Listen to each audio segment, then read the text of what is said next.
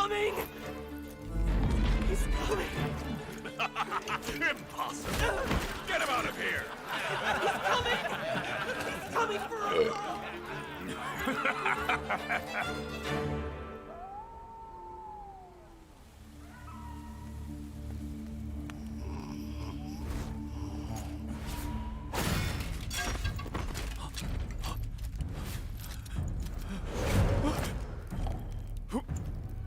Who's there?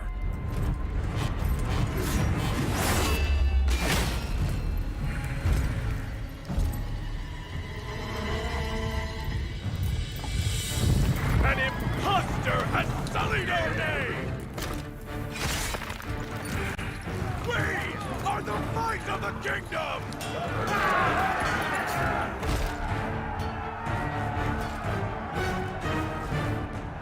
For the king!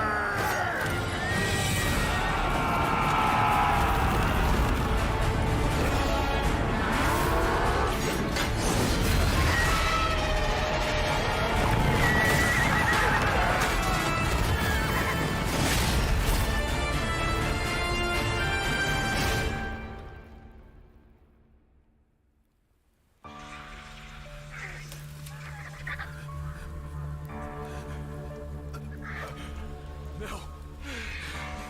Please.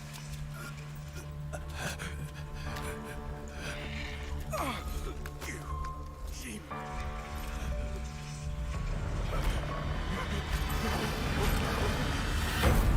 Please!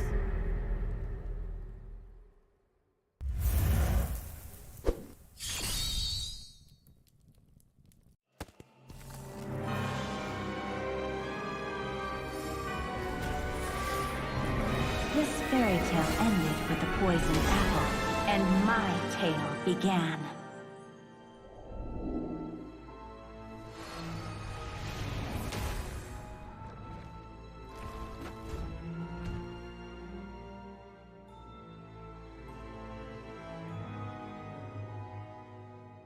A princess in a tower is just a bird in a cage.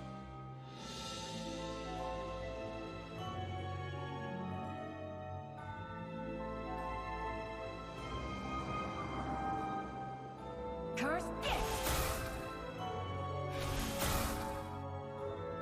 Take my vengeance! Protect your queen!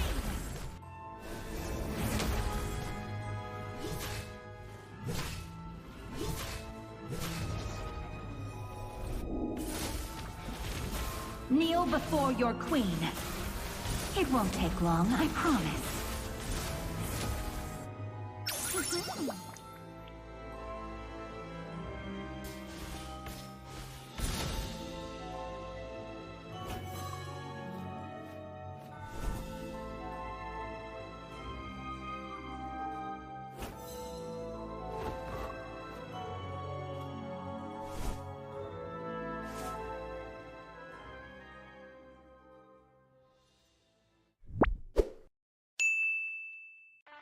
In the world of NACT, every single player has one dream: to raise the ultimate trophy.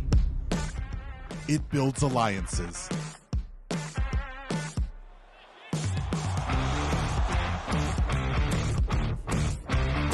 It defines rivalries. And it creates superstars.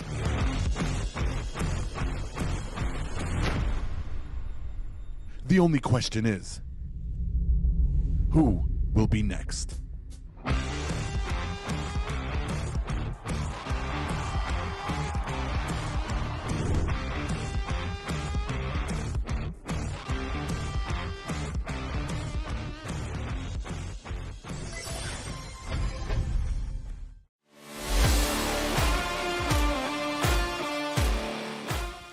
Greetings, fellow operatives.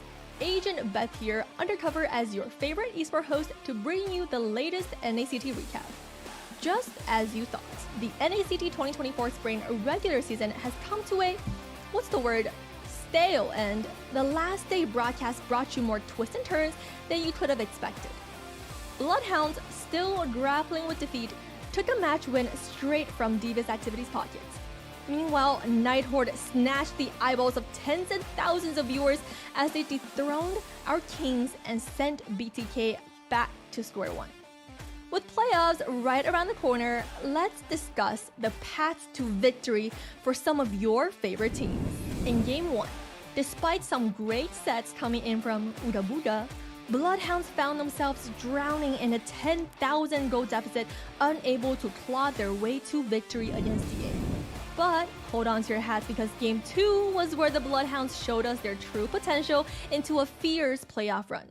Both Carrasco boldly locking in that Eudora not only left her casters speechless at the draft, but surprised the entire NACT community with an insane comeback victory. We got some inside scoopity-doop-boop into the excitement of the boys after the win, so let's take a listen. Keep going, keep going. I'm up in 5, I'm up in 5. Yeah, you'll be up in time. I'm going for the tower. You might have to go top. Me. No, it's fine. Both of you guys go. We should just be able to tower lock. I'm coming.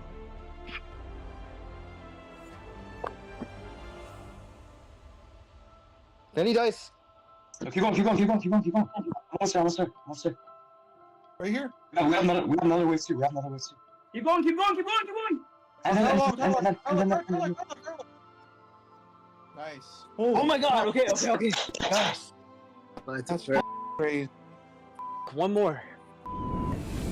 Although BloodHounds eventually fell short in the series, their heroic performance illuminated the path ahead for just what they're capable of in the playoffs. Last week's headline stealer, though, if you haven't caught up yet, was the insane upset of NightHorde against the BloodThirstyKings. A decisive Game 1 wrapped up in under 14 minutes, left jaws dropped.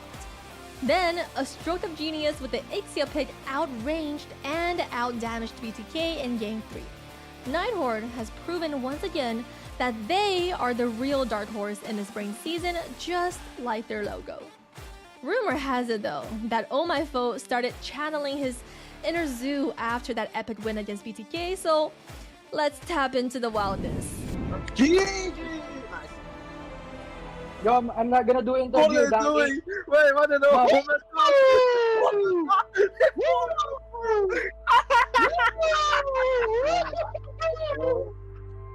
Yo, you do interview, bro. Overall, guys, we wrapped up the regular season with a rather unsurprising GG number 1 and BTK number 2. What I have my eyes on, and honestly, so should you, are the dark horses and rising stars like the NightHorde, Area 77, Fiends, and Devious Activity. But who are you rooting for in the playoffs? Comment down below. Now, our inside agents informed us that Legacy is keeping its ace up its sleeves until the playoffs.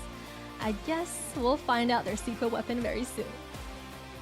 Looking at the playoffs bracket, it seems like a GG is the only team with a fairly straight shot into the semifinals.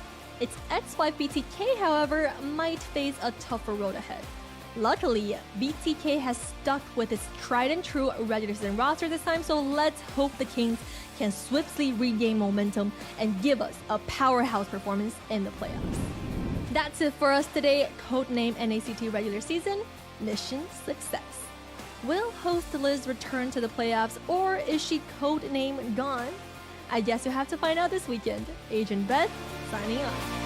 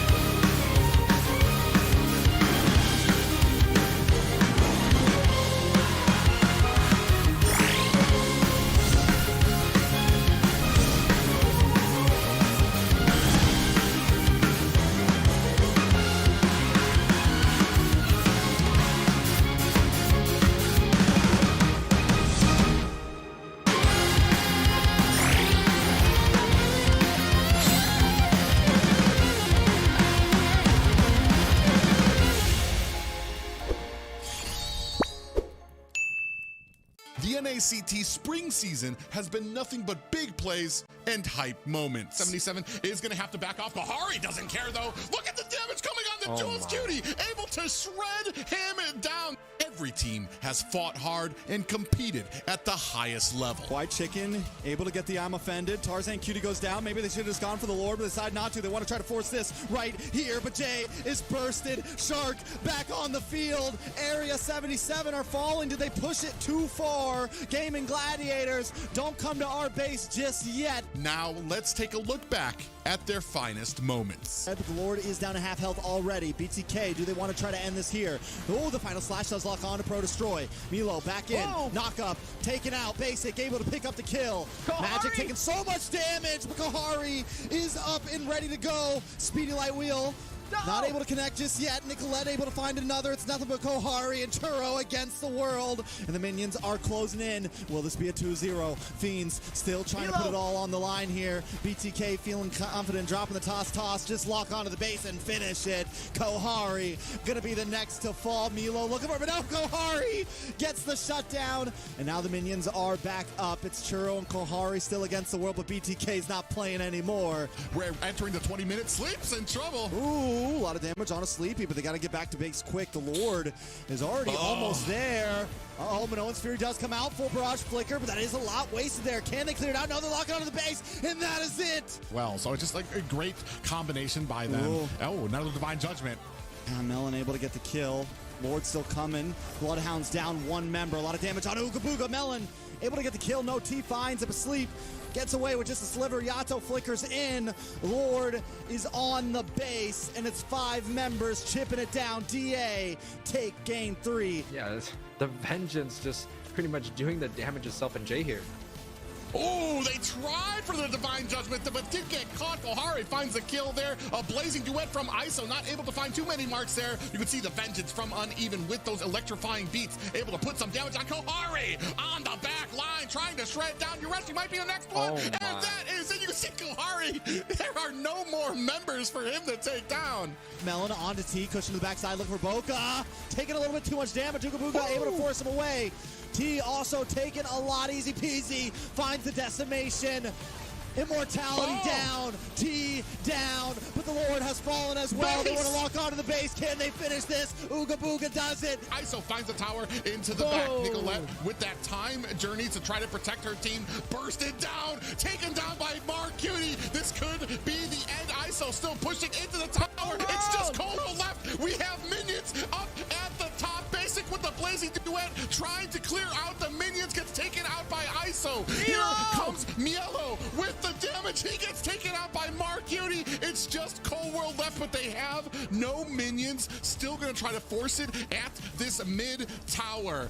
We have the timers up. Yureshi coming in. Zane is back out. Is he going to have the heavy spin ready? The core goes down. This is going to be a swing for Area 77. Both sides were going to kill their first kills of the game. You are going to see Cutie Nash get the kill for the side of Legacy, but the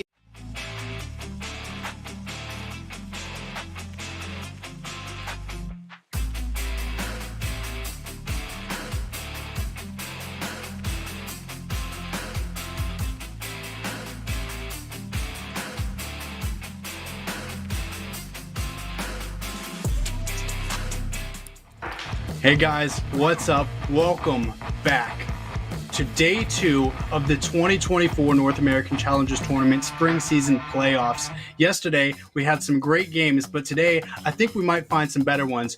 Coming on today, we've got a Caster's Death duo that we've seen once before in the regular season. We've got UA and Trex. Boys, how are we feeling? I'm feeling great, Zeke. We're jumping in. Second day of playoffs. I mean, overall, just finally here. Everything's been building up for this. There's finally some stakes on the line. Teams are beginning going home over the next few weeks, and 2 teams are going to end up in Vegas.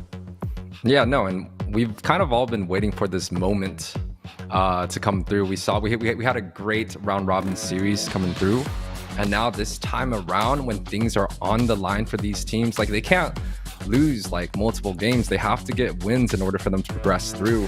I think that's one of the most exciting things about the playoffs so far.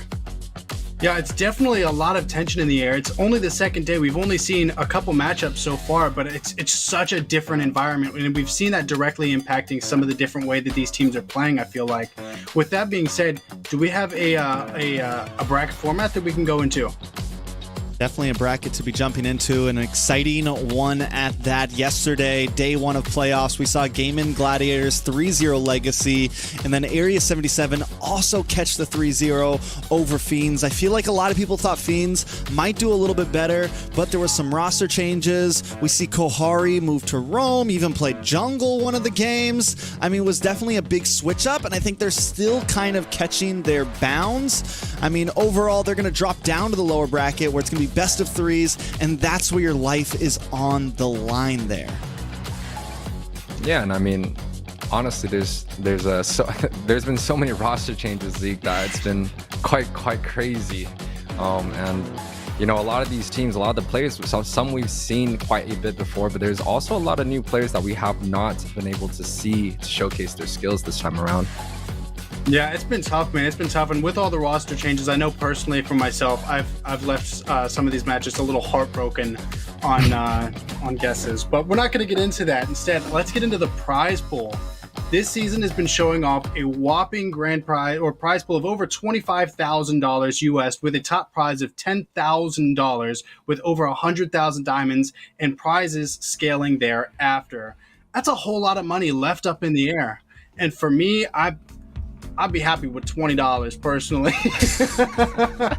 Some of these teams have really been putting in the work, and I'm really keen to see who's going to be the one sealing the deal with that prize pool. Trex?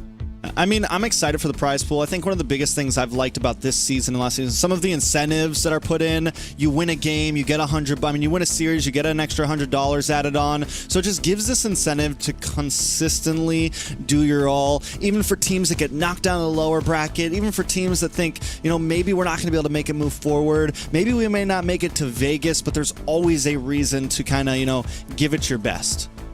Yeah, and I mean, a lot of the players, you know, they could use that money, and of course they've been putting in a lot of time and effort in order to get to this place. So definitely a lot of rewards for a lot of these teams. So I hope we definitely get some good matches coming through and competitive games for our 2 series of today. Yeah, I absolutely agree. And you know, with that being said, if any of the teams, if you're winning games and you're like, you know, I really don't need the $100, keep Big Zeke in mind. You know, I could. With that being said, let's not waste any time. Let's get into today's schedule. UA?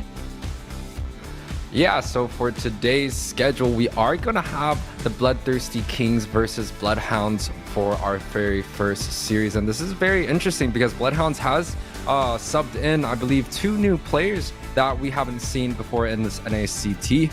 So that's definitely going to be an exciting series. And then for our last one for tonight, is going to be NightHorde versus Devious activities. Both of these teams have done so well in the regular seasons, a lot of upsets, a lot of tough matches. So definitely going to be a very exciting day coming through today.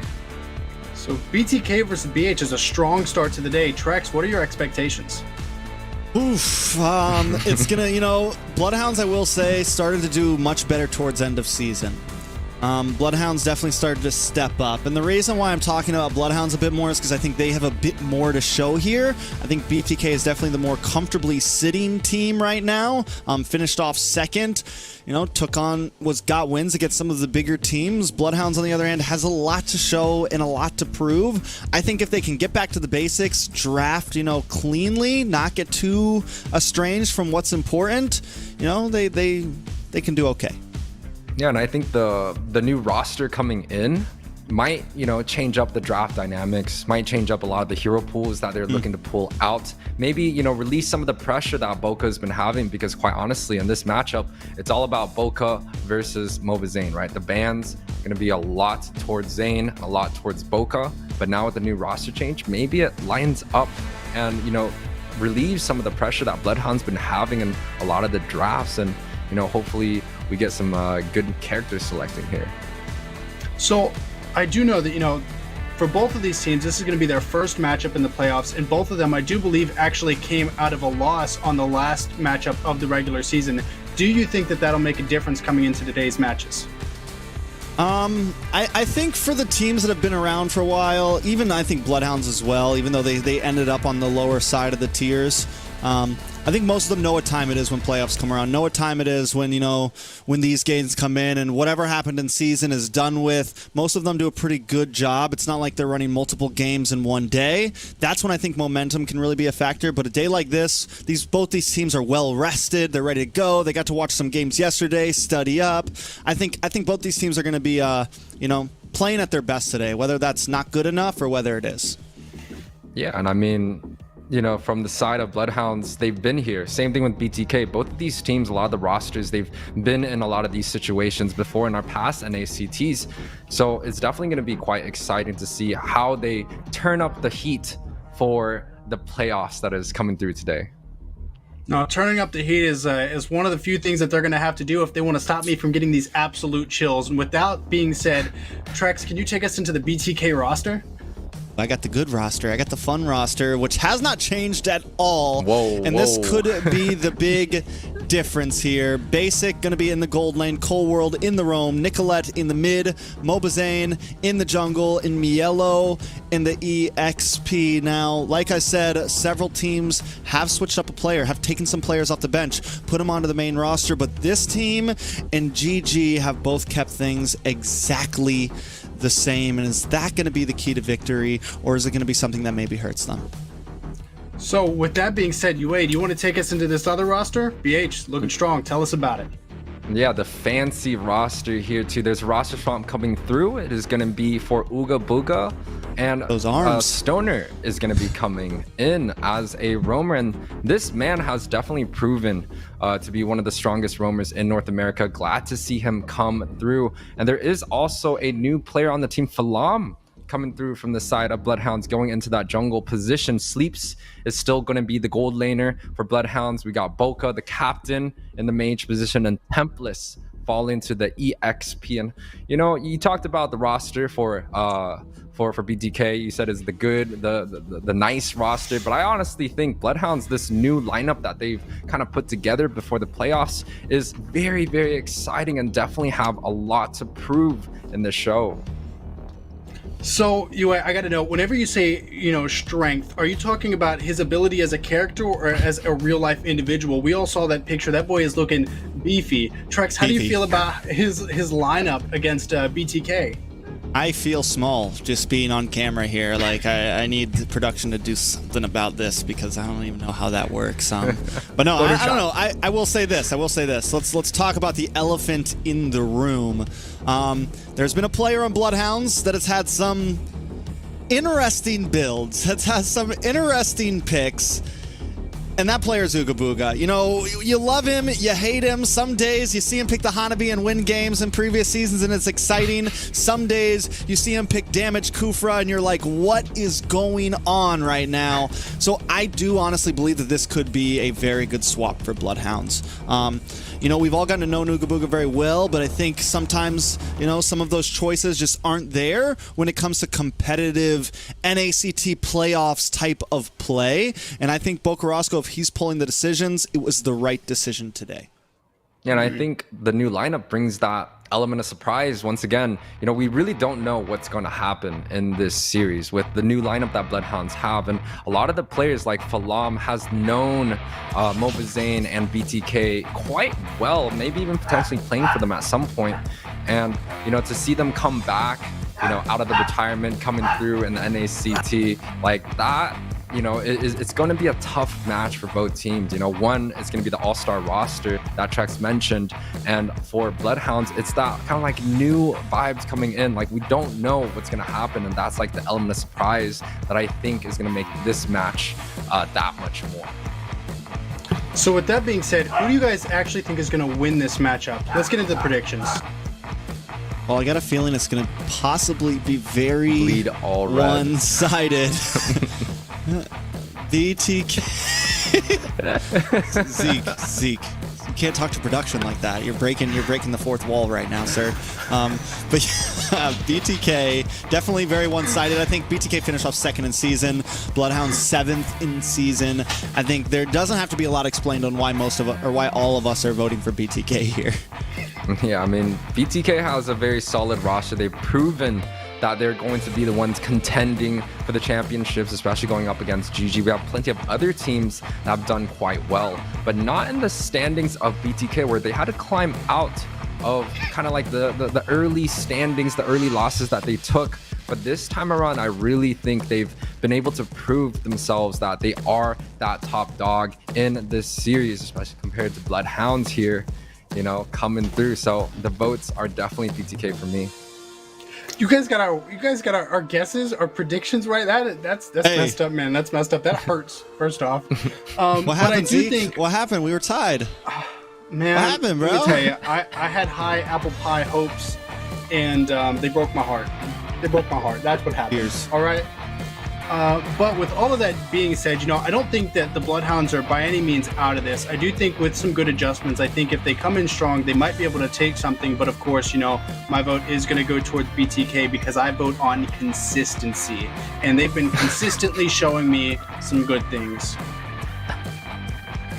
I don't know why you're smiling like that. No, I totally agree. I think Zeke's strategy is, all right, who won last week? We put them on this, or who's sitting on the top of the leaderboard. We go by numbers, you know. We go by numbers. Fiends had good numbers, but you know, it's playoffs time now, man. And we were kind of talking about this a bit before. Is that some of these teams like Area 77, DA, you know, some of these players who we've known for years now, even when they have a kind of, you know, maybe a rougher season, a couple rougher games, when the playoffs come, a lot of these players are going to suit up. And you know, our teams like BloodHounds, our teams like NightHorde, you know, our teams like Legacy, are some of these, you know, other teams that are a bit newer to the scene gonna be able to match that spirit. And you know, later on we have DA versus NightHorde, which I think is gonna be an amazing series, at least hopefully. You know, but we're gonna start seeing, you know, who suited up for playoffs, UA. Yeah, and I mean, who's gonna suit up for playoffs? I think everyone is quite ready for the playoffs. This is, you know, one of the biggest tournaments in North America at this moment, and all these teams, they've been prepping their matches all the way up to here. This is where, you know, if you do lose, you do go to the lower bracket, and if you lose once again, you know, you're going to be out. So they're definitely going to be suiting up, putting their best impression up first, and making sure that they get that impact in their matches, especially when they have to fight it out for some of these upper brackets positions. So do you guys, I hate to be the guy to say it, you know, obviously the upper brackets and the lower brackets both hold their own respective roles in sorting out who the best of the best is going to be. Do you think that there's any of these teams going into this upper bracket season who just feel like they might not be able to take it right away, so they might just let away a soft loss just to get themselves better positioning in the lower brackets? You know, there's always like hypotheticals of that. We see that in world tournaments. We see it all over the place where it's like they lost on purpose. You know, they want to have a run through the bottom bracket, and I don't know, man. I think talking to most players, talking to most teams, you know, whether you troll, whether you do this, most of them don't want to lose, you know. I think there's a competitive spirit here in everybody that most of the time they are going to give it their all. They're always going to try their hardest. If they take the loss, there's definitely still opportunity, but I don't know if there's going to be any purposeful losses for like a nice number 3 position or something like that, you know. Because honestly, everybody looks good this season. Like lower bracket's not going to be easy either. Yeah, I mean, I honestly feel like it's just kind of the choices that they do decide to make. If they do take a loss, you know, they have to win, right? And that's kind of like the mindset. If, you know, they do end up taking a loss in the upper brackets, they know the pressure's on the line. They're going to try their best to, you know, get into that next spot, the next best available to be able to go through in this tournament. And, you know, yes, nobody is trying to take a loss. Everyone here is trying to win. And just like Trek said, it is a very, very hard lower bracket as well. So, you know, if teams are going to be going off a little bit early, they definitely still have to prepare, and they have to make sure that they can make it into a very deep end of the position in order for them to, you know, get a little bit of that prize pool there. I think it all goes into, you know, that little love triangle that NACT has been in. You know, it's like one team counters this team, counters this team, you know. Yeah, that's the other one. That's the keep that quiet. No, I'm just kidding. But it's like we saw NightHorde beat BTK, the number 3 beat the number 2 spot. Then we saw BTK beat GG, that's the number 2 spot beating the number 1 spot. And it's like, it's just, you know, GG didn't have any issues with NightHorde, so it's like all of these factors really leave us in this whirlpool of a season, which again, you know, I've been saying it, you know, the entire regular season leading up to this point. We find ourselves finally in a tournament where we don't know who's going to end up where, and I do think that makes for a very treacherous waters of a lower bracket. Yeah, I think you know, I said it towards the end of season. I think last day, it's like I don't feel like anything is going to be free for anybody this season. Yes, first round we might see some one-sided matches, but as we move farther into this bracket, once we get to like, you know, top 6, top 4, it could go anyway, man. I think if any team meets the wrong team in lower bracket, they could go home. If any team makes a bad mistake, they could go home. Especially second round of lower, it's still best of 3s. That's a tough call, man. Best of 5s are a little different. You could lose momentum in game 1, you could lose game 2, and then come back in game 3 in reverse. There's a lot of leeway. But in a best of 3, man, you lose match 1, and it's a tough comeback. So definitely, I think high chance we see some crazy upsets. So with that being said, lower brackets, man, let's find out who's going to end up where in this draft. Ooh, okay, UA, jumping into the first draft. We've been waiting on this. We've been killing some time. BloodHounds up against BTK. Now, Stoner on the roam position. Have we seen? I feel like we've seen Stoner play. We saw Stoner play last week, right? On the last day with BloodHounds. I don't think he played roam, but he played a different spot. Because didn't Liz interview him? I want to say that was Stoner, right? I'm pretty sure we saw him play last week, so he's not like completely new on the team. He's just been more of bench, more of sub, and I'm wondering how he's going to be able to fit this roam position in place of Ooga Booga. Well, with some broad shoulders like that in the picture, definitely think he's going to be able to fill that sock there. Bans are on the table. We do have a flex ban coming out from the side of BloodHounds quite early on. There's a lot of good heroes that typically gets banned out against BTK. There's the Barats. I think the Fredrin is definitely another one.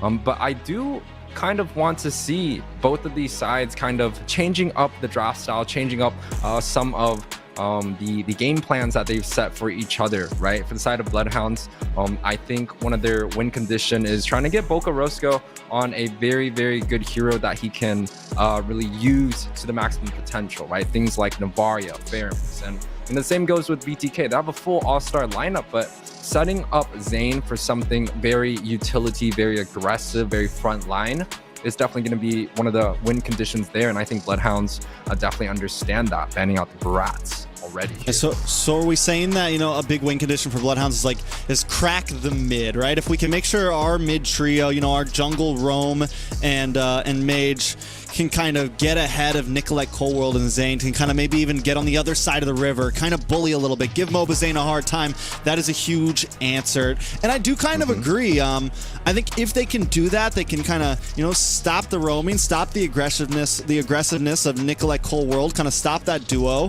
The only thing I wonder is, like, they also need to, if they're going to kind of push that and kind of try to muscle in the mid, Sleeps needs to be able to keep up with basic. He doesn't have to win his lane, but he needs to be able to at least stalemate, right? He needs to just not lose his lane. And then same thing to Tempest. Tempest needs to be able to at least stalemate with Mielo and not lose out on lane. And I think that's going to be the big thing, is everyone needs to be able to keep up while Boca, while Falam, and while Stoner are doing their thing. And you know, talking about kind of like the mid lane matchup, right? We have Stoner and Boca versus Nicolette and Coldworld. A little bit about Stoner and Coldworld. They're both from the West Coast, so we've actually been able to see them quite often with each other.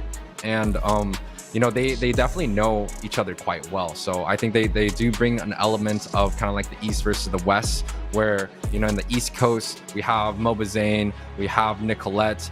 Most of the BloodHounds roster are also from East. So a lot of these players really do know each other. And I think now with the first picks already being on the board, we have Matilda getting picked up first by the side of BloodHounds, And for BTK, it is going to be the Arlot flex for Cold World so far. So BTK going against the #1 phrase of NACT right now, ban Matilda. I mean, all right, so I think this is we're not as much going against. So last time we saw the Matilda come through and really mess a team over was when GG let the Matilda through to BTK, and BTK catches the dub in game 2 and 3. Do we think this is, we have a plan for it? Do we think this is, all right, we're going to see if we can, like, BloodHounds, definitely not a #2, #3 team. It's a good time to maybe practice against the Matilda, because whether you're a great team or not, Matilda is a monster, and we've seen her just cause mayhem. You pair that up now with the CC, and we're starting to see, I mean, it's a strong draft for BloodHounds right now. Yeah, so, well, when we talk about this Matilda pick, right, generally it is very, very hard to catch. It's very utility focused, very, very fast in rotations. But it's not kind of like that one that cures all. It's not like you pick Matilda and you win. Yes, the side of BTK, they have had a lot of success with Matilda, but it's something that does have a lot of counters. For example, right, from Manana Esports that we were kind of talking about earlier, Evos, they're very utility focused, and even with a very utility focused roam, they're not often picking up the Matilda as well. So things like Wrath, things like even Florin that's been picked up quite well overseas, those are some great counters to deal with a lot of the stain coming out from Matilda's shield.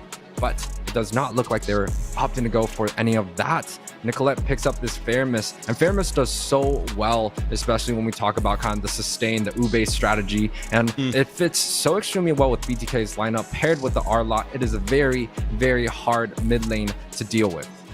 I mean, this has been one of her, this has been kind of one of her signature picks here, the Fairness. A lot of teams haven't been prioing it as much, but BTK seems to consistently throw, especially like game 1. It's very common for them to just throw Nicolette on this Fairness. Doesn't matter what else is out there. Sometimes they've even been known to pick it, first, second pick when they're on red side like this. So I think it's just strong for them. It feels good for them. They like to be able to make these team fights kind of go the long haul and see if they can win a positioning, win the positioning bout, kind of win a long-term micro mechanics bout. And I think it works pretty well for them. And then they can always switch it up. We saw them, I think they took a loss before. They switched it up to Lu Yi. They take a game. So this isn't their only strategy, but it's normally kind of what they go to up front. And you kind of mentioned the Lu Yi pick. I actually think BloodHounds right here have a potential to pick up the Lu Yi, right? Give a little bit more mobility in their draft. Potentially give them that like anti-engage type of backline that Lu Yi can provide. And it definitely does well against the Fairness. And, the Marchus gets banned out here. There's no easy peasy on the team. It is Falam. But there is still a few utility jungles available. We've seen great matches with the Akai paired with Matilda, especially on BTK's side. Maybe BloodHounds is going to use that against them this time around, disrupting the Ube style that BTK has, and maybe getting the pickoffs and set Sleeps up for a great front to back type of composition that I think BloodHounds need in order to shine in this match. Yeah, I'm wondering, so with all the gold lanes banned out, does Basic just like pick up the Roger here? Does he go? That's kind of been the major pick. It does have some poke against Sleeps. Again, it's not with the Harith and the Claude Gun, those are definitely good picks for Basic, but I feel like the gold lane is so hard to just heavy ban into now. Yes, the carry's very good right now as long as you get rid of the Harith. Yes, the Claude is decent, but even like the Brody's still super viable, and now you pair that up with the Fermis because he's not a super fast jumping around marksman. He wants to hang out right in the middle of the team, and you pair that up with the Fermis, it gives him even more sustainability time, even more time to kind of get those stacks up, get his passive going, and just kind of burst down. So you mentioned it, BTK with the kind of Ube-esque composition here, and they're just piling even more into that. Yeah, and when you talk about the Fairness, typically doesn't have too much kill pressure early on. Has that little CC to kind of disrupt the placements, but paired with the Brody, it gives a very strong kill pressure onto the gold lane, right? You could have Cold World rotating by himself paired with the Brody, should be able to get the, the ultimate off and get that burst. Same thing with Mobazane. So anyone from BTK's side going down into the far lane, they should be able to pick up a kill or two there. But the response coming through, Boca with the Vexana, you know, I know early on in NACT, I wasn't really a firm believer of this hero. But as times, you know, pass on, I've definitely changed my mind about... Yeah, I've definitely changed my mind about the Vexana. It's a very, very strong hero, does well in lane, clears extremely fast. The mobility isn't there, but the ultimate is so extremely annoying and definitely has the ability to deal with like short range heroes like the Fairmiss and the Brody here. So what about, so I'm guessing the Dairoth is jungle, right? I'm guessing the Dairoth jungle. We saw it once yesterday. Legacy picked it up. Riles played it. Did not do that great. We've seen it sprinkled here and there, and we've never really seen it perform. I don't know, man. I'm not crazy about it. I think it's kind of like, I get the idea. I think theoretically the idea of being able to shred through these bulky junglers, you know, these bulky roamers, the idea is there. But I think without the flicker, Dairoth loses so much, and you put him in the jungle and he has to lose the flicker, and if he misses that abyssal strike or whatever, it's just it's tough, man. And I'm questioning it. Any thoughts on the Dairoth right now? It's you know, it's a risk, just like what you're saying, right? Traditionally, it's utility, or even, you know, the Nolan, right? A rare assassin coming in, or a Joy coming in for some of the retributions. The Dairoth, it's kind of one of those heroes that once you go in, you don't really try to come out. You just try to win over the team fight. It does have a lot of potential when you're going up against a lot of the tanky units, right? Like the Minnow, like the Fredrin specifically. But it is a extremely big risk, just like you're saying. It doesn't have the ability to get some of those 50-50s off as well. It's just more so for the picks, and you know, Dairoth is an early game hero, so it might make the difference early on here. Well, let's see if it does, because this is day number 2 of the NACT playoffs. BloodHounds going up against BTK, match number 1. Now, I think BTK kind of, this is their typical draft here. This is pretty normal for them. This is their average. BloodHounds, I do want to say, even though they did spice things up a little bit with the Dairoth, I like their draft right now, man. They didn't get too out of the box. They kept things simple overall, and they got some very solid picks on their team. It is a little bit scary for me, though. We're in such a very dive-heavy meta, right? The R-Lot, the Minnow can go very deep. Same thing with the Fairmiss. But we have a Vexana here from the side of BloodHounds, and that's the only CC that the BloodHounds really have. So if they do end up falling, you know, early on, especially the early skirmishes that Dairoth is supposed to, you know, prevail in, it might be a very tough situation. They don't have the frontline CC. They don't have things to be able to kind of stop the dive that's going to be coming in from the side of BloodHounds. Well, looks like we are going to get a little bit of a pause here. Going to be coming back in just a minute. Had to sit down real fast. I was hyping up, getting ready to cast. But yeah, and you know, you mentioned lack of CC on the side of BloodHounds, and when you have something like the Matilda, that is definitely feasible. Like, it's not like you just need to be able to play it, because it is very micro orientated. You need to be able to move around in these fights and use everything to the best of your ability, and I think it takes a very well played team, like a very, you know, synergized team to pull something with, you know, that little amount of CC off. So I still don't think it completely hurts their draft, but if they can't pull it off, it will definitely be troublesome, because they have the escape route, right? If the Minoan's Fury comes in, they have ways to get out of it. They have ways to kind of, you know, bait out the Nether Realm, come back, and then come back in. You know, they have everything they need. You know, if GG or BTK had some of those picks, you'd be like, oh man, they're gonna play this. But can BloodHounds perform to that level? And I think today's going to be a great day to test that. We get to see Stoner on Roam, which is going to be the big surprise here. He gets a great pick. Like, our first time seeing him on Roam, he gets the Matilda. So, like, this is really, he has everything he needs to show us what he's going to do for the team here. Yeah, and, you know, when we look at the side of BloodHounds, they really have to find the correct fights, the correct pickoffs. They have everything that they need to, especially in the early game with Dairoth roaming around paired up with the Matilda. I talked about it earlier, where Dairoth is one of those heroes, you go in, you don't come back out, but you mentioned, you know, Matilda is going to be his way out. right? So they should be able to get those rinse and repeats. They should be able to get some of these early pickoffs, maybe before the side of BTK decides to kind of group up and stack some of their CCs, because that's a formidable force. But, you know, with the Dairoth, they have the ability to, you know, deal some AoE damage, to shred a lot of the armors, negate some of the armor boots quite early on. It might just work out for the side of BloodHounds here to be able to really go through and win some of these small engagements, snowball a little bit, leading them up to a small place where they feel more comfortable with the picks. They're able to have this kill pressure from both the XP and in the gold lane. And if they can get up to that point, BTK is going to struggle. But once again, BTK has an R-Lot. They have the Fredrim. Even if they lose early, they still have the ability to just stack CC, wait for basic to deal the damage, maybe even the fair miss magic damage cleave coming through. They have a lot more insurance, I would have to say, especially compared to the lineup that BloodHounds has. But I will say, you know, BloodHounds, they have speed right now in their hands, right? And I think if they have the courage, you know, we mentioned early on, like, putting pressure, you know, crack open the mid, but what could also be the answer is use the Matilda, stick it with the Dairoth, like, roam together as a 3-man unit and attack those off lanes quickly, you know, hit and run as much as possible. See if you can get the early game kill. You have the CC as well. Bocarasco, though, down in the mid side. There's already a first loss. BTK taking first blood. Yeah, we could take a look at some of the emblems here.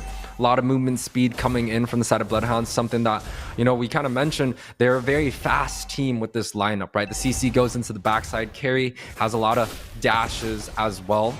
And, you know, another pickoff here for the side of BTK is going to be 0-2 quite early on. 1K gold lead already. Right before the turtle, too. I don't think there's any way BloodHounds can really contest this. I think at this point, you just kind of abandon turtle, you go for your orange buff, you know, and you just try to make the play happen. You just try to make the play elsewhere.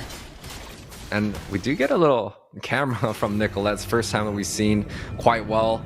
BTK here able to get the very first objective, pushing them up another 500 gold, about a 1.2k lead. And, you know, it seems like BloodHound, he's struggling here at mid. Now, what did we say? You know, what did I just say? I think BloodHounds need to stick together.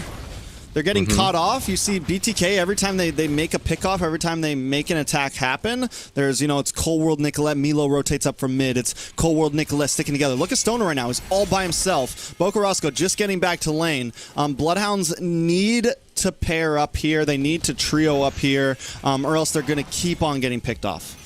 And, you know, I really think BloodHounds have the better early game comp, especially when we, you know, don't count out the carry, right? Dairoth, Matilda, Vexana. That's a very strong early game comp at top side here. A little bit of attack up on top side. Flam already goes down. Stoner able to just get away. Bocarasco drops the Eternal Guardian, gets the knockup, but it doesn't do enough in time.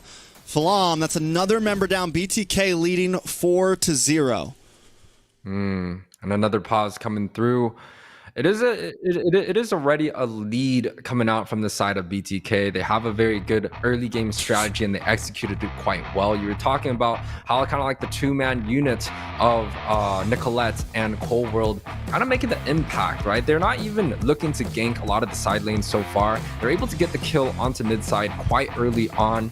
And then when Zane is on the top side and the Dairoth kind of went in without really knowing who's underneath there, who's able to get punished by the members of BTK. And, you know, the Minnow has been there, and it's not really an early game hero, but it already feels like they have the early game advantage. Even with this pick, it's going to be very, very hard to penetrate a lot of the frontline CC that outside of BTK has in order for BloodHounds to, you know, get maybe a few more pickoffs before the Ube comes in at 7-8 minutes.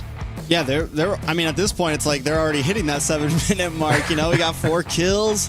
And you mentioned the Minnow not being like the greatest early game, but the way that Cold World's playing right now, he's just waiting and baiting, right? He's always a step ahead. He's always on the opposite side of the river. Like, he's waiting in that tri-bush for someone to walk into it. He's waiting in the mid bushes in the mid lane, waiting for someone to walk by. And every time, BloodHounds is just walking into the fly trap, right? And it's becoming a problem. And now at this point, point, they've lost some of their lead, so they can't even really try to get vision, and it just cements even more to the fact of why they need to stick together. At this point, they may have to even sacrifice a little bit of vision, but they need to stop. They're getting caught lacking right now, Yue. They're getting caught lacking. I think, you know, for the side of BloodHounds, they really have to slow down their pace. Just like you're saying, maybe don't get caught. Maybe don't look for a lot of the team fights, right? Go for the objectives. Maybe, you know, we can give up the turtle, just like saying, sacrifice a little bit. Give up the turtle, look for off lane push on the side. Get a 4-man siege on the opposite lane. Get a little bit of advantage, right? And I think, you know, for the side of BloodHounds, they have the mobility to be able to do so. They have the Matilda to be able to just help people around dash through. But so far, with the lack of mobility of the Vexano, right, the Fairness has been able to pick him off over and over, and, you know, has given them the lead, the very first turtle now. So I think BloodHounds, in order for them to kind of cut their losses as minimum as possible, look for a trade on the opposite lane, right? The XP is definitely gankable. Try to make sure that they can win at least one or even two of their lanes and give up some of the jungle pressure, the utility pressure, and, you know, maybe they could come back into this match. But so far, it's already a 2k gold lead, kills on the side of BTK, and they have, quite honestly, the stronger late game comp with the CC that they've been pairing up with. Yeah, I think so many teams forget sometimes that, you know, it's, you don't, if you don't think you can take it, it's okay to give up the turtle. But yeah, look for that opposite lane 4-man siege. Look for something to make up somewhere. And you know, you get caught inside of the same exact rotations of the other team, and you're never gonna be like, once you fall behind, right? If you're not able to win those fights, if you've kind of lost your power spike, you know, you can't play into them. They're not gonna be able to play into BTK right now. I think you're right. Bide some time, wait for your moment, kind of stay away from Cold World, you know, kind of play the opposite rotations, and their side lanes still aren't doing too bad. Yes, Templess did take the death, but they still have their gold lane to count on. They still have some opportunity there. They still have the carry, who's got an insane late game, and I think that could be the favor here. You know, start favoring that lane a bit more, start hovering that lane a bit more, even if it means, you know, losing a turtle or losing a tower somewhere else. So maybe for the side of BloodHounds, they should switch the carry into the opposite lane of the turtle. So, you know, a lot of the members of BTK aren't going to be there when the objective happens, right? And that could be one thing, right? Making sure the carry has a winning lane for them to be able to scale into the late game. But quite honestly, they don't have the CC to be able to sustain that front to back composition that carry desperately kind of needs, right? You have the Dyrot to be able to do damage on the front, but that's not going to stop like a Fredrin or like an Arlot on the backside that's diving heavy, right?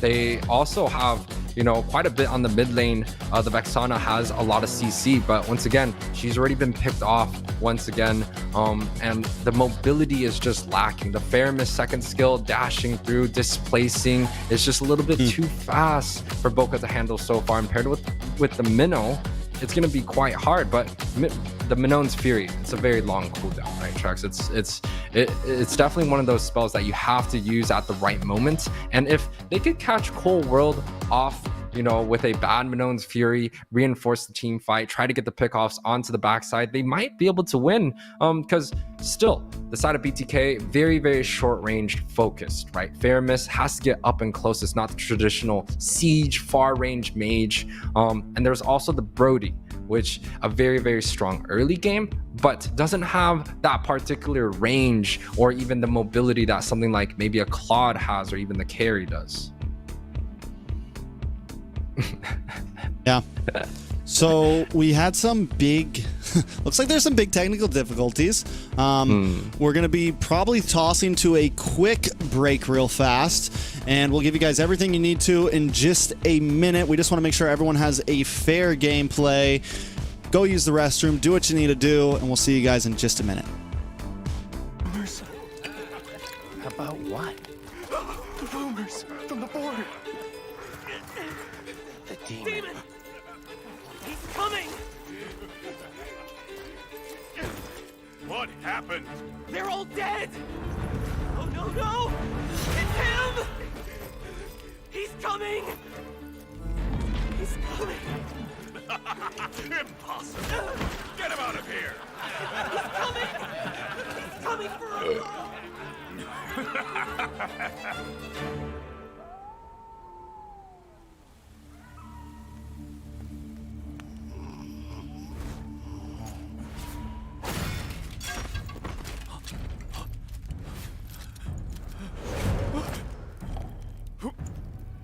Who's there?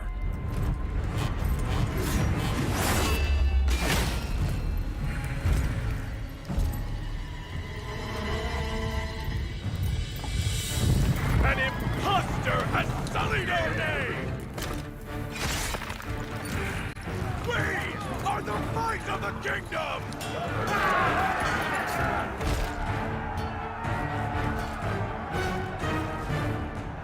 For the king!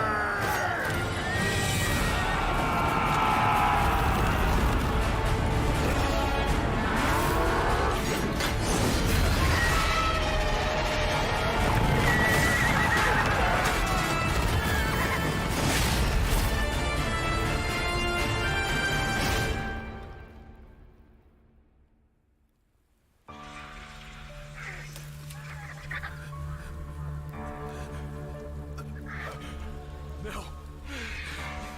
Please.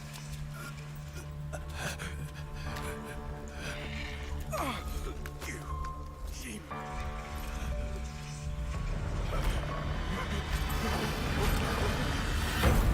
Please!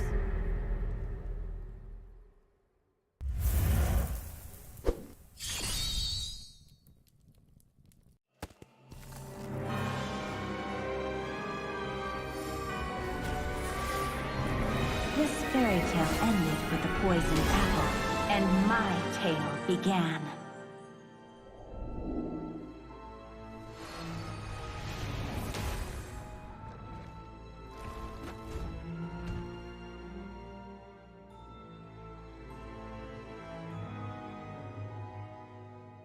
A princess in a tower is just a bird in a cage.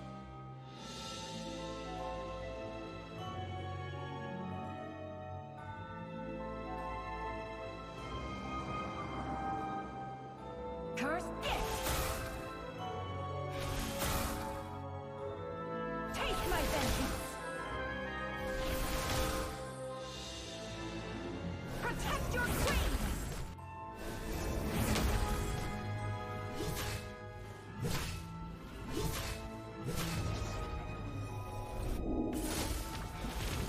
Kneel before your queen. It won't take long, I promise.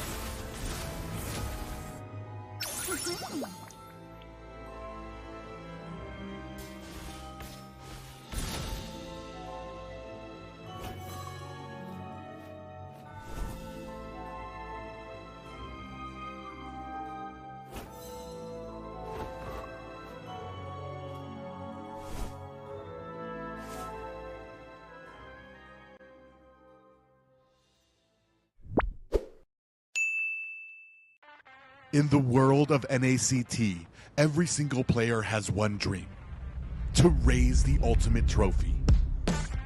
It builds alliances.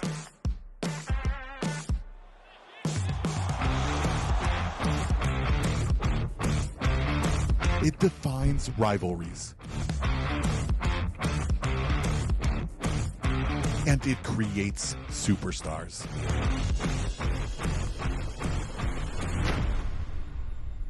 The only question is, who will be next?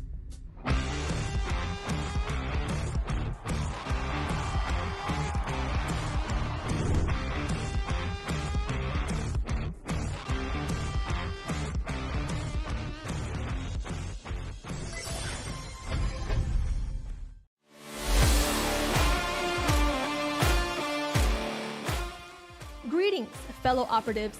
Agent Beth here, undercover as your favorite esport host to bring you the latest NACT recap. Just as you thought, the NACT 2024 Spring regular season has come to a, what's the word, stale end. The last day broadcast brought you more twists and turns than you could have expected. BloodHounds, still grappling with defeat, took a match win straight from Devious Activity's pockets. Meanwhile, NightHorde snatched the eyeballs of tens and thousands of viewers as they dethroned our kings and sent BTK back to square one. With playoffs right around the corner, let's discuss the paths to victory for some of your favorite teams. In Game 1, despite some great sets coming in from Uda Buda, BloodHounds found themselves drowning in a 10,000 gold deficit, unable to claw their way to victory against DA. But hold on to your hats because Game 2 was where the BloodHounds showed us their true potential into a fierce playoff run. Both Carrasco boldly locking in that Eudora not only left her casters speechless at the draft, but surprised the entire NACT community with an insane comeback victory. We got some inside scoopity-doop-boop into the excitement of the boys after the win, so let's take a listen. Keep going, keep going. I'm up in 5. I'm up in 5. Yeah, you'll be up in time. I'm going for the tower. You might have to. You might have to.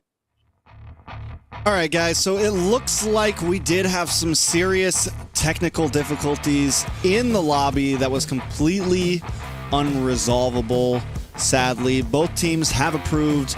All management has approved. There was a full lobby reset that had to happen.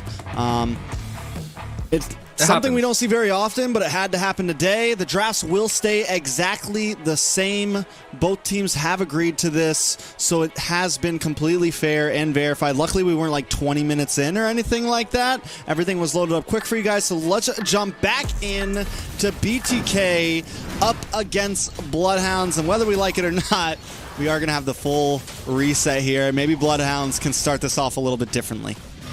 Yeah, it is going to be a little bit of a change of pace this time around. BloodHounds kind of already, quite honestly, has seen the aggressiveness that has been coming out from the side of BTK, especially how much Cold World and Nicolette kind of grouped together and, wreak havoc near the mid. So this time around, it definitely feels like BloodHounds should be a little bit more prepared. Hopefully not an early game loss, because quite honestly, they do thrive in pickoff situations. They thrive in some of these 2 versus 2, 3 versus 3 situations, especially with the Matilda and the Vexana damage early on here.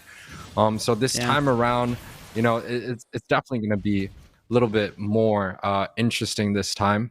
We could take a look at some of the emblems, right? The support emblem on the Matilda, but before that, Flum here.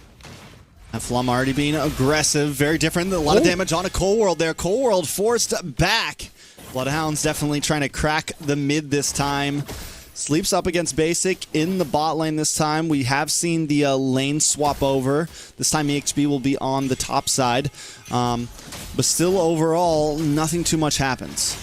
And, I feel like this time around, the side of BloodHounds, they definitely have a better understanding of what's happening, but it seems like the same story is being replayed once again.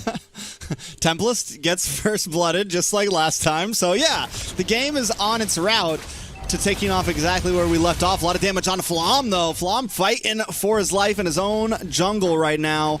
Bocarasco here to help out. Stoner a little bit late to the party. Like I said, BloodHounds need to take these fights together. BTK wants to be aggressive. They're zoning away Stoner right now. Final slash does come out. Misses, doesn't connect. But wait a second, a lot of damage to the Eternal Guardian on to Nicolette there. Turtle getting lower and lower. Oh, Mobazane able to get it, though, and BTK back off. Yeah, but this time around, if you take a look at the gold lead, there's not much of a difference between both of these teams. BloodHounds already having a much better game than what they did have earlier, even with the 1 kill loss. Look at topside. Look at the damage onto Mielo. But Mielo's still able to handle himself just fine. Able to get that kill early on. Up against Tempest is going to give him a nice little bit of a laning advantage, or at least a laning stalemate. No, a laning advantage. That's another death onto Tempest. And we were worried about the off lanes. We were hoping that they would be able to keep up, but we're already seeing BTK get a little bit of the better. And it's a tough lane, right? You're playing against the GOAT of the North GOAT America, himself. Especially on the top side. And, there's a reason why we call him the GOAT. And this is kind of an R-lot that's been picked up before the side of BloodHounds decide to choose the CC. So technically it's a counter matchup, but it's still looking quite in favor for Milo. He has those 2 kills, but Boca here. Gonna be in trouble. Stoner able to pick up the kill. BloodHounds finally putting 1 on the board there. It's going to be important. They clear the wave, and I think this is the moment they got to start running the hit and run. 3 of them sticking together. Look for picks.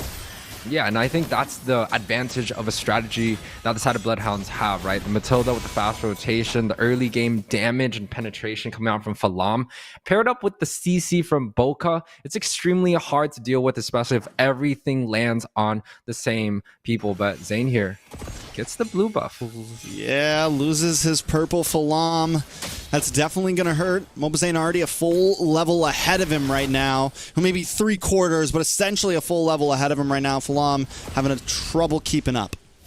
And, you know, we got a little sneak peek on the builds on the top side, right? Milo built like 3 or 4 of the little armor plates, kind of just denying away the damage that CC has. And that lane, it already sees like Milo already has the full control, full advantage, especially with the 2-0 lead. Now, BTK pulling out the objectives here. You know, with the Fredrin, it's definitely very utility focused, and I do think BloodHounds, they have to try and go engage maybe on the far end of things, right? Trade some of these early objectives into maybe like a tower push, because quite honestly, BTK with the Minotaur, with the Fairmiss, and the Fredrin, those are very utility, very team fight oriented ultimates. And with a pick like Dairoth and Vexana, it kind of just spells pick off for me. And I think they really need to use that to their advantage. And it's exactly what they're kind of failing to do a little bit here. They're playing the more spread out. They're playing the more defensive route. It's like they want to just go into late game, and that seems to have been this habit that BloodHounds have had for many of seasons, kind of playing for the late game, scared to maybe take the aggression in the laning phase. Like, if we look at the past 5 minutes, Cold World has consistently been on BloodHound's side of the map. He's consistently been in their face. And even that last turtle, we saw Bokarasso kind of move up to the top side, but stop short, not wanting to fully commit with Falam into an EXP lane gank or anything. Milo. Just kind of finding position. But Milo is going to be a little bit of trouble. And there goes the Abyssal Strike. It does a miss, though. And that's what I meant, losing that flicker. The flicker loss is still quite heavy, because our lot does pair quite well with the Final Slash and the Flicker. He's able to make a lot of plays if he needs to. So, but he's not going to have that utility over in the next objective. So if the side of BloodHounds decide to go for maybe a pick, right? Maybe not contest, but definitely go for a pick. They might be able to single out Milo here, but they still have to go through the Malone's Fury, the Cold Altar, the Fredrin in the front side with the knockups and the CC. It's a very, very hard front to back composition that the side of BTK have kind of made it their comp here. A little bit of damage on a Mobazane there. Bokarosco still holding onto the trigger, not ready to pull just yet. Has the Eternal Guardian ready to go. Stoner going to keep positioning, but here comes the big play onto the gold lane. A lot of damage on a Sleep. Sleep flickers back, catches the torn apart memories, and goes down. It's another kill for BTK. Now Turtle's going to be up. BloodHounds looking for position over it. It's a 3v3, but Bokarosco's got to hold down in the gold lane. Cold World making his way up. Circling Eagle does come out, but the Final Slash knocks all 3 members into the wall. Mobazane able to find Templa. Stoner taken out next. The last one falls Falam. It's a 4-man for nothing. BTK comes out on top. Yeah, it doesn't feel like there's a lot of damage coming through with the impact that Falam has with this Dairoth, right? Typically, when we see Dairoth, we should be able to see kind of a clean brawl out for him, and he's just, you know, getting you as low as you're getting him. But that fight inside of BTK, they all came out very healthy. And it was a 3 versus 3 fight. Yes, you know, they did have the support of the Minotaur coming through a little bit towards the end, but it doesn't feel like BloodHounds is able to kind of do anything with the aggression, the bully ball that the side of BTK has created here. The bully ball, it's exactly what it is right now. Milo taking a lot of damage, able to get the Final Slash. Should go down here. Falam able to get the shutdown. It's going to be a nice little chunk of gold into his pocket there. But BTK still trying to bully around this jungle. Mobazane sitting on the orange buff. Stoner trying to get a position over him, but Nicolette's there to help out at any moment needed. Priceless Wrath comes down. A lot of damage onto Sleep. Stoner able to get a small knock-up. Sleep's just trying to get away, gets taunted and taken out. Out comes another round. More damage unfolding from BTK. A double kill for Mobazane. More damage. Basic takes out Boca. Next on the chopping block, Falam's taken out. Another 4-man wipe for BTK. The amount of CC that BTK has prepped in this draft, paired up with the displacement of the Faramis, is really, really hard for any teams to handle. And especially with the comp that the BloodHounds have, they don't scale that much into the late game. They have the carry, but they don't have any lockdown CCs like a Minnow or even the Fredrin. Right, so BloodHounds struggling here. We kind of saw it coming already. Yes, they do have that early game damage. They have a very fast rotation, but typically you do want to pair the Matilda up with something utility focused, so you get the 50-50 off, and then maybe use the second skill to be able to just jump back in. But top side here, Tempest. This is tough, man. Tempest taking a lot of damage. Cold World looks for the knockup. BloodHounds now trying to collapse onto Melo. Nice hit. Tempest able to pick up the kill. BTK still unable to take the tower just yet, but in comes Mobazane. Look for the tie. Able to get a lot of damage on a Tempest there. Flam also taking a chunk to the face, with BloodHounds defending with everything they can. Bokarosco now getting involved once again. Nicolette with the Netherrealm, able to keep Mobazane chunky, able to keep Mobazane thick. Nicolette under the tower, looking for more damage, and down goes Stoner. Tempest might just be next. The guillotine falls. Tempest taken out. This is a 2-for-1 trade. BTK taking what they came for. And BTK really set up that fight quite well in their favor, right? There was opportunities to dive early on, but they chose to kind of bait out some of the skills, get into a better position, get Zane to get the bonk off quite early. But mid here, Boka. Oh, so much damage coming from BTK right now. Basic also starting to unload. 3-0-3. It's becoming a problem. Yeah, it's definitely a problem. 13-3 is the overall score. We're looking at almost a 7K gold lead already for the Kings here. And, BloodHounds is definitely struggling a little bit in terms of the early game. You see the bonk on the bot side, right? Zane was able to go in, get the pressure on, even with the flickers. Minone gets 3 members and Basic on the backside, just completely free hitting in the whole entire team fight, Trex. Yeah, that's what we call le bonk. Le bonk. The big bonk coming down. Mobazane able to take him out, and Nicolette's positioning there. Zane's going right up. They don't know Nicolette's there in that bush in that last replay. Just always there in the nick of time. Just when BloodHounds think they have the advantage, think they have someone caught out, in comes Cold World or Nicolette to turn things around.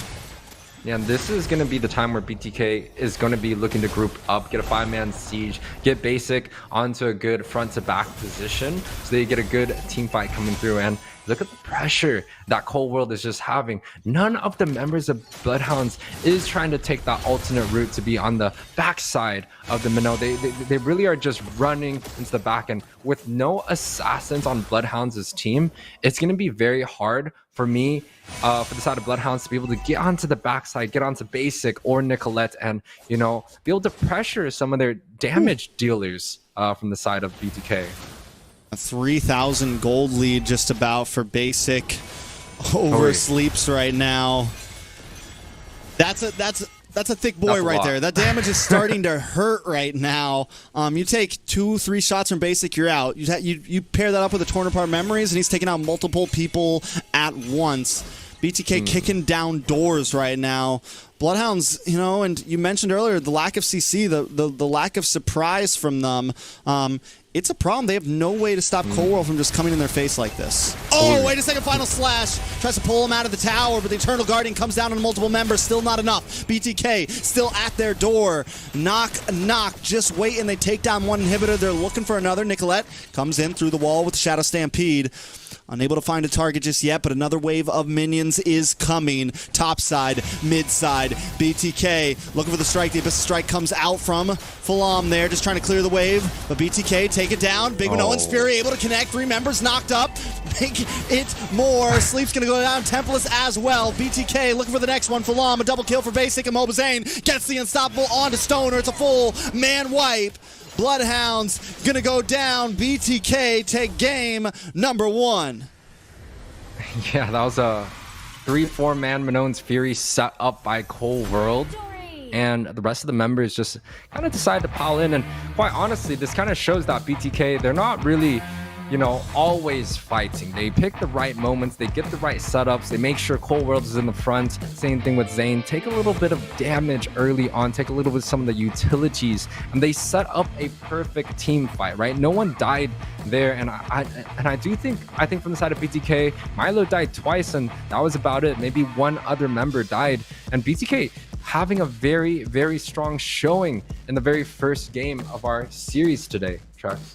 And the thing is, it's okay if Mielo dies, right? It's as long as he gets the final slash off, it makes the attack. And there were so many members on the side of BTK that could make that play, whether it was with the final slash, whether it was with the Shadow Stampede, whether it was with Cold World getting the knock up. You know, any three of them could go in, you know, risk their life. And it buys just enough time, whether it's the 1 second stun, the 1 second knock up, the 1 second pullback. It buys enough time for BTK to jump on top of BloodHounds and get the kills in. Yeah, and if you take a look at some of the assists, it is still kind of painting the same story of that trio mid from the side of BTK, right? The highest assists, highest kills are all kind of going towards the mid side. Of course, the kills goes to basic, but it definitely sees that BTK, they are a team that the trio mid is quite important. Getting Nicolette set up with Mova Zane paired up with Cold World is giving them the advantage that they need, especially in the early on. They just have basic playing kind of like the DPS support role on the side lanes. Whenever they do get the opportunity to gank there, they can find kill pressure, and they've been just giving Milo kind of the space that he needs to be able to create these 1v1 situations, and he's been able to come out on top over and over. We saw early on Milo is able to get a solo kill on Templars, and you know, in this game it's pretty much the same exact thing. 2 solo kills on the top side, and when the side of BloodHounds did decide to go up and gank with Falam, the flicker was there and he was able to get out of harm's way. So definitely feels like BTK's strategy is kind of grouping up in this trio mid where they're the strongest, right? It is going to be that mid lane. We take a look at some of these stats. The carry, Bokarosco, is what I want to point out, because even though Bokarosco did the most amount of damage, BloodHound still only puts 3 kills on the board. And I think a lot of that just has to do with a lot of them, you know, BloodHounds, what we kind of lacked to see, especially in laning phase, was them working together as a unit, being spread out. And even though Bokarosco was landing some of those Eternal Guardians, nobody else was there to follow up, or everyone else was already too low health to kind of commit through. And you know, for the side of for Boca specifically, I do want to kind of see a little bit more of the long range mages being out in play, right? Maybe the Sicilian can deal with the Faramis and get them into a position where they have some CC, they have some range damage, because Boca has always been known for a lot of the far range mages, right? Sometimes he does go off meta, like the Valier that he brought up in the last NACT. But this time around, I do want to see a little bit more of kind of like the Novaria, the Faramis, and you know, the Vexana is quite good, and we did see him do a lot of damage there, but it just wasn't enough to like even make an impact in any of the early team fights that they had. Listen here, Yue. Please no Sicilian. Don't listen to this man. We finally got past that phase with Bokarosco, all right? We finally worked past it. You know, took several therapy sessions, but we made it past the Sicilian pick phase for him. Do I think some long-range mages could be decent? Yes, like I think it is possible, but I think like the Novaria is a little better. You know, something we haven't seen in a very long time, something like the Farza. Of course, a lot of these picks aren't as a meta anymore, like these stationary picks like the Yve and the Farza, and I think a lot of it's due to the amount of CC that so many teams have, the amount of dive that so many teams have, that they are just kind of, you know, ripe for the picking. But I think those are a bit more feasible if they kind of wanted to, you know, change things up a little bit. But I would honestly just say, you know, just keep it. It's like no matter what, they always have to throw one spicy pick into their draft, man. Like even there was the Dairoth. Like why not? Why not just, you know, go for the Basha or go for the Akai, or, you know, leave Barats open and go for that. Like just go for something a little more simple, like, because their draft looks so clean. And I think if they just would have picked something that wasn't going to get bullied in jungle, maybe it could have been a little bit better. We are going to be jumping into the second draft now, so we'll see what BloodHounds wants to give us. The bans have already started. It's Xborg, Ruby for the side of BTK, and there goes the Matilda for BloodHounds. Yeah, so second game plan for the second game, right? I do think BloodHounds, you know, picking up the Fredrin, maybe stacking some of the CC that the strategy that BTK and even like gaming gladiators love to do, right? Stack CC Faramis, Fredrin, Arlott, Ruby. Those are the typical picks that can get your marksman set up for a great front to back, because BloodHounds is not a team that's known for assassin picks. Same thing with BTK. It's a very front to back heavy style where you have to deal with our front lines in order to get onto our backside. And I'm not recommending assassin picks because, quite honestly, I think it's a little bit more risky. But being able to, sustain in the front, hold up the front, and hold them in place long enough for sleeps to do enough damage where they could progressively, slowly move forward onto their backside might get BTK a little bit more tougher time, right? But the non-CC comp, the utility, movement, speed, focus, it just didn't really work out in the game one. And I do think BloodHounds have to change up their strategy, make sure they have some of the frontline CC or even the anti-CC, right? The Diggy could also be something that's available. Maybe push them with the Owl pick and hopefully be able to sustain against the frontline pressure that BTK always has. Yeah, you're right. They either need to counteract it with, sustainability, or counteract it with, as much CC and as much aggression. Whichever one wants to work for them. So first pick open. You mentioned the Fredrin. Definitely still open. The Faramis also still open, but they're going to go for the Angela instead. Nikolai going to pick it up. Very high chance we see the Fredrin still. Mobazane could also still take the Basha. The Basha Angela can be kind of vicious. Lots of opportunity still. Maybe Mobazane wants to get even crazier. I think with an Angela, if you want to kind of pick up something aggressive in the jungle, you have a little bit more leeway to do that.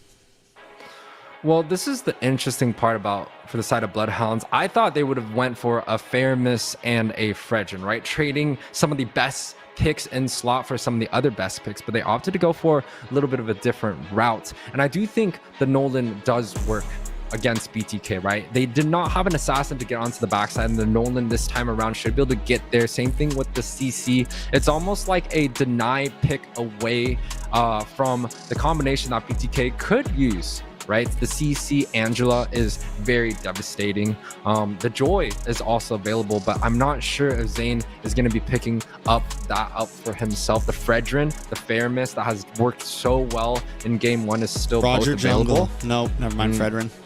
They take the Fredrin. The Roger is there. Roger, this is a very interesting hero that has been coming into the meta recently, right? It's one of those heroes that can deal with anything that any team is throwing into that gold lane. It could be a 1 versus 2 situation. He could kind of just dive around, use his long range ability, get those last hits on the creep, and still stay alive with the wolf form to get that extra armor and magic resist. I mean, I think he's kind of just taken over the meta. We have finally found some counters to him. The Harith can work pretty well against him. Certain picks can work pretty well against him. There was a week or two where everyone was like, what do we do with this gold lane pick? So I think BTK, we should see a Harith ban coming from the side of BTK. Maybe even after that, possibly a Claude ban or a carry ban, some sort of shredder ban. There's the Harith ban. We saw Sleeps pick up the carry last time, so that could also be a possibility from BTK. I think on the side of BloodHounds, what do we want to see from them here? They still need a gold laner. They still need a roam here. With Falam on this Nolan, what do you think? The Edith. The Edith on roam? We've seen the Edith. We've seen the Edith come out quite often, and why it pairs even better here is roam, right? Yeah, on roam, because we could put Sleeps in a physical gold laner. We could put Falam, a very damage-focused physical carry. And then we paired it up with the Edith, where he can build a lot of the armor to deal with the Roger and the Fredrin, paired up with kind of the passive that he has, where as much armor as he gets more magic damage. And paired with the Faramis, that's a very balanced frontline comp. Has that pick, has that pin that they need to be able to catch the Roger. It could be a great pick here. I think something like that would work. Minnow pretty similar. Minnow's pretty similar, right? You still get some pressure, you still get some pick potential. And this is, so they look pretty similar to BTK last time. At least they're mid, except they have the Nolan. And when I saw the Nolan, I'm thinking, are they really ready to go? Because they keep picking these aggressive jungles, but it's like, you weren't aggressive last time. you need to be aggressive if you're going to pick that type of jungle. You need to be ready to go for plays, not be passive. This time they have everything they need. I feel like you have sustainability. You have a roamer that can get knockups and hold people still for a second. Bloodhounds win con. It's like they need to attack either off lanes. They need to invade. They have to do something here to make plays happen quickly. I think they do. I think they do have it, especially with the Nolan. Nolan has been one of the more interesting jungle positions. And talk about interesting here. We have a Hilda being in play, and this character is so extremely good at early game pressure, and especially since Stoner is on kind of the minnow where it doesn't have that much early on, it's going to be quite tough. And Uranus, once again, he's going to be cutting lanes in either the red side or the blue side, and he's going to be invading non-stop. So Falam is not going to have a great time in this match. It's going to be really, really tough. Sleeps here. I do think one of the best options is going to be an early game hero, right? The Brody. So he doesn't have to, you know, deal with a lot of the pressure, but nope, they go for another late game here. There's going to be an early invade comp from the side of BTK for sure.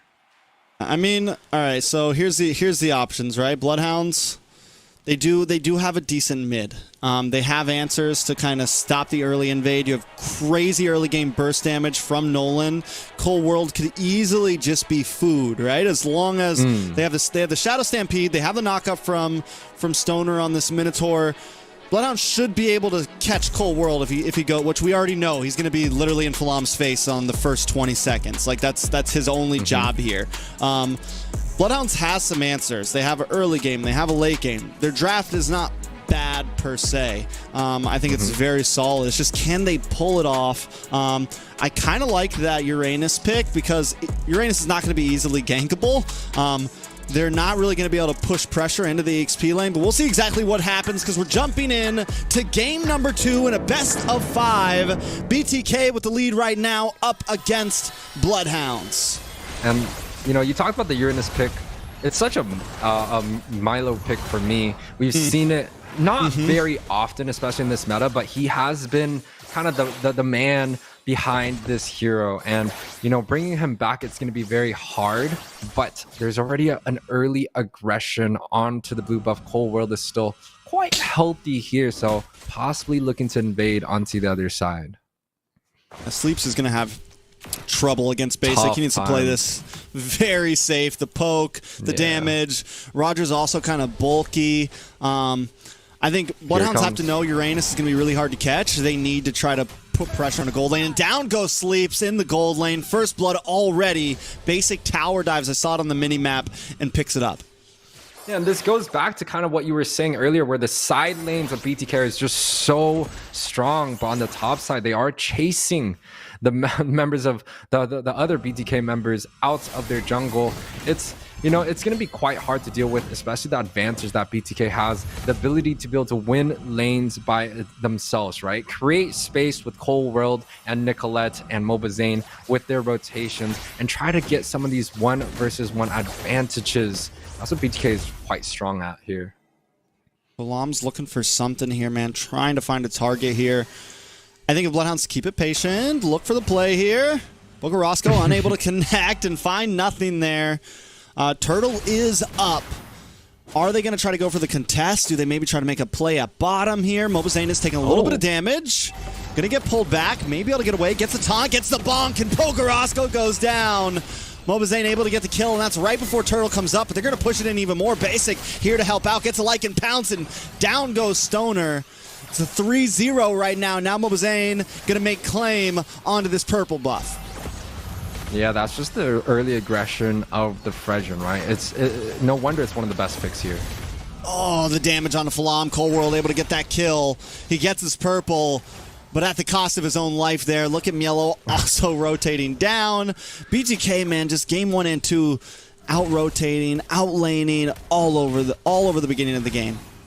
Yeah, I mean, for the side of BloodHounds, they really have to try to find a situation where they could win maybe even a small skirmish, a possible situation, because these 1v1 lanes that BTK set up is just paying so much dividends here. And look at Cold World. He's just 1v4. He just has no care in the world in that red buff and just walks through. Like, it's a one-man show, and Cold World is just able to create the impact that he needs here. I mean, and honestly, I feel like theoretically, BloodHound should be able to catch Cold World when he's by himself. Wait a second, a little bit of damage on a Stoner there. Gonna get dived on. The bomb comes down. Stoner goes down. Falam still hiding under the tower, buffless, shirtless, in the cold right now, in his own jungle. BTK have taken it. Another solo kill in the bot side. It's 6-0, 3,000 gold lead. Game 2 for BTK. Yeah, it really does show that BTK is much more prepared in this match, in this series, right? The new members of BloodHounds just unable to go through. Oh! Why? Falam down. 0-2. Keep going. Yeah, keep going, Yue. I'm sorry. It's very, very tough, right? For the side of BloodHounds, especially with the new members coming in, it doesn't seem like it is enough. And even look at this. Cold Ultra gets popped solo, and Milo's on the backside. Oh, the dive. Bogarosco in a little bit of trouble here. Nicolette still unable to get the kill just yet. Bogarosco has to go back. Don't go into that bush. Able to clear the wave. BloodHound's so far behind right now. Yeah, it's really, really hard. And even look at this, their aggression just coming all over the map. Basic able to pick up another one on the boss side here. That's going to be 4 kills for the gold lane, and honestly, he set up that team fight quite well. He was able to get some pickoffs quite early on, has the gold lead now, almost doubling the gold of Sleeps with this late game in a ton. And that's why I kind of wanted to go towards maybe like a Brody, right? Maybe a Brody into the Edith. They could get some pickoff potentials, maybe a frontline set, and maybe deal with some of the pressure and CC that Hilda has so early on. And especially if they cannot deal with the early aggression that BTK has set up quite well in game 1 and now game 2, BloodHounds is going to struggle because they've not been known as a team that does well in the late game. And if you look at their draft, it's not always great late game either. You know, no, ooh, Tempest able to get a kill. Nicolette finds Sleeps though, but still a nice pick onto the top side. Tempest may go down. Mobazane 1v1 under the tower. Tempest going to continue to chip away here. Mobazane walks into Falam here. Can they get the kill? Yes, Falam picks it up. You see the reaction from Mobazane too on cam. Little upset about that one. BloodHounds finally, you know, throwing some punches back, and I like it. It's a little bit more of a mistake on the side of BTK than I would say the outplay coming out from BloodHounds, right? It's a little bit tough already. BTK is already with such a huge lead, about 4K, and you know, even with the jungler down, the side of BloodHounds, they're unable to get any real estate past the river, right? They're just kind of waiting on their own side of the jungle. You could even look at Falam here, going potentially for the mid. They're waiting for the market to correct itself, looking for the real estate. But the market's down bad right now for BloodHounds. No real estate available at all. BTK does not want to let it happen. Big Minoan's Fury does not connect, and now Basic, maybe looking for the re-engage, has the heart guard, decides to go back. Turtle back up. This is the second one. We're 6 minutes in. Mielo kind of holding claim to it. Taking it slow, waiting for Mobazane to finish up his purple buff. Yeah, and you talked a little about real estate and investing here. I think for the side of BloodHounds, maybe they got to take one from that type of book, right? They have to hodl now, especially when they're down so much gold. They have to hold on to dear life, try to get into that late game, maybe get a better team fight setup, because quite honestly, Sleeps, he needs time to scale. Nolan also needs a lot of physical damage in order to get the burst that he needs. So maybe the hodl strategy, just trying to make sure they could prolong the game, try to keep BTK out of a lot of the kill pressures. And if BloodHounds do decide to fight, they need to make sure that the fights are going to be in their favor. You know, in the stock market, they call it having diamond hands. You know, you got to hold on. Even when things are down low, you got to hold on and wait for the rise. Can BloodHounds have those diamond hands right here and hold on for dear life? Because stonks are definitely down. 5,300 gold down right now. Basic though in a little bit of trouble. The entropy comes out. Basic on the wrong side of it. It Sleeps. Gets the shutdown. Cold World now also backing off. Mielo looking for the maybe comeback, looking for the angle. Nicolette and Mobazane there as well. They were looking to take that tier 2 up top side, but Tempest holds on. And you talked about if the side of BloodHounds is able to kind of hold it down. I do think they have it in their arsenal here. You can saw right there, the Minone's Fury did catch Basic quite off. They have the frontline setups to be able to deal with the early aggression that Hilda provides. And Hilda is one of those heroes that doesn't make that big of an impact when it comes down to the late game, right? And if you look at BTK's comp, they don't necessarily have that strong of a late game. Uranus does scale infinite. Angela also scales quite well. But for the side of BloodHounds, they have so much more CC here. Basic. He's looking, he's hunting, man. He's watching. He's watching. I like the fact that he doesn't overcommit, though. BTK still know their limits right now. They know they're up a different composition than last time. We also know Bokarosco never used that Netherrealm, so if Basic would have jumped in there, would have probably been bad news for him. BloodHound's still hanging on. Gold lead still at 4,400. They haven't lost any more towers since the last time we checked. Whole world going to get pulled in here. Needs to be careful. BloodHound's trying to collapse onto him. A little bit of damage comes out. Oh, huge. Nice knockup. The Nolan's Fury comes down, only able to connect on to Nicolette there. But Mobazane in a bad spot. Looking for the bonk here. Doesn't have it to pop off. Lord back up. BloodHounds don't want to push too long just yet. Heartguard able to connect onto Basic here. Gets a dive onto Boka. Boka doesn't have the Netherrealm. Goes down. Basic able to pick up the kill. And this should secure the first Lord. It was a decent team fight setup for the side of BloodHounds, but the members of BTK is just a little bit too fed. They weren't able to handle Mobazane. It was like a 3 versus 1 situation, and they still couldn't get out on top on that. But what the side of BloodHounds do have is that they have this Natan, this late game damage, paired up with the physical damage of Falam. It might be hard to deal with, especially building up a lot of the defense there. I mean, we are starting to see some, moments of possibilities from BloodHounds. I think if the gold was even, their composition does have some ability to, maybe, win out on some team fights. They're kind of finding some groove here. Even though they're behind right now, they have found a couple pickoffs. But a 7,000 gold lead is a lot for BTK, and it's going to be a while until BloodHounds can even things out to even be able to play in the ballpark.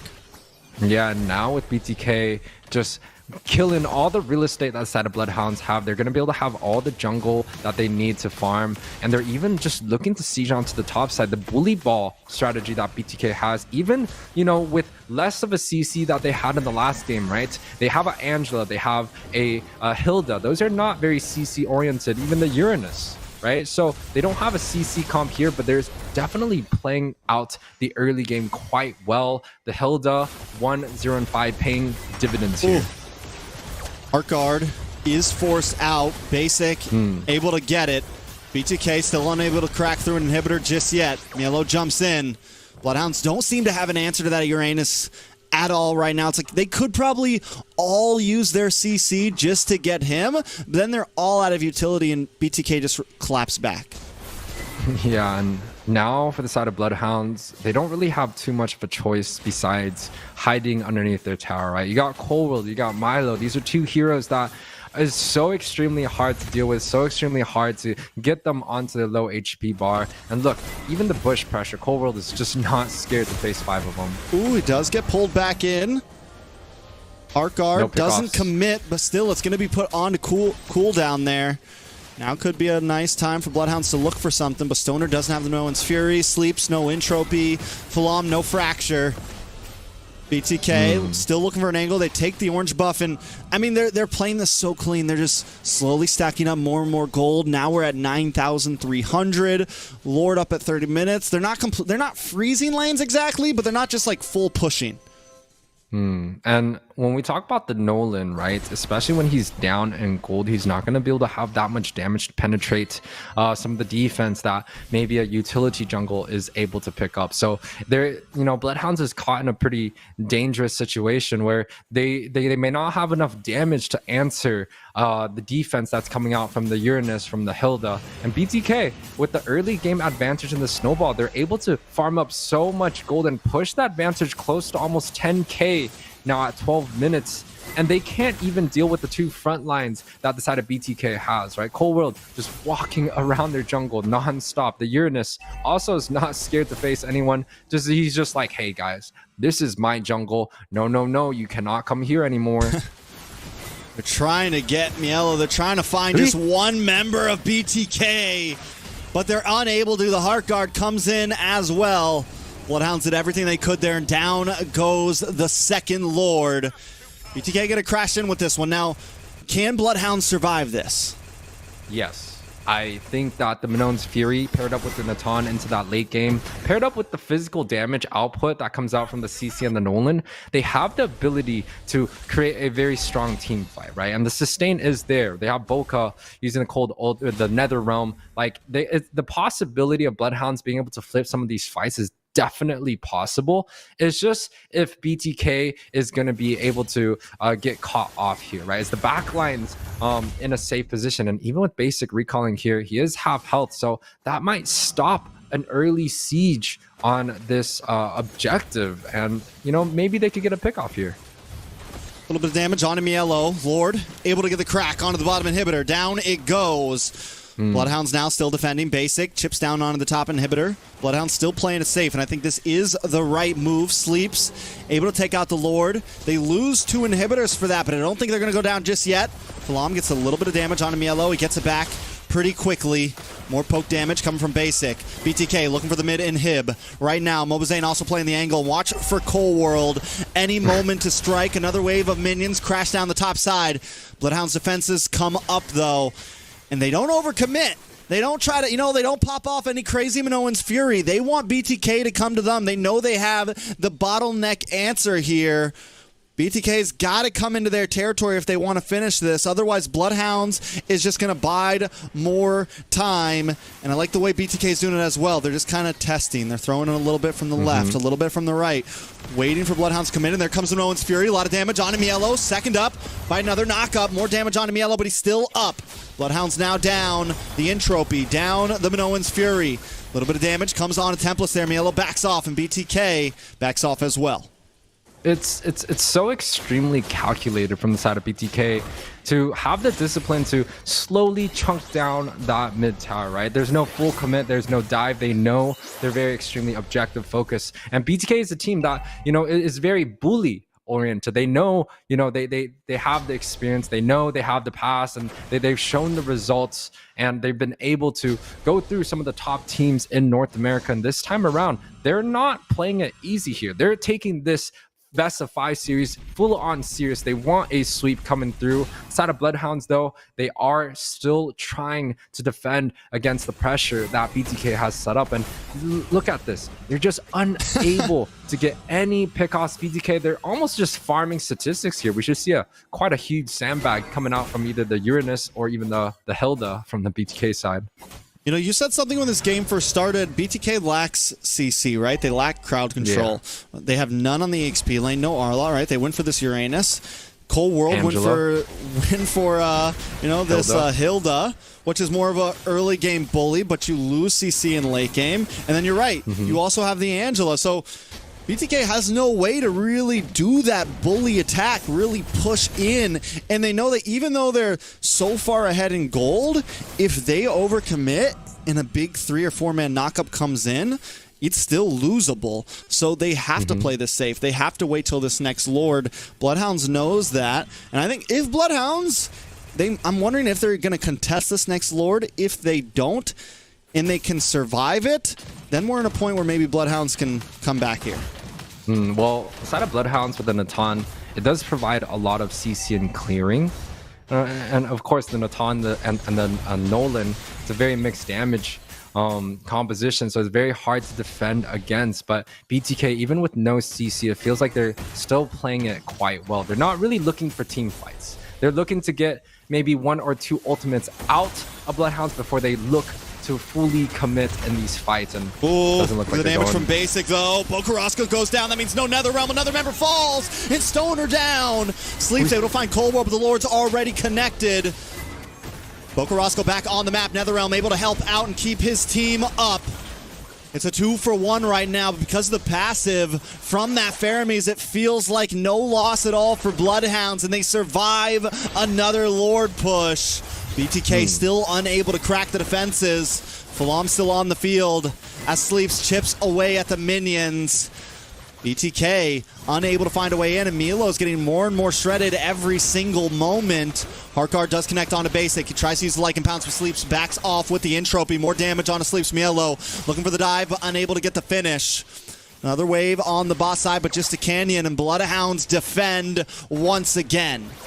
Yeah, it's a great defense from the side of BloodHounds, right? Like, they're able to defend against the siege, and that might be what BTK is kind of lacking. In terms of that late game, Roger is very, very good early, has a lot of sustain, has a lot of armor, but doesn't have kind of like the raw damage output that something like a carry or a Claude has, right? They don't have a full-on mage bursting. They have Milo for magic damage and Angela. So the BTK, they still have a lot of weaknesses in this draft. It's a very aggressive early game draft. They got the snowball that they were looking for. The Hilda has been unkillable. Same thing with the Uranus. So things are going in favor of BTK. But the side of BloodHounds, they have the ability to team fight. They have AoE CC. Their front to back is extremely hard to deal with. They also have the mixed damage, right? So the later the game goes, the more even these golds become. It might be hard for BTK to get that victory in the team fight, to be able to seal the deal and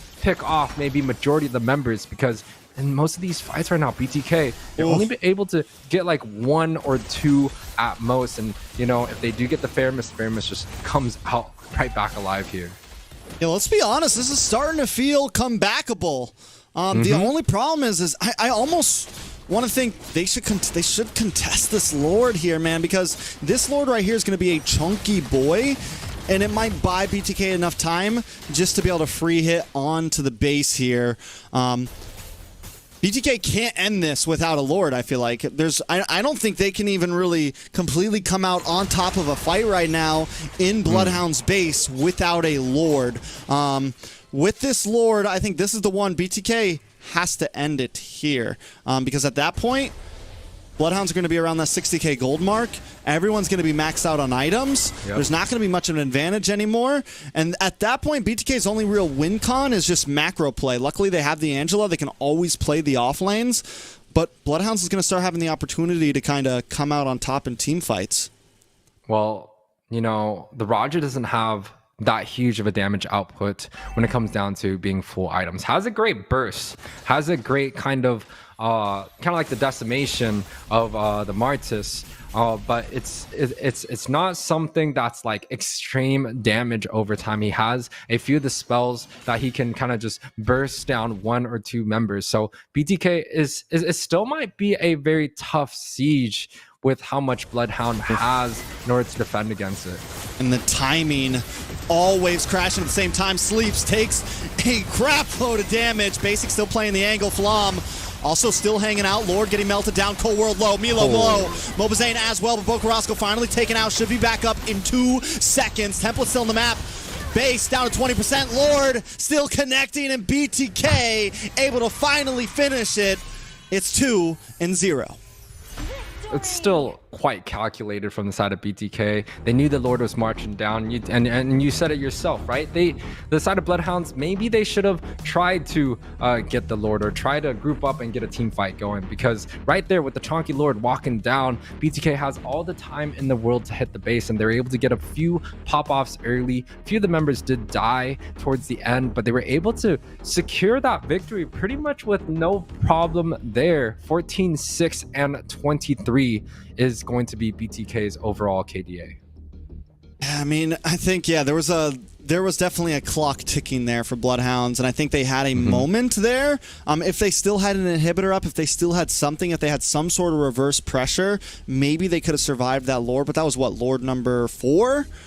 Pretty sure it was number 4, and at that point, you know, they don't even need to be able to CC you. They just got to get that Lord to connect, and they synced up all those waves perfectly. You know, they collapsed onto BloodHounds, and there wasn't really an answer at that point. I think BloodHounds just thought, I think they truly believed they could survive another push. And I think a lot of these teams, especially when they're going up against a lot of the contenders of NACT. Maybe they should try to go for something a little bit better in the early game, right? Try not to be able to lose lanes that quickly. Or in the first game, we saw kind of Templars falling off a little bit against Milo, and in this game, we saw Basic completely pop off against Sleeps early on, able to get a solo kill. I think level 2, got another kill after that, and he was just, you know, dominating in that lane. So trying to find comps that, you know, deal good in a 1 versus 1 situation, right? Arlot with a lot of sustain. I know the Uranus got popped up. CC definitely still very, very strong in the XP. He played a lot better this time around, especially compared to the Arlot game that Milo had. And, you know, oh, now we can take a look at the sandbag here. 300,000 damage taken by Milo. That is huge. Considering that, did he die? I think he maybe died once or maybe not. He's just unkillable. Bonkers. That's insanity right there. He died one time. One time this man died in 313,000 damage. For a second I thought it was 31,002, but no, that's 6 digits right there, you way.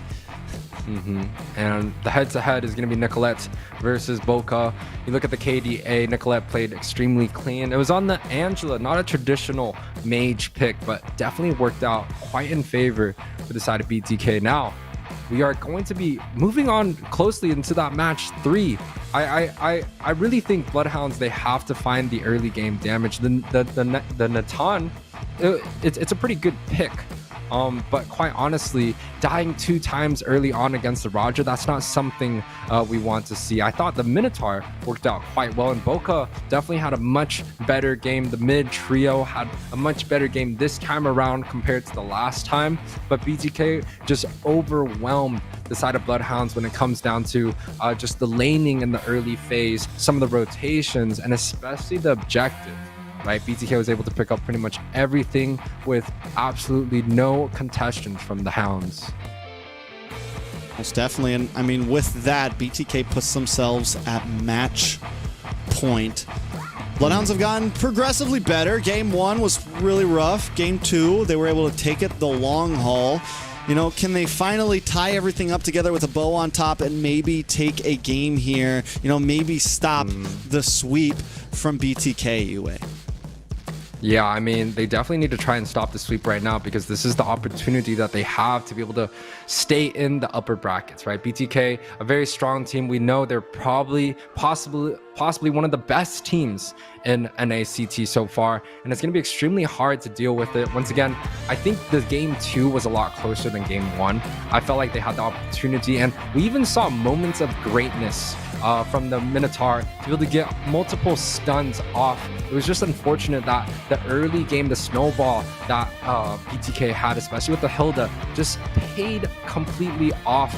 There was no situations where the Hilda felt like he was in danger. Milo didn't really feel like he was in danger at all, even tanking up to 300k damage. So maybe they have to fix the early game.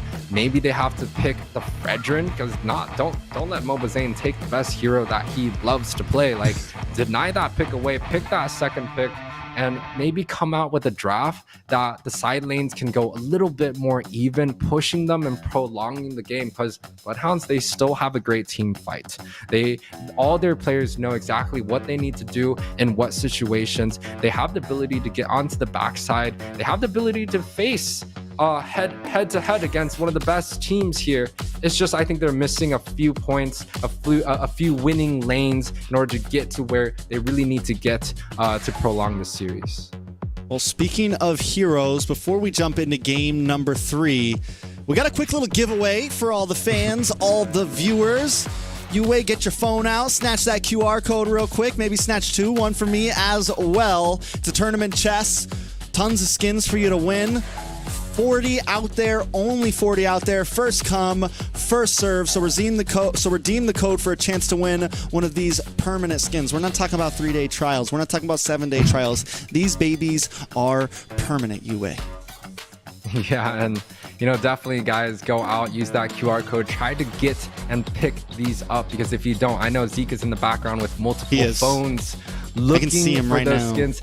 You know, he always sees like, dude, you saw that Moscow skin? That's so beautiful. You saw this skin? I know he's on the backside getting all the accounts. So guys, please go over there, hit the QR code, snatch and redeem those coupons, because it is not going to last long. All right, so back to the series now. Match point for BTK. You know, you mentioned that maybe Bloodhounds need to go for something early as well. And once again, you know, I hate to keep pointing it out, but we see, you know, they sprinkle just a little bit of spice into their draft. With the for me, it was the Natan this time. Yes, it's like we see it get picked here and there, but it's an oddity, you know? You don't see it all the time.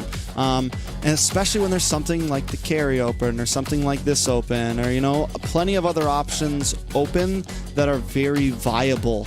And I think maybe they're big braining it too much. Maybe it's like, okay, we picked this really nice early game jungler on Falam. Now we need some really good late game insurance. And I think maybe it's overthinking. Maybe it's just, you know, trying too hard to cover all your bases. But we're going to be jumping into the draft, so we'll see if Bloodhounds can kind of steer the boat here, steer the car to a slightly better position, because this is one match away from lower brackets, one match away from being knocked out of a decent position in the NACT playoffs.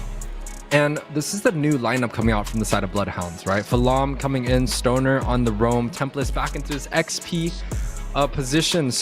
And the last match that we had did go almost 20 minutes. So Bloodhounds, they've been stepping up and up every single game. I think this time they're definitely going to be able to have the opportunity to prevail and push through that blockade that BTK has set up. Right now, the side of Bloodhounds, it's extremely hard for them to get the very first objective. Go for some winning lanes, even have an advantage in the early on. If they can negate some of that weakness and maybe go 50-50, maybe just go even. You give up the objectives, get the siege onto the opposite side like we're talking about.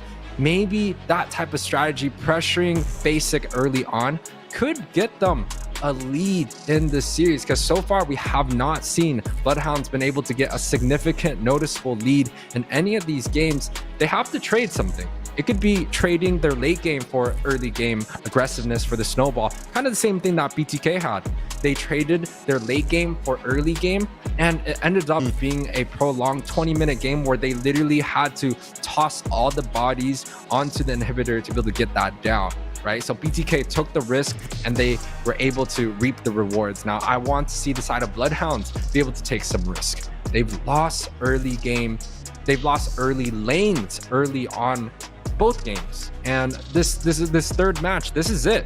This is where Bloodhounds really need to step it up, really need to get their strategies together, get those winning matchups, and if they can get a lead early on, I think it sets up them way much more for the success in the late game.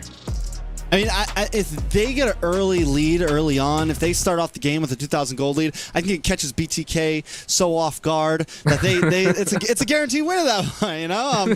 But because here's the thing, last game, something I noticed too. So in game one, Tempest really got the better of. In game two, it felt like every lane was getting the better of. We saw Sleeps get solo killed. Bokarosco was getting bullied away from minions by Nicolette on the mid side. BTK is making it even hard for them to want to trade, because it feels like even if they go for the trade, they're going to lose two towers instead of just taking one. But I do think that showing some favoritism to the off lanes could be helpful for Bloodhounds, because that's where it seems like they're losing the most at. Whether it's EXP or gold, someone's getting diffed on one of the sides. Someone's getting taken out on one of the sides. And I think Bloodhounds need to see those weaknesses. They need to see the problem and approach it, because at this point, we're not going to see Sleeps just get tremendously better in gold lane in one day. We're not going to see Templars just get tremendously better in EXP lane in a single game. So Bloodhounds need to know, okay, you're having trouble in lane. Let's go help that out. Now, first pick is going to be the Ruby. First time we've seen it slide through draft here. Is it going to be the difference? I'm not sure about the Ruby, because the side of BTK, they're going to pick up the Fredrin. right? Potentially, the Roger worked so well last game, they could pick that up themselves this time around. And it does leave things like Minotaur available. The Valentina is going to be the one that locks in. I think the IMU is going to be enough to take the I'm Offended away from the Ruby to be able to get the displacement. And now they've already set up a very front to back heavy composition that, you know, BTK loves to run. They could take the Fredrin. The Akai is going to be available there. They take the Akai, you know, Mobazane gets his Fredrin. So there's still so many good heroes available for the side of Bloodhounds here. I feel like something like a Novaria with a far range, with the lane clear, fits very well with Boca's style. And, you know, he's loved this Novaria pick so much in the regular season. It's very surprising to me that even with no Novaria bans, Boca is still not confident enough to pick it in their composition. It prolongs the game. It forces the side of BTK to go heavy dive, which a traditional front to back comp does not have in order to get to that. And oh man, you talked about the out of the box picks here. We got two on the draft standings here, Trex. You know, and you just mentioned the Novaria is open. And I think that could have been a very solid pick here, especially because you got a very short-range Valentina. You have a very short-range carry. So Boca Roscoe is just essentially always in a very safe position. Instead, he goes for this gourd. Yes, there's some damage. Yes, there's some possibilities. You pair it up. I can see the potential of, you know, maybe pairing it up with the full barrage, pairing it up with the I'm Offended, with the ability to lock people still for a few moments with this Ruby. I can see the hypotheticals here, but it's definitely high risk. On the other side, BTK, Mobazane, hey man, we're match point, baby. We're match point. Let's pull out the Alpha. And, you know, Alpha we're in online, such a, baby. We're in such a dive heavy meta currently with things like the Roger, the Herod, the Fredrin, the Akai. Like, it's very dive heavy, and to put two stationaries alongside of each other so early on in the draft, right? The Gourd is not going to get banned out. No one cares about the Exia. Now you've opened up the possibility of BTK going extremely heavy on a dive, right? Things like Yuzong can easily get onto the Gourd. Things like the Alpha, short cooldowns, has the Alpha charge, can get from one place to another, and it does so extremely heavy on like the early game damage, has the true damage. It's just going to be very hard for Gourd and Exia to get away from the wrath that the Alpha can provide with the composition that BTK has. Yeah, let's be real here though. One of the advantages from Bloodhounds, Alpha has a 0% win rate right now. You know, last time we saw Mobazane pick this up, day one, NACT, takes a loss on it. Then continues to take a loss for the rest of the series. So, you know, maybe Bloodhounds can try to copy that. If they can beat Mobazane's Alpha, it could spell victory for the rest of their games. It's like, you know, it's the mojo, you know? But they also pick up the Florin, add on a little bit more sustain, kind of pair up with this Alpha, add on some of that. You want to have some of those close range guys to capitalize off that bloom. So, I mean, BTK, it's definitely a different draft, but the hypotheticals are also there. Yeah, technically, BTK has been drafting significantly different in all of their games today, right? The first game, it was stacking CC. Now the Fredrin front line, they had the R-Lot. Second game, you know, it was more about kind of the split, the early on aggression, the snowball, the risk that they took, and it paid off well. And this time around, they pretty much have a dedicated support lineup. There's no front line sets for the carry here, but the out of the world pick from the side of Bloodhounds, Falam picks up this another fish in the water where there's not much mobility, and I don't know if that's going to be enough to deal against the Alpha, which is going to just cleave through all the front lines of Bloodhounds. I like that. Fish out of water, octopus, whatever you want to call it. And you know, here's the thing. I'm not saying the Bane is completely unviable, but you're picking someone that has to walk right into an Alpha charge. You know, you're picking someone that has to walk right into getting speared in the face.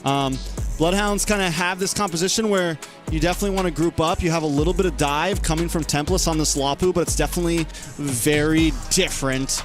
Bloodhounds now, forget a little bit of spice. We're putting the whole pepper in there, baby. We're dumping the whole thing of cracked. We're putting the whole thing of table salt in the stew right now and stirring the pot. BloodHounds putting it on the line on match point. Yeah, and it's gonna be a very interesting match. You know, it's exciting that we get to see a lot of these different heroes come out to play. We don't see Glue that often, and Glue is one of those heroes that's like kind of anti-engage, right? You use the split, everyone runs away. And especially with the ability that he has to close distance, he's gonna be on Boca, he's gonna be on Sleeps, and his Stoner with the Ruby enough to front line against that? We shall see here. We'll see as we jump back into the land of Dawn. BTK at match point, ready to send BloodHounds down to the lower bracket. Can BloodHounds pull this off with a slightly different composition than what we would see every day? And, you know, I kind of want to mention this alpha pick, right, from Mobazane. You know, I believe there's a region either in MY or Singapore where there's a core player, there's a jungle player that plays this alpha. But topside here, Tempest already. Early aggression. Already. Oh, Tempest gets the shield. Already down. First blood. Mielo able to pick it up.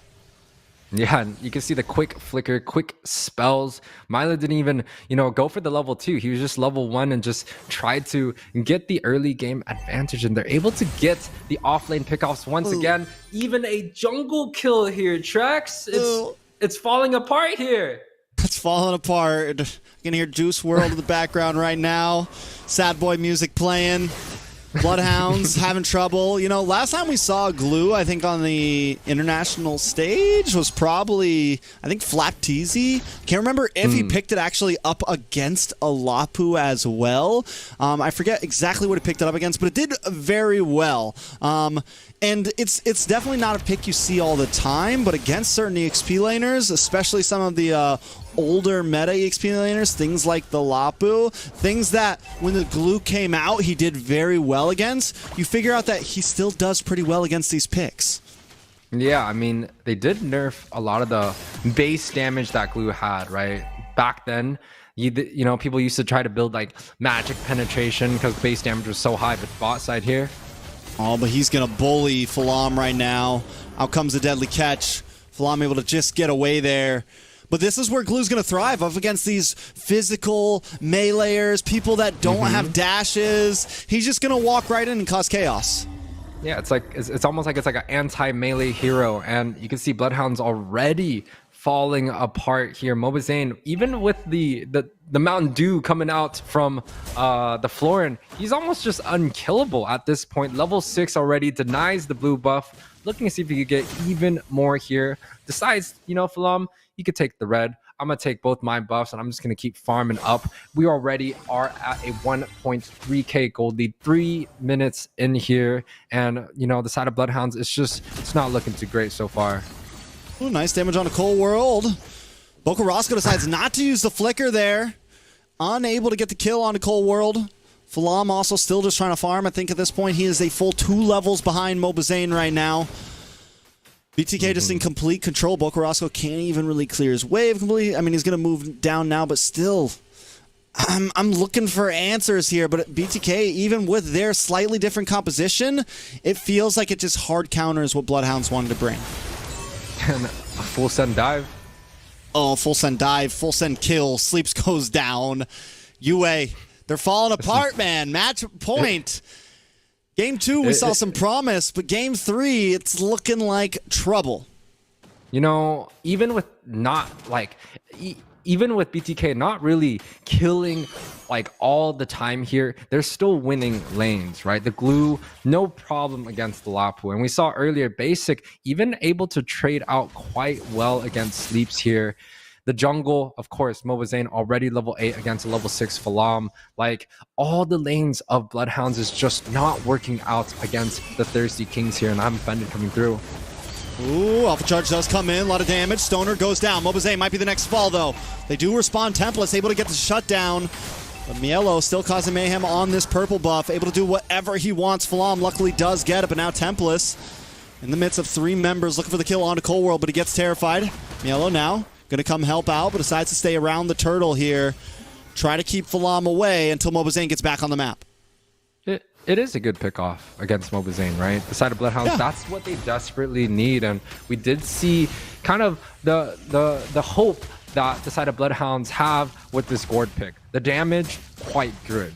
Even with building a enchanted talisman first item, you know, he doesn't have the penetration, he doesn't have the slow from the Ice Queen wand. Even just an enchanted talisman is able to shred down the members of BTK. And you know, that's the problem with things like Alpha. Does high damage, has a lot of high utility, but you know, does lack in terms of trying to defend against some of the CC here. But top, Milo again. Man, poor Tempest. That he can't do anything against Glue right now, man. Because Glue, I mean, as the Lapo, you want to kind of dash in, you want to do things, and Glue just bullies him so bad. He is like the natural born enemy right now of Lapu Lapu. One thing I do want to point out with BloodHounds, you mentioned earlier, we saw some combo potential. They do have a heavy CC. Literally every member on their team has some form of push around, lockdown. You know, if they can kind of get these grouped up fights, kind of get BTK into some of these jungle area positions, not just like open space, it's definitely a dangerous spot for BTK. BloodHounds need to try to play around that. Oh, a lot nice of damage magic gush does land on Mielo. Nice charge from Mobazane there, though. Falam still unable to get his purple buff. I think Mobazane stole that one once again, and now we're still looking at a 2-level difference between Mobazane and Falam. Yeah, but one of the interesting things is the gold lead has not really moved in a significant way yet. BloodHounds is able to kind of defend pretty much everything that the side of BTK has been throwing at them. Yes, they're losing kills left and right here and there, but they're still able to get the pickoffs. They did get Mobazane earlier. They're able to defend this this orange buff now. So, you know, even with just a 2k gold lead, the side of BTK, they're not really able to you know, translate some of this gold lead into some objectives. They're getting the neutral objectives, but no tower has fallen for the side of BloodHound. So even with, you know, a kill early on, the level 1 kill on the top side, Glue just being dominating anywhere that he goes, the side of BloodHounds are still holding up quite well in this game 3. Yeah, much better than what we've seen before. And even that little, you know, the cheeky lane swap that they just did.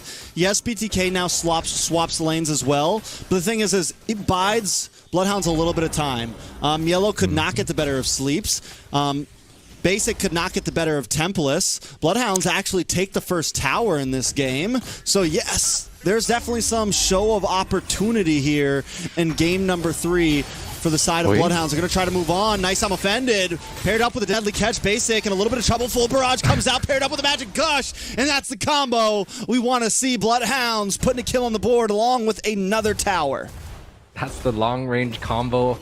The barrage paired up with the Mystic Gush with the I'm offended here, but Zane might be caught off. Oh my god, the damage from Mobazane, the triple kill. Alpha online, baby. Is he going to make it a quad? Looking for the Maniac. Mobazane dives in and finds another one still under the tower. Going for it, the Savage.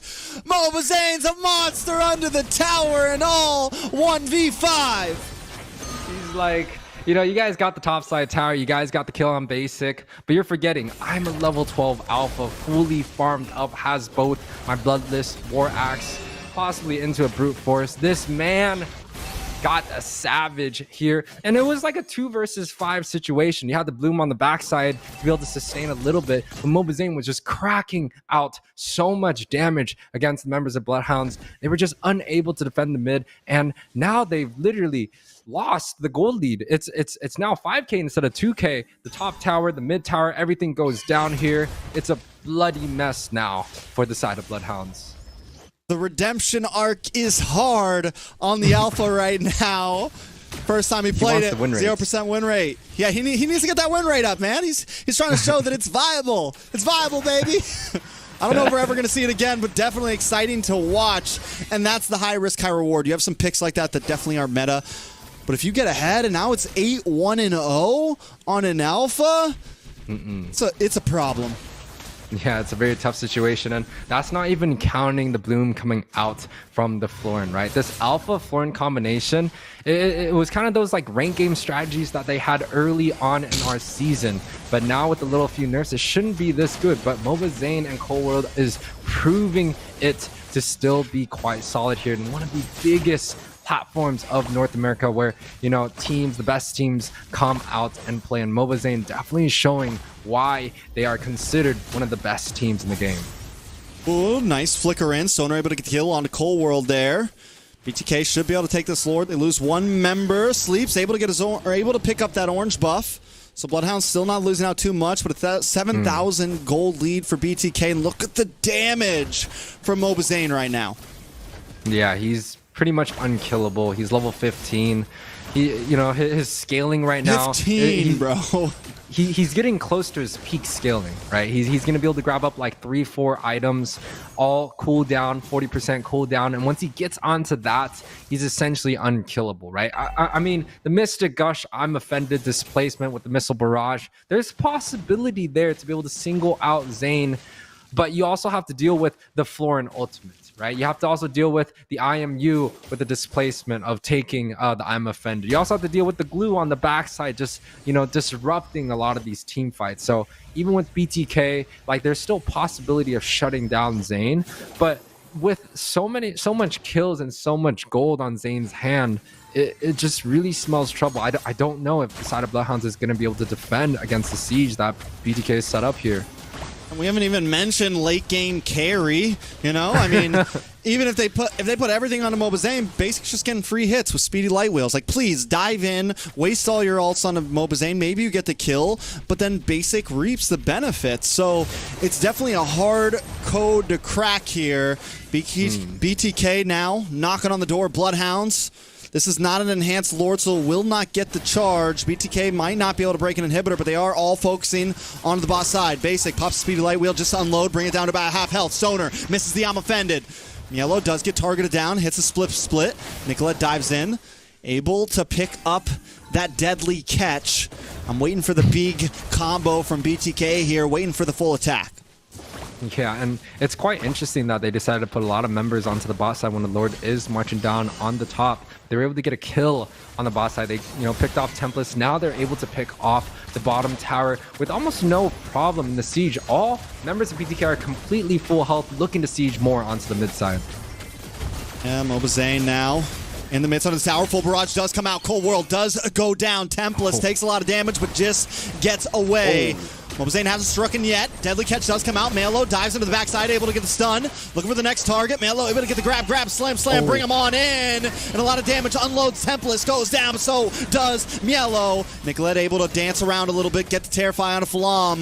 But BloodHounds are still up. BTK finally backing off. A little bit of a uncharacteristic dive, especially comparing the first game 1 and game 2. This is one of the first time that BTK did kind of make a small mistake trying to siege onto the mid side, right? They were able to get the tower. That's the objective that they were able to take. But then there was not much discipline. There was a full-on dive from Milo, and also Cold World getting picked off by the Mystic Gush. 2 members ended up falling there, giving BloodHounds, they're able to close the gold lead just a little bit. So it's not going to be 10K. It's going to be 8.3K now, 13 minutes in. I mean, I think still, yeah, they lose Mielo. If BloodHounds maybe didn't take any deaths there, it may be a slightly even, but with BTK now cracking on 2 inhibitors before second Lord, it is pretty huge.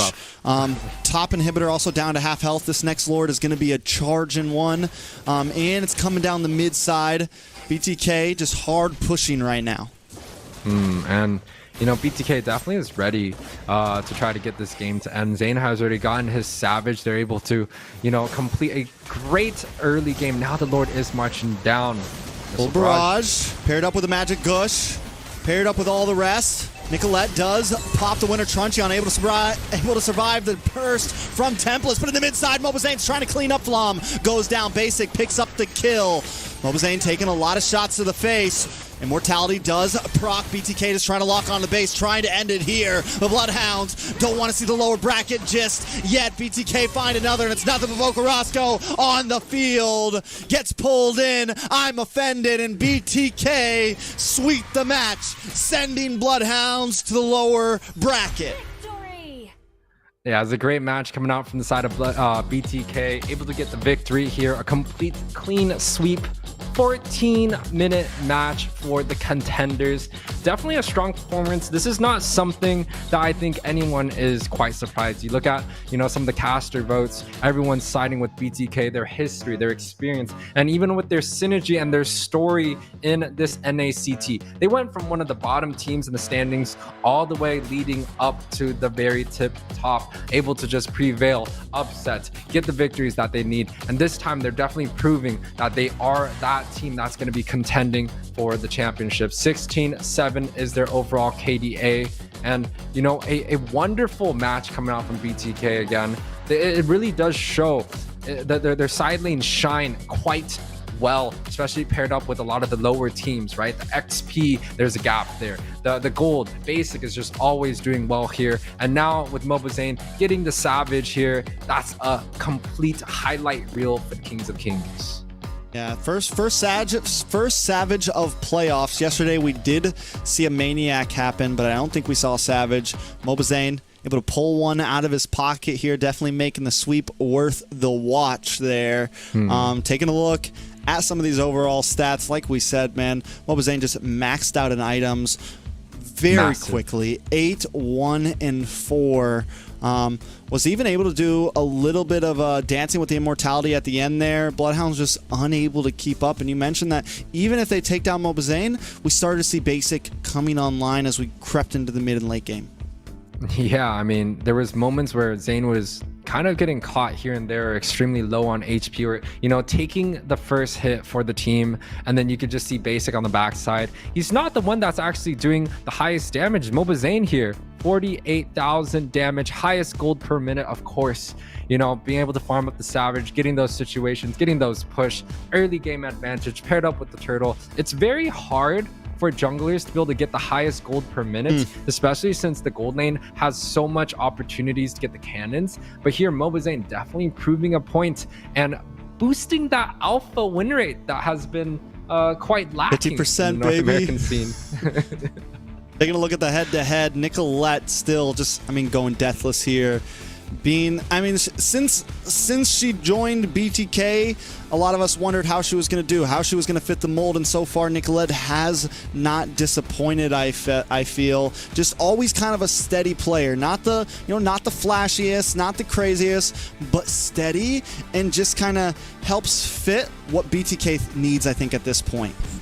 And when you take a look at the Team 5 participation, it still definitely paints the story of the trio mid, right? A lot of the impact, a lot of the pressure comes from Mobazane, from Nicolette, from Cold World. This time around, Nicolette only 31%, but Cold World and Mobazane both at 70% here. Pretty much just, having majority of the kills or majority of the supports. Like, it definitely paints the story. The damage taken, Milo here once again, being that big body bag in the front physique. How'd you like that match, huh? I don't know why you guys said big body and then sent it to me. That's kind of messed up. But I'll tell you what, very exciting matchups. I really thought that last game BloodHounds was going to be able to take it around and turn it around and take it straight to them. But then Mobazane came out of there and just collapsed all of their dreams to nightmares straight into it. No tucking them in, nothing. That was bad, man. That was a really good game. It was a really good move, but man, that was tough. That was tough. What do you guys think, though? What do you think BloodHounds could have done to really avoid that, other than not sending a whole team one after another to Zane? I think we talked about some of the spice in the drafts, but also there was just. I think they just need some more time, man. I think I think there's just some skill differences. I think in the off lanes, I think BloodHounds have consistently made it to top 8, which does say something for them as a team. But when it comes to playoffs, when it comes to being the best of the best, there are definitely still some micros to fix on. There's just some overall things to work on for BloodHounds right now. And, you know, I don't want to take it away from BloodHounds because I still feel like they played a great game, especially with the new lineup coming through. BTK, they did not change their lineup, one of the 3 teams that did not change. And, you know, it definitely shows that they have the synergy and they have the ability to, you know, even off draft a few different picks, right? The support or the picks or the front to backs or even the assassins. Like, they're able to do so much with their drafts here. But for the side of BloodHounds, you know, this is a complete new lineup. We haven't seen these guys kind of play with each other until the big stage. I still think they did good. You know, going back to Trex, what he said, some of the off lanes, I do think, you know, we saw the pickoffs on the 1v1 in the gold, and then we also saw the XP. I think if they were able to kind of work on that and maybe get their trio mid a little bit more synergized, they could definitely go quite far in the lower brackets. So before I get into my next question, I do think we finally got word on who the MVP is. Trex? I think Mobazane steals it with the Savage at the end there. Yeah. I mean, game 1 and 2 kind of up in the air. Mobazane didn't have anything crazy, but definitely steals it. We're looking at the first game here, or maybe this is game number 2. It was with the it was up. Yeah. I'm sorry, I'm blanking out. Either way, it was game number 2 up against the Nolan, and then this is the final game. I'm waiting for that Savage moment, UA. Give me it. Where's it at? Oh, it's coming, right? Oh, I mean, I don't even know if it had. I feel like. Oh wait, no, it was after this, right here. Right here, the damage, just immediately deleting 2 players, moves on a Stoner, and at that point, he's literally 1v3. Then Cold World comes in, and he knows, he's like, okay, now I can dive. I got a little bit of heal here. I can go all in. Yeah, and he's able to pick up that Savage, no problem, gets out alive. Cold World with the sustain. That's why both of them were 70% kill participation, because they just work so well together. So I gotta know, guys, after the fact, we've got to see how some of these teams play out. Stoner, Ooga Booga, who are you guys feeling? UA. What do you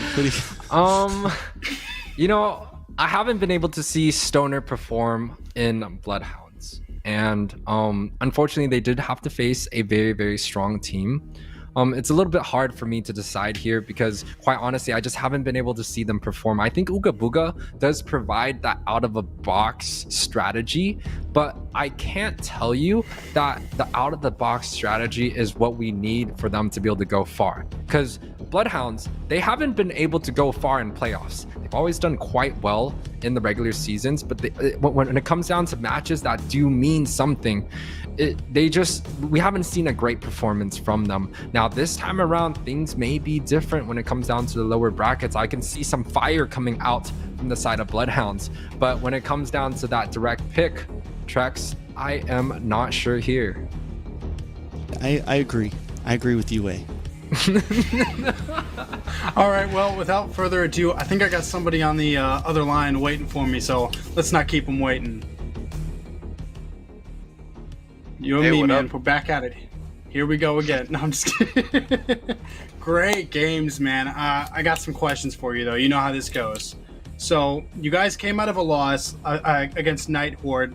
You know, a little bit of mixed emotions coming from that, but really came strong into this matchup against BloodHounds. Were there any mental adjustments that you guys felt like you had to make coming into the playoffs?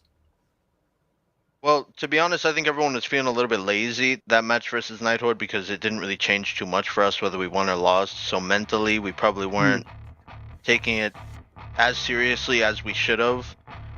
But now that we're into the playoffs, you know, there's no reason to not be giving every single opportunity you have to do your best, and that's exactly what we're doing.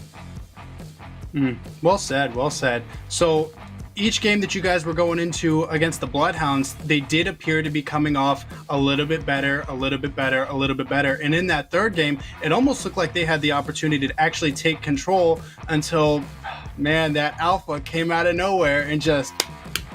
So how did that make you feel when you got that, man? That's savage. It felt good. I just kept focusing on the game because, I mean, it didn't mean too much to me, to be honest. Honestly, man, I really expected to see your little camera down there. I expected to see you doing like a little dance, and you know, like you broke my heart a little bit. I'm not gonna lie. But what do you guys have your eye set on now that you've made it through the first round of the playoffs? Just keep practicing, keep scrimmaging, and hopefully make it all the way to the finals, and we'll see what happens there. Okay, now is there anything that you can on the way out of this? Is there any expectations that we can set for you guys? I think everyone's expectations are already pretty high of us, and I'm happy for that. You know, I think everybody should hold BTK to the highest standard, and thank you to everybody who's expecting the best for us. That's what we're trying to give you. Well said. Well, I'm not going to hold you up. I know you got a little first round of the playoff celebration to go do. You didn't get your dance in during the last match, so I'm sure you're going to go get it now. So thank you so much for coming out and talking to me, brother. All right, thank you. Have a good day.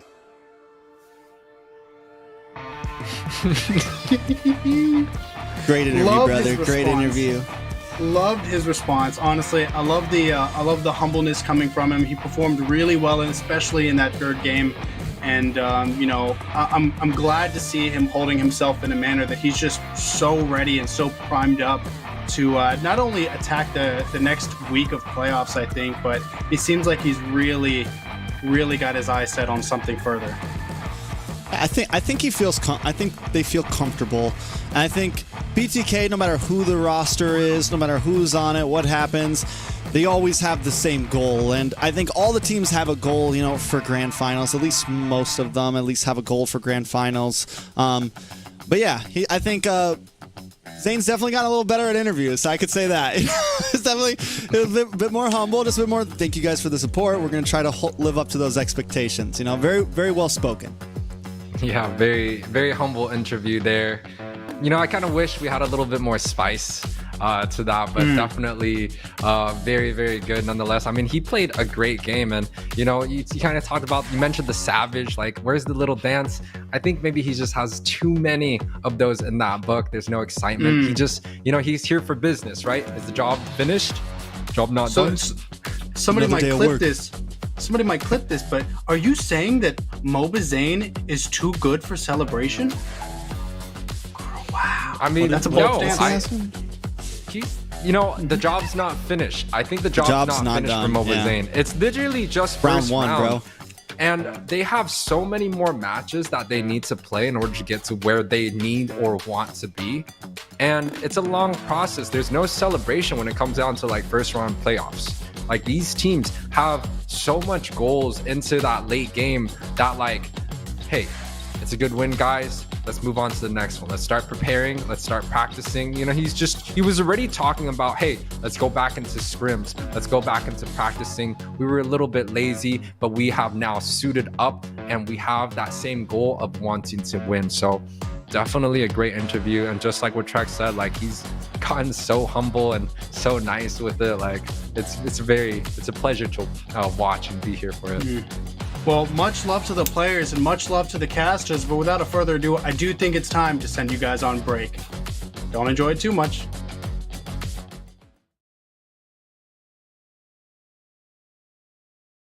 Have you heard the rumors? About what? The rumors from the board. The demon. He's coming! What happened? They're all dead! Oh no! It's him! He's coming! He's coming! Impossible! Get him out of here! He's coming! He's coming for us!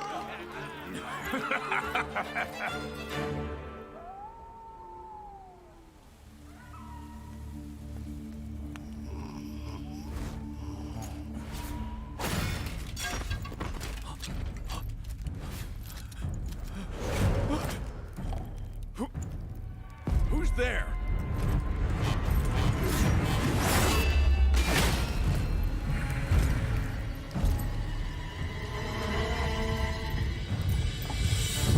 An imposter has sullied our name! We are the might of the kingdom!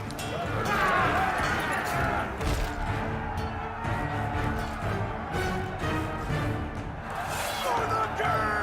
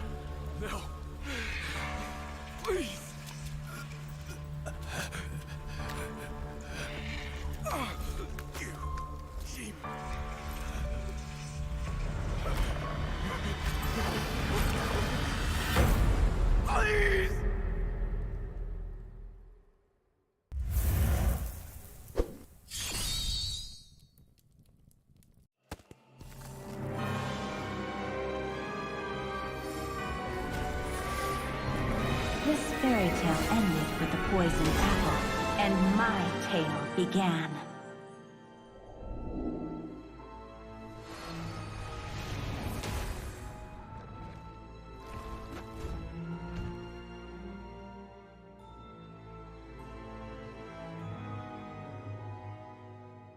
A princess in a tower is just a bird in a cage.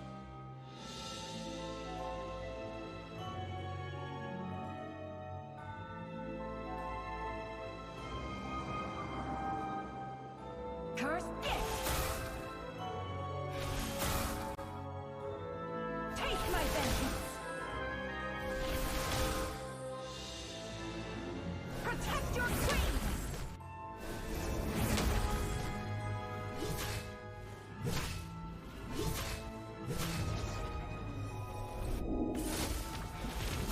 Kneel before your queen. It won't take long, I promise.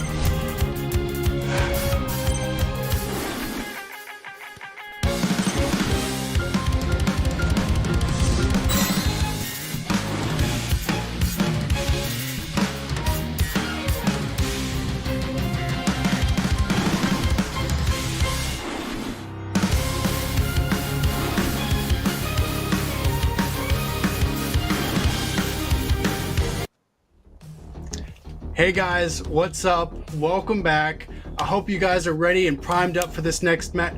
Wait, hold on one second. Hello? Okay, so it's Moontown, sorry. Okay. Huh, alright. They said I have to interview myself, and I really don't know what that means. So, let's see what that's about. Yo. Oh, look at that boy. That man is gorgeous. What's up, Zeke? Hey, what's up, Naisu? For those of you guys who don't know, he's Naisu, I'm Zeke, and I did in fact shave before this interview so I wouldn't forget which one of these people I'm supposed to be. So I am sad about the beard, man. I am a little disappointed, but it's also got the stash. So my thing is right, like, if I'm looking at you in person, like, how am I not supposed to get confused about which one of us is which one of us? Because if I would have came into this interview saying like, hey, what's up, I'm Naisu, then I would have been the bad guy, right? Like, dude, that's a good question. I don't know. You know, maybe, hey, if I ever get to come back to the US, we'll find out. I don't know what that means. That's suspicious. That's suspicious. You guys might have to help me out on that one. So people think for some reason that you and I look alike.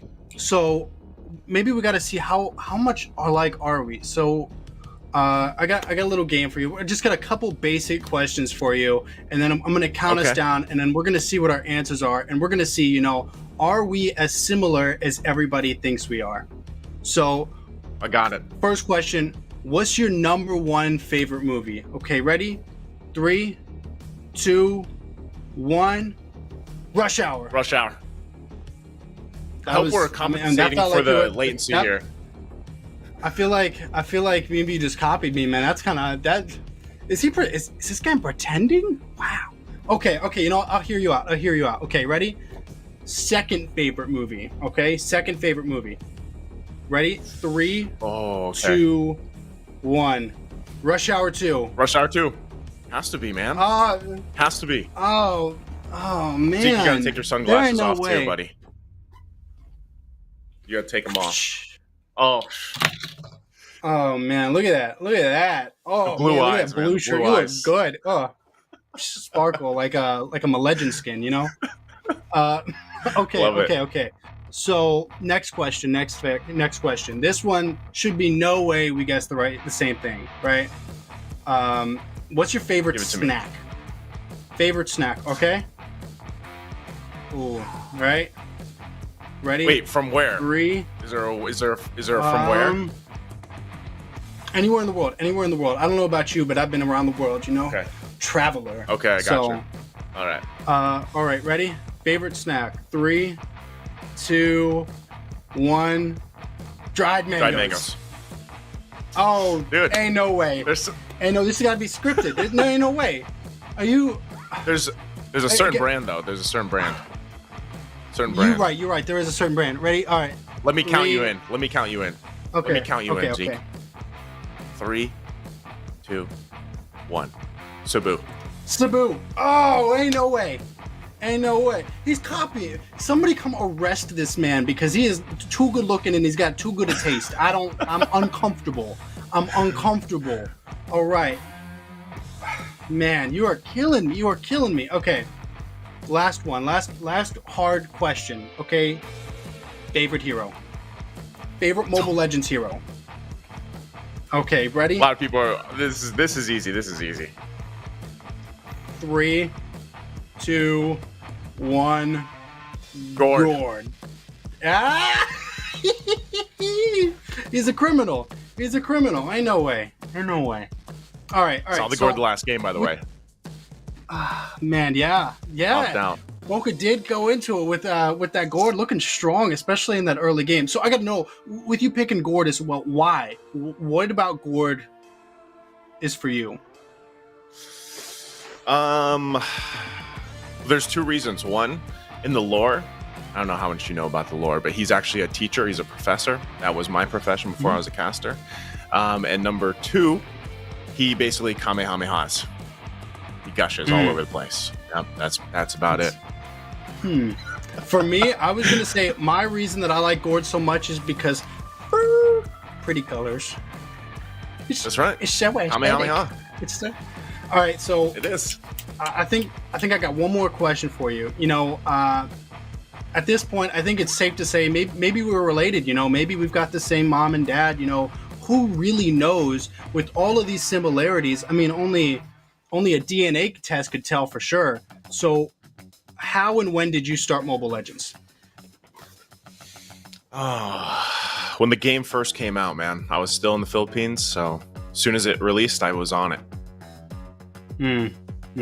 So for me, I used to also be in the Philippines. I used to train Filipino Marines out there, and it was actually Naisu when I actually spent some time at a family reunion. He was like, "Hey man, start the game," and I was like, "No sir, can't afford that."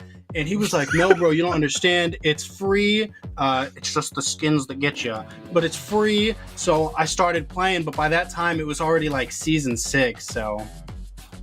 Yeah, it's been a minute, but that's real, by the way. He was out here in the Philippines. Just for you guys from the Philippines, probably wondering, he was out here. Yeah, como sa cap, pogies. Yeah, I love you guys. Malquita. Don't think I don't know. I know what that's about. But I'm not gonna hold you up. I know it's gotta be nice and bright and early there. So I know you've got a whole world to catch up to. So. I appreciate you for coming out, brother. Thank you so much. Hey, thank you, man. Yeah, appreciate it. And enjoy the next matchup. It's going to be awesome. Yeah, I'm looking forward to it. See you, buddy. Oh, man. I love that guy. He is gorgeous. Just want to say that. Gorgeous. Anybody who says otherwise, you don't know what beauty looks like. I definitely gotta agree. You know, I was thinking about it, and I was looking at you both, and I was trying to decide on, you know, who's the elite skin and who's the collector skin. Personally, you know, I'm sorry, Zeke, but I think Naisu's definitely the collector skin. But still, the similarities are very uncanny. It was a little strange. No, I mean, it was a great interview. You guys, it was almost like you know, you guys are telepathically reading each other off of this. Like, I was almost confused until you guys took your glass off. I'm like, ah. Oh, I didn't know who was who when we came on, like who was interviewing. I thought Nice was actually interviewing you for a second. Yeah, I said, man, if I hadn't shaved before this casting today, I might have confused myself with him. I'd have been like, hey guys, I'm Nice Zeke, how you doing? You know, like, but luckily I was able to mentally prepare for that and, you know, save us that awkward environment. Yeah. I appreciate that. I'm glad you did. We needed that. Without that, it would have been tough. The fans, all of NACT probably would have broken. Yeah, probably. Definitely would have been confused there. It was a great interview nonetheless. And we got to see Naisu coming through, gracing us with his presence. Of course, another wonderful interview. Zeke, I really like that little game that you guys played. You know, when do we get to have a little game like that for a little opening, we don't. huh? We don't. It's not for you. Well. But what it is for you is I do want to start looking at some of this upcoming matchup. Trex? Upcoming matchup. I think it's going to be the meat and potatoes of today. Ooh. You know, it is going to be the beef and potatoes. This is what I'm excited for personally. It's DA up against NightHorde. Now, DA did not finish as high as everyone thought they were going to be. You know, I think it was like a number 5 finish, something like that. But there's been a couple roster changes. We got our Baji on the track. And I think there's some things to talk about for sure about this matchup. I don't think it's just going to be an easy sweep or anything like that for NightHorde. Yeah, no, I mean, we haven't really seen too many roster changes that have led them to success. And if the story continues, it might just be the same thing here. But Devious activities, the roster change that they have, it's Joey Baj coming in, the Baj boy coming through on the roam position, T back into his, you know, dominating environment, the 1v1 on the far end side.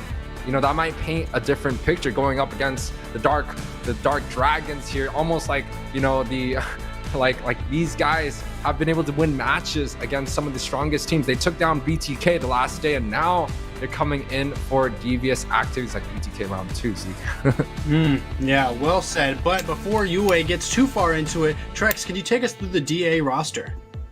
Ooh, gladly. Gladly, I will. It's going to be Melon in the gold lane, permanently off the bench now, and our boy Joey Baj joining the roster with the Yato T combo as well. Yato in the mid, Kush in the jungle, and T moving back to his homeland, the EXP lane. This is definitely a roster that, for me, yes, sometimes we're hesitant about roster changes, but this is one that just feels right to me. You know, we saw Baj, Yato, and T on BTK back in spring season. Gold medalist for NACT with an insane win against Outplay, and now these three are back on a team together. It's freaking Christmas for the playoffs right now. Yeah, no, it's definitely going to be a good match between both of these teams. I think Zeke might be going into the NightHorde. Yeah, you got it. Let's see that. Let's see that lineup. We're passing it right back. We have R going to be on the gold lane. Momoy, of course, this guy, we've seen him pretty much perform on any of those set tanks. Definitely a spotlight on him. Sayori at the mid. Oh My Foe in the jungle position. And Zero coming out with a special appearance. I know we had some names for the NightHorde. I think we came together and said NightHorde Zero might be the new lineup coming through, but definitely some interesting changes for both teams, right? Zero coming in this time around, T going back into the XP position. It's gonna be T versus Zero in that, you know, sense. It's gonna be a tough match for both of these teams to be able to try to get on to the next game. So without saying, can I say something real quick? What's that? Go ahead. I suppose. Oh My Foe and Stoner look so alike with their big arms that's where I made the mistake of, I thought Stoner played last week, but it was the interview with Oh My Foe. They're both big body boy. Anyways, back to you, Zeke. Oh, I think that goes right along with saying that maybe we, as like a caster's desk, need to start working out more so that way we can stand out as well. Because if all of the players are like looking this strong, I think maybe we got to reallocate some of our time. But I want to know, how do you think some of these players match up? I think the big matchup for me is definitely T and Zero. I think that's going to be the kind of make it or break it for NightHorde here. They bring on Zero. Zero's definitely a veteran player. We all know him from Team Gosu, but he has kind of fallen short a few times. Whether you want to blame him or blame the team around him, whatever, Zero has fallen a little short. One of the things he's most famous for, I think, is more of like assassin-y type picks, high mechanic type picks. We've seen him on a few different roles, though, recently on past teams. I'm just wondering, is he going to be able to keep up with T? Is T going to be in his prime in the EXP lane like he used to be? Because you could debate T as a top EXP laner. Yes, he hasn't played it recently, but still, you know, if he gets the better of Zero in these upcoming matches, it could definitely spell victory for DA. I think that's my major point here. Yeah, I definitely would agree with Trex. Another matchup that I do want to bring up is going to be the matchup between Momoy and Joy Bosch. And we haven't been able to see Joy Bosch kind of come through in NACT this time around, but he's always been that strong tank, especially with, you know, the performance that he had in the last NACT. And this time around against Momoy, which also is the first time that we've ever seen before. And he's been having extremely strong performances in the roam position. Now, face against Bosch, that is going to be a hurdle that NightHorde needs to get over in order for them to win. And I definitely think they have the opportunity to. But Bosch, man, that guy is a contender. He's won championships before. Also import player. Like, that guy can definitely do it all. So with that being said, who's winning? Let's get into predictions. I think this was a toss-up between half and half with the casters. Personally, like I said, I got to go for DA. I think the major win con for them right now is going to be T versus Zero in the EXP. And I think Baj, I think he's been playing. I think he's been playing competitively, and I think he's going to be ready for this matchup. Synergy, everything. I think DA's got this game in the bag. I would also have to agree. I think DA is quite strong and well-rounded, and a lot of the rosters did come from the championship winning team of the last NACT. I think NightHorde is a great team. I think they're going to put up a great fight here, maybe go into the first best of 5 in the playoffs. But I also do think DA has so much experience that they're trying to show off. So for me, I think DA looks good, but that's something that, again, for me personally, I've thought from the very beginning of the regular season, DA was a team that everybody expected to come in based off of their actual lineup, and we expected them to be like a top 3, contender. And with that being said, I said it before, my votes have to go towards consistency, and NightHorde has been doing that. So with that being said, let's get into the draft.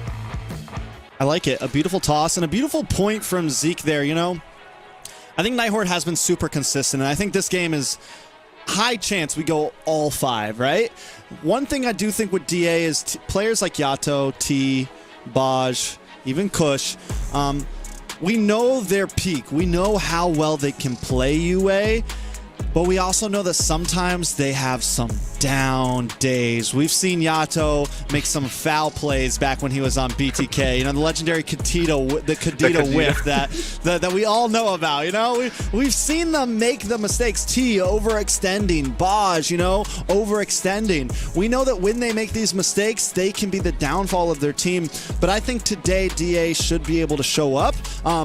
If they make any of those mistakes, though, I think the consistency of NightHorde can definitely get them the win here. And that's what NightHorde is going to have to do. They're going to just have to keep it steady, play it clean. And I think that is their win con. It's going to be pretty much who brought their A game today, who is going to make less mistakes. And, both teams have brought in this raw element of, surprise, right? Zero has come through, Baj coming back from the dead, and, Melon now stepping up as the main gold lane for the side of DA. So both teams bringing in quite the new roster coming through.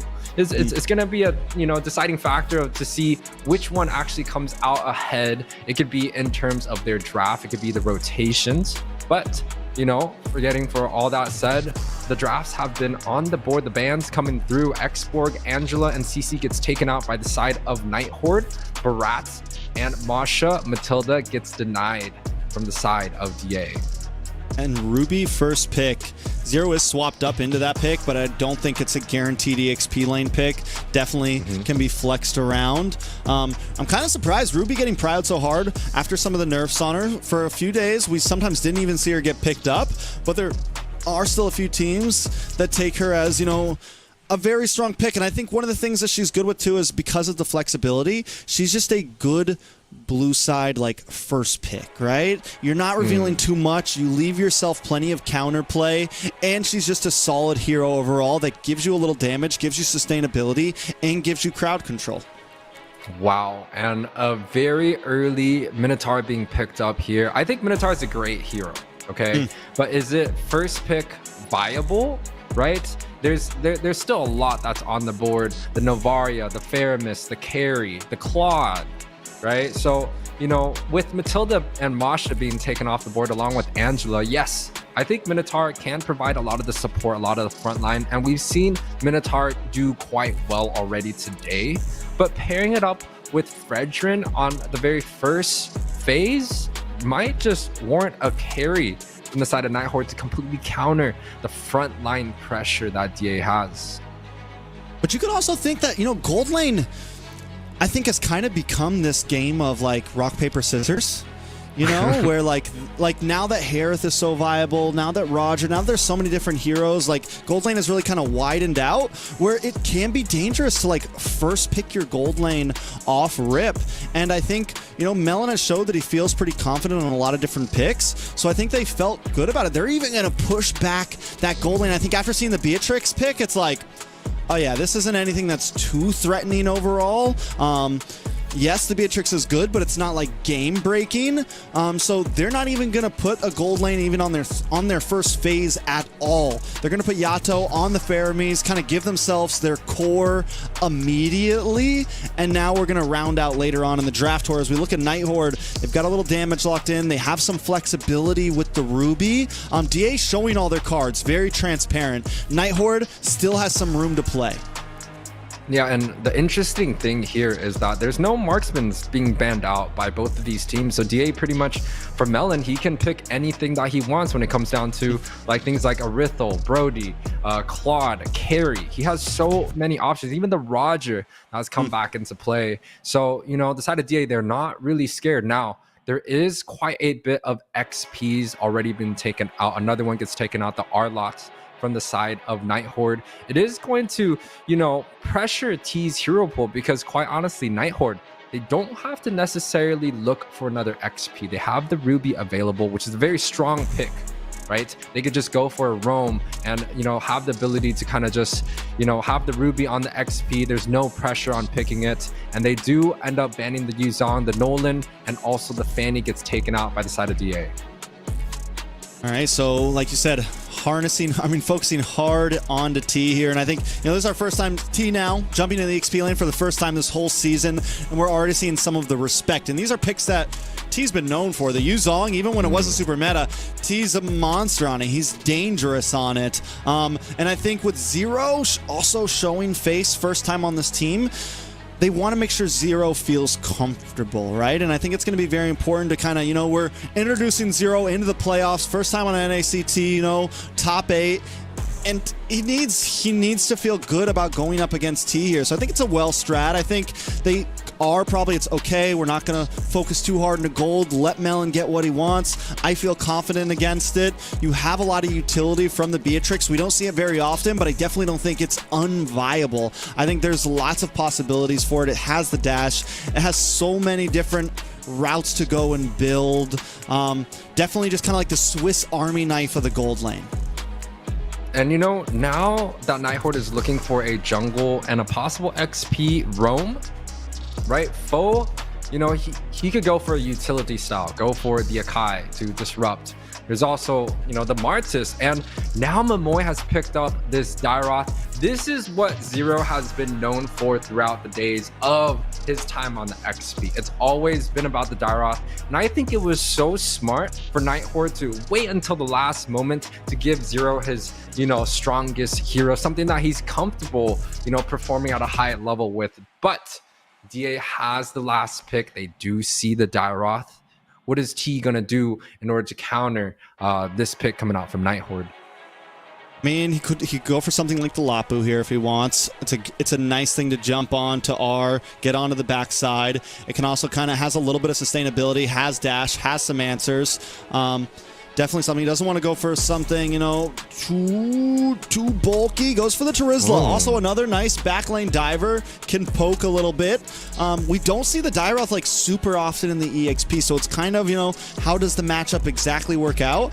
I'm excited that you brought up some of the little background lore, background story, because with this being like the comfort pick of Zero, I think it's a great entrance to him into these playoffs, right? Will comfort be his answer? Is this something that if he does tremendous on it, will we start seeing it get banned against NightHorde? There's a lot of questions for me that I can't wait to be answered.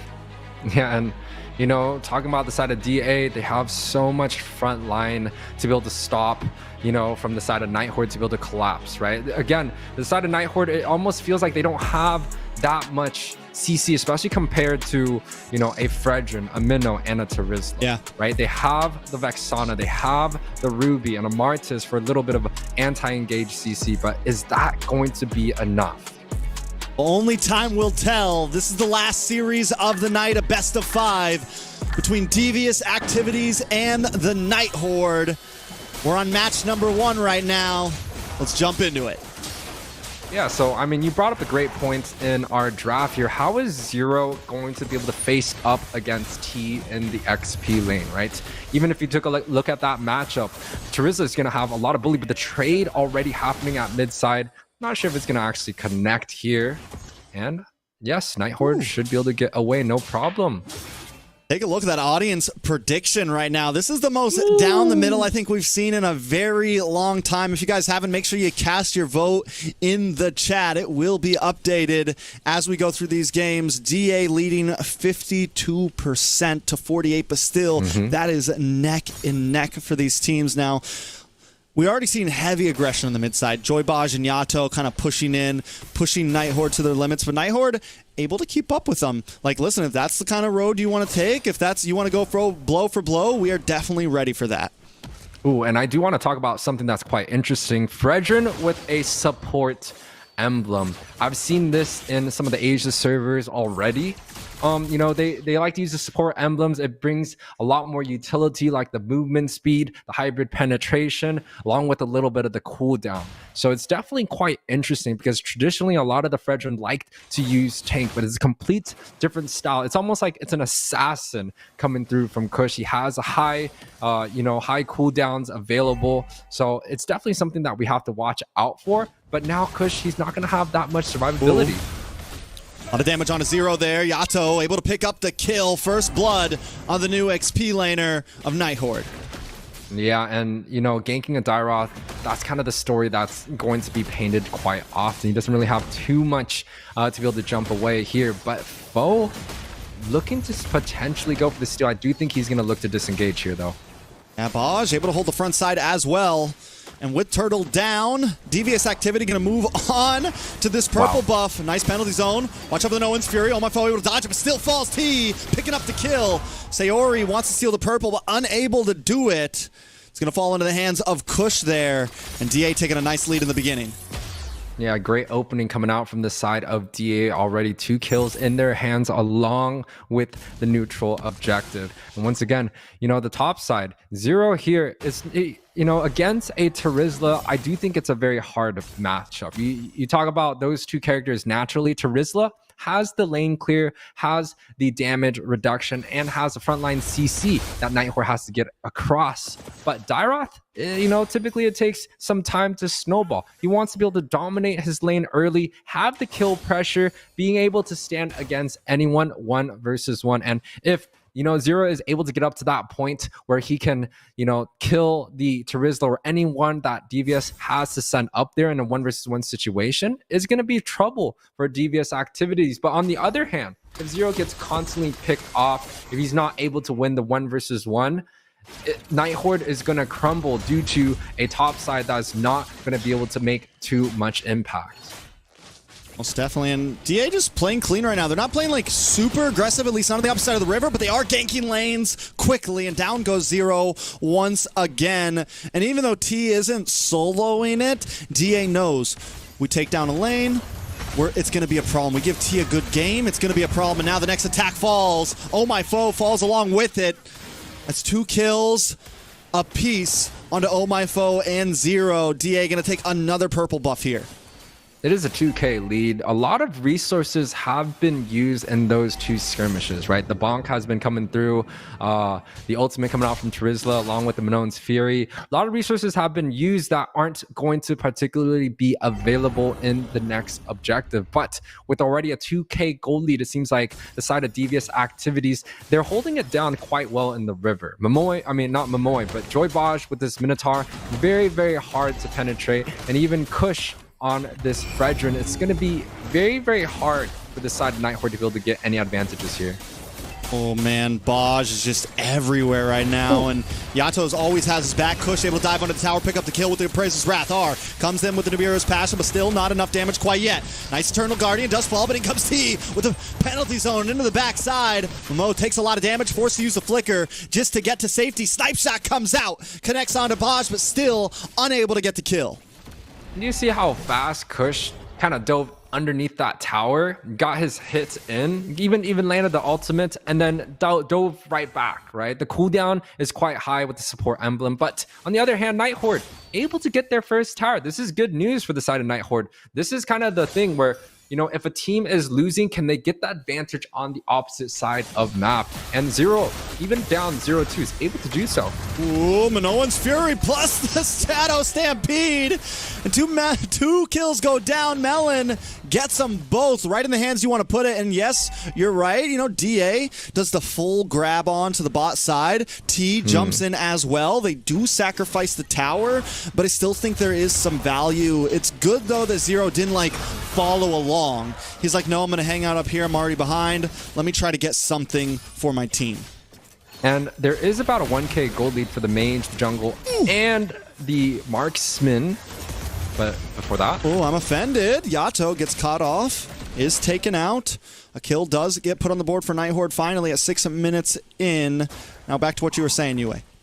Yeah, and I think one of the things that's quite interesting that I still have to point out is the support emblem that's on the Fredrin. The movement speed, now that he has built up his first item, which is going to be a brute force, it changes things up for Kush. It's not really that like frontline sustain anymore. It's more about just coming in and out very quickly, spamming his spells with an extremely low cooldown. Right, and he's able to get pretty much his ultimate up almost every single team fight, and they're just really taking advantage of that situation right now. Oh man, look at the gank, look at the attack. Zero, no way out of that one. DA able to get the kill. Kush takes a turtle. They're everywhere, doing everything all at once. Yeah, and it's gonna smell a little bit of trouble. The retribution does come through Kush. You know, he's just a really fast boy right now, and he's looking to go for a little bit more at mid. Melon cutting lane, look for the shots onto Oh My Foe. Can he get the kill? Yes, with the BMI out into safety. DA then going to switch lanes. They take the tier 3 in the mid side. R Momoy there to try to defend. Melon takes a couple shots to the face. Able to BMI away safely. Yato there to help out just in case, but DA, Devious Activity, just doing a wonderful job now. They've hit their power spike. They're transitioning their 9 kills into being able to take towers, and they're feeling good about it. Now, although there's about a 2K gap between the XP and the jungler from NightHorde and Devious Activities, the gold lane is still doing quite well. R's not that far behind. He has quite a high damage, so there's still opportunity there. Ooh, big I'm offended onto 3 under the tower, but the Minoan's Fury lands onto 3 more. More damage coming out. The Devious Passion able to lock onto Zero, but Zero goes down. T takes the shots to the face and does not fall. Yato, Melon picking up a kill. Devious Activity find 3 members without losing a single one. And the amount of damage and ultimate that the NetherRealm took underneath Yato's control was so insane there, right? They're able to, you know, soak up the damage, the displacement from the I'm offended. They're also able to just defend. And look at that bomb. Oh my god. That was that had to be like 70% health UA. And you know, Devious, now they're just playing kind of like the bully ball. It's 13-1, and they're able to just pick apart NightHorde here. Ooh, Momoy does get the I'm offended on. Followed up by the bombardment. Yato taking out 3 members off the field for DA. And Kush is out of town along with Melon. NightHorde find a moment to come back. Yeah, and this is the mashed potatoes and gravy mash that you're talking about. The spice and the salt coming through, the flavor, right? NightHorde is able to pick off 2 of the members of the side of Devious Activities. A kind of a misdive that, you know, we don't see that often yet. But the side of NightHorde, they're able to find the small opening, able to get the punish that they're looking for. And that's huge, right? They're able to cut the gold lead. It was 6K. Now it's a little bit down. And you can look at the cold ultra right here, just soaking up all the damage into the attack, the reinforcements, the rinse and repeat reward from Devious Activities, and then the punish here. Oh, such a punish indeed. That was a monstrous I'm offended. NightHorde still showing they have some capabilities, but here's a good thing about Devious Activity. They don't let that slow them down at all. They immediately transition. Okay, we're still going for Lord. We still have a 6,000 gold lead. We still got this. They just have to be careful how they approach it, because NightHorde will strike at any moment. Yeah, but with that small mistake, it gives NightHorde a little bit of hope. It does look like we have a small pause on the screen, but giving hopes is a very dangerous situation for teams that have nothing to lose, Trex. And they're able to give the side of NightHorde from a 1-13 lead into a few kills going into their favor, able to defend. I'm offended has so much impact, you know, throughout every single fight. It shines a light at the end of the dark tunnel for the side of NightHorde to be able to, you know, find the hope that they need. And now it gives them opportunity. They're like, hey, it seems like we have damage from the Beatrix. The displacements from the Ruby should be able to work quite well. We do have to worry about the NetherRealm, but it's a most definite possible situation that they could get some winning team fights, winning skirmishes here and there. Yeah, there's definitely a lot of combo potential from the side of NightHorde. The type of potential that even when you're down 5,000 gold, one play could still turn around a game. You can still take fights. And NightHorde is not the team to just, you know, back off and turtle up. They know that it's like, okay, even if we're a little behind, we know how to approach a fight and maybe still come out on top. So DA has to be careful for that. You know, they did just get that Lord. They're going to be pushing in soon. But if they make a mistake, especially coming into the bottleneck of the base, and they get cut off 2 or 3 members, something like that happens again, it could be a major problem. Yeah, and you know, there is still a gold gap, right? We kind of talked about it in the game. The XP, I believe, is about a 2K difference. Same thing with the jungle situation. But R has been holding up quite well against Melon. I still think there's a small gold gap, but the damage is showing already. The BOD paired up with the Malefic Roar. He has the ability, and another I'm offended here. Ooh, Eternal Guardian does come out. NetherRealm able to save the day for the side of DA. They do bait out a couple ultimates for ultimates. Momoy doesn't have one. R doesn't have one. Sayori also doesn't have an ultimate on the board. A lot more green dots on the side of Devious Activity. They're waiting for the engage. Lord just slowly creeping. They weren't able to sync that one up. He's going to be a little bit delayed to the party here. Yeah, and you know, the Flicker Terizla ultimate is still available if they want to use that penalty zone. The top side is getting pushed in, and they're most definitely looking to siege Boz with the Flicker in. Drops an Owen's Fury, catches 2. Momoy in a little bit of trouble. T may be way too deep. Forced to use the Flicker just to get away here. R brings out the Nubire's Passion. I'm offended connects, but the ults don't connect themselves. R finally taken out. Sayori brought down to about half health. Oh, my foe. Gonna jump in, looking for the decimation, but unable to connect onto anyone, and is taken out by Melon. Moy still holding down the base. Devious Activity looking for another run at this push. More minions coming down the mid side. Melon going to start clearing waves as the rest of his team hold down the top. They all connect now onto the middle inhibitor, and they're going to shred it down quickly. NightHorde now still trying to defend, but Devious Activity want to try to end. Momoy looking for a friend, looking for some help, but they locked onto the base, and that will be it at 11.5 minutes. Devious Activity take game number 1. Wow.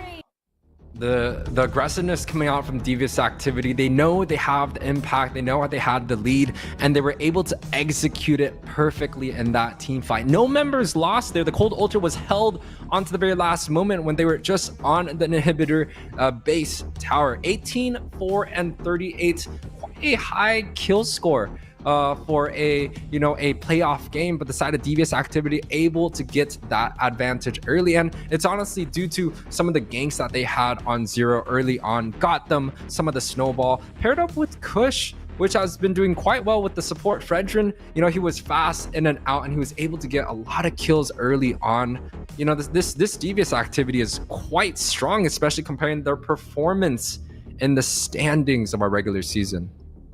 I mean, like I said, man, teams are going to come into playoffs very differently, and Devious activity with Baj on the lineup, we're going to see a much more aggressive, I think, lineup from Devious activity here. We already saw glimpses of it. We already saw moments of it. Baj and Yato, they already have synergy built over the past year, even though they haven't played together this season or recently.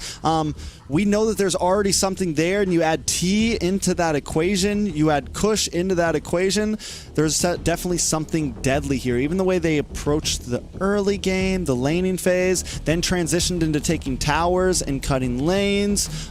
Melon's just this extra effect. We haven't seen a lot of Melon, but he's definitely just something where, like, where did this guy come from? Because he's playing wonderfully on the gold lane. And I do also want to say that with this roster change and the element of, getting a 12-minute match against NightHorde, which is one of the strongest teams in our standing, it really does show that maybe this potentially might be Devious's activity's strongest lineup that they've had so far. The synergy, it's there, right? Joy Bosch does not look out of place at all whatsoever, is able to get the Minoan's Fury at the right time. They're able to follow up. No members are dying left and right. There's not much mistake besides I'm offended a little overextension on kind of the mid and the bottom side tower. And I honestly feel like Devious, they played nearly a perfect game to be able to dominate early and into the late game onto the base tower, able to get executed perfectly. Definitely executed very perfectly. Taking a look at some of the stats, NightHorde was only able to get 2 towers, and hold on, is this right? NightHorde got 1 purple buff that whole game. Devious activity was just in their face, UA. Yeah, and although Zero was able to get a tower punish early on, the impact, from the side of NightHorde, they're just unable to kind of connect with a lot of these kills, right? Saori still did quite well, didn't die too much, but the other members of NightHorde, the impact just wasn't there, right? 0-7, that's not something we want to see on a jungler. On the other hand, DA played quite well here. The XP was able to get into team fights quite well. High kill participation across the board. Even Melon playing, quite the perfect game. We saw some very clutch blazing duets onto the backside, just clearing and mowing and shredding down all the members of NightHorde. So Devious activities with this 12-minute win definitely showing a very strong performance. And I mean, Joybaj, first day in the season, already showing up as the Forgotten One with 14 assists. Melon with gold per minute, the rich guy, and Saori actually packing a punch that game. And you mentioned her a bit, how she did have a decent game, didn't have too many deaths. But what we saw there, it's the ripple effect. It's the butterfly effect. DA starts off getting picks onto the EXP lane. That ripples into the purple buff where they start getting picks onto Oh My Foe. And then once 2 members are down bad like that, there's nothing the rest can really do to pick up the pieces. Let's take a look at the head-to-head, though, of Saori and Yato. Yeah, and I mean, the damage doesn't quite tell the full story, right? Even though Yato, more or less played the support role, the nether roams that he had was insane. They were able to soak up so much burst that came out of that Beatrix, and the invulnerability timing, was able to negate so much damage 4-2 and 12 is Yato's score. One of the highest kill participations on the side of DA. So definitely still kind of revolving around this trio mid strategy, right? Joybotch 78%, Kush also high in the kill participation. But one thing that does stand out is the performance of T. He was able to get those kills early on, especially every time that DA sent resources up into that XP position. T was able to come through with the penalty zone, gets the stun, gets the pick off. And, that's great when you're able to get kills off of, an XP lane where typically it's supposed to be that 1 versus 1 matchup. So DA definitely playing quite well into their books, into their advantage, possibly looking to go, continue the momentum into the second game. But I think NightHorde this time around is going to bounce back. They had a great game. Sayori played great there. It was just that, the jungle and XP kind of fell off a little bit towards that mid. If they're able to secure better picks, maybe pick up the Fredrin early on themselves, right? Get that strong jungle presence, ban out maybe the Barats and, take away some of Kush's hero pool and make sure Zero can hold against T. And I think that was the strategy that they had. It was just unfortunate that T was the last pick and, picked up a boss man himself and just completely dominated that matchup.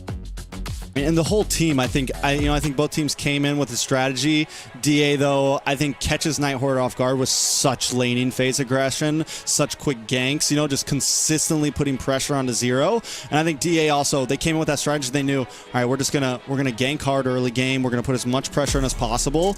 Now NightHorde maybe has a gauge. They're like, okay, now we kind of know what we're up against. We need to find a way to slow them down if they come back in. And I think if DA is really sneaky, if they're really smart about this, it's like, okay, this time we focus hard on gold, right? This time we switch it up a little bit and we gank the opposite lane a bunch, right? So we'll see how things go. DA is going to be first pick.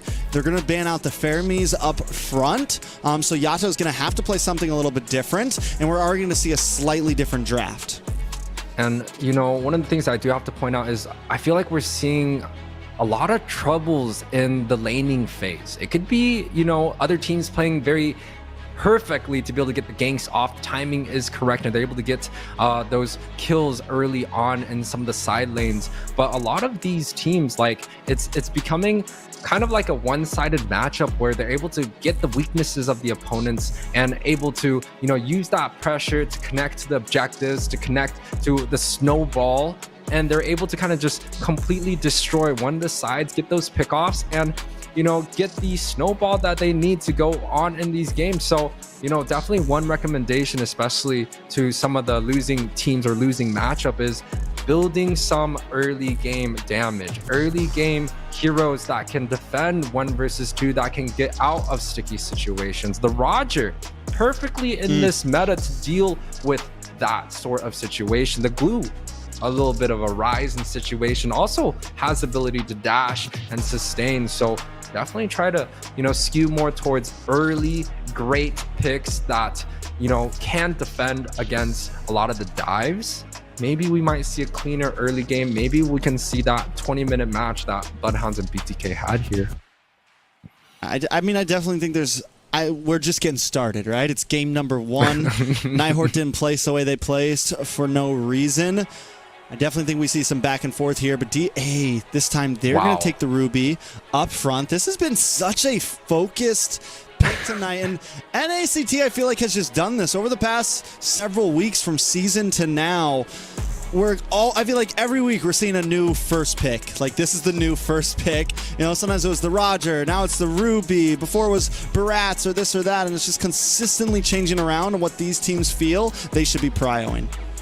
Yeah, and it's very interesting that our lot has not been banned out in the first phase, and in order to flex that pick, they actually rather to get the I'm offended than the final slash, which is, quite honestly, debatably 50-50, right? The R lot pretty much does the same thing, has multiple CCs, can displace the opponents, and have a very strong laning phase, but it seems like we like to prioritize Ruby just a little bit more. Now, the NightHorde comp coming through with the Barats and the exports, I like this.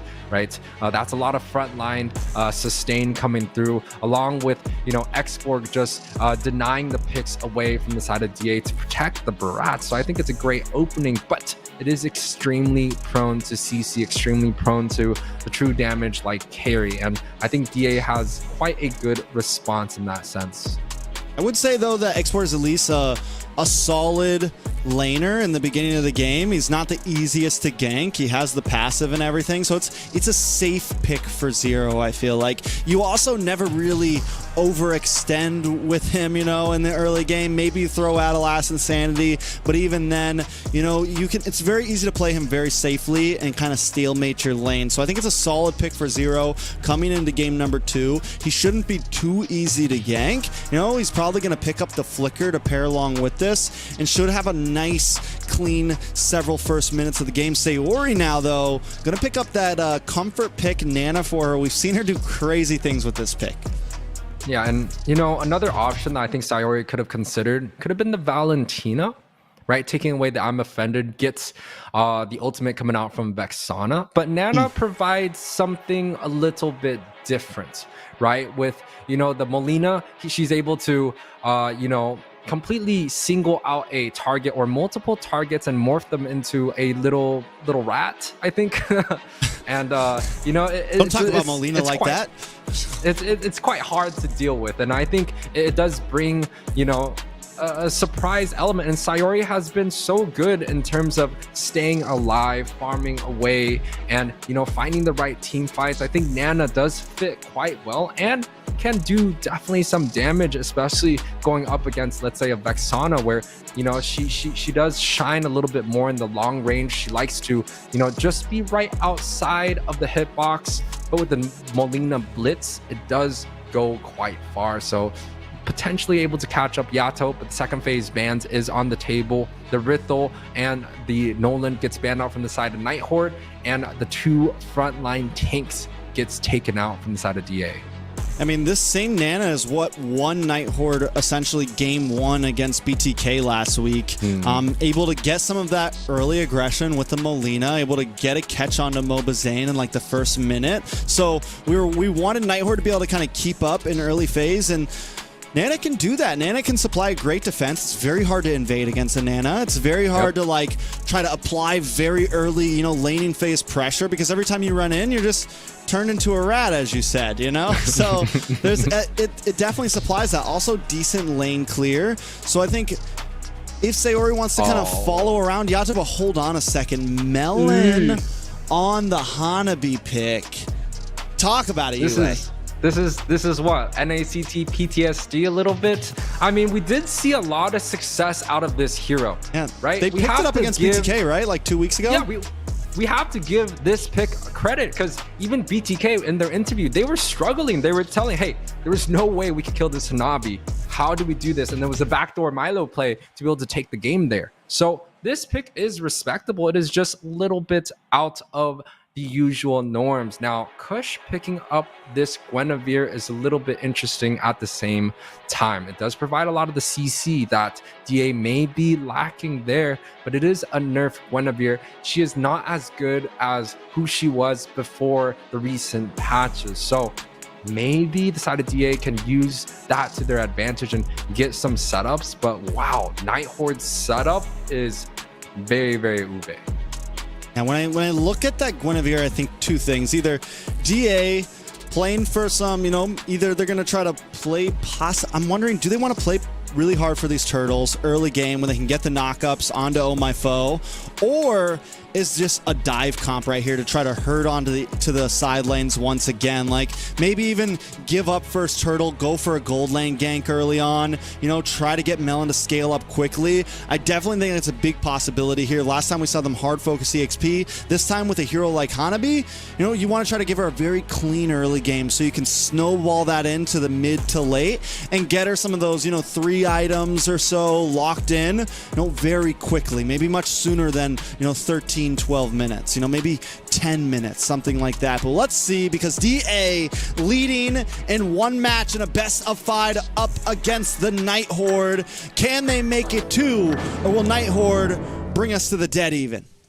So, you know, you kind of talked about the Hanabi trying to get into that late game. Definitely feels like DA, they're going to be putting generally quite a bit of resources onto that gold lane quite early on. Like, they want to make sure the Hanabi is going to be safe dealing with the carry 1 versus 1. And when we talk about the laning phase, honestly, the Hanabi should be able to deal quite well against the carry by itself. And it does seem like the side of DA, they're able to get a small zoning even on mid side. So that's 2 lanes already in their slight advantage. We can take a look at the top side though. It seems like it's quite the even trade, but T able to get the Raga armor off early should, you know, give them a small advantage leads in terms of a quick rotation and maybe contestions of some of the neutrals.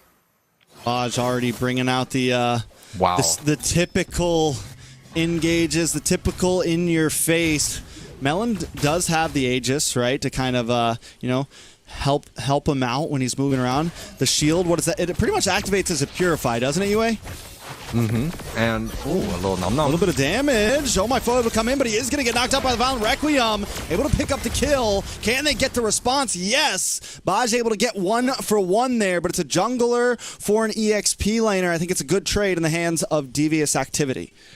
Yeah, but you know, for the side of NightHorde, they've already started a little bit better than before. They're able to get a little bit of zoning onto some of the far lanes. They're able to get a trade early on. The gold lead is not crazy. It's only, you know, about 100 gold leads, so it's not really that significant. Now, for the side of DA, though, right, they have to see if, you know, they could get the pickoffs that they're looking for. It seems like they want to pressure in onto the top side, maybe get this neutral objective uncontested. But it honestly feels like the side of NightHorde, they're playing this early game much better than before, right? They're able to get a few kills here and there. Now the Nana's looking to get to that level 4. Might be impossible, too late for a contestation for the neutral objective.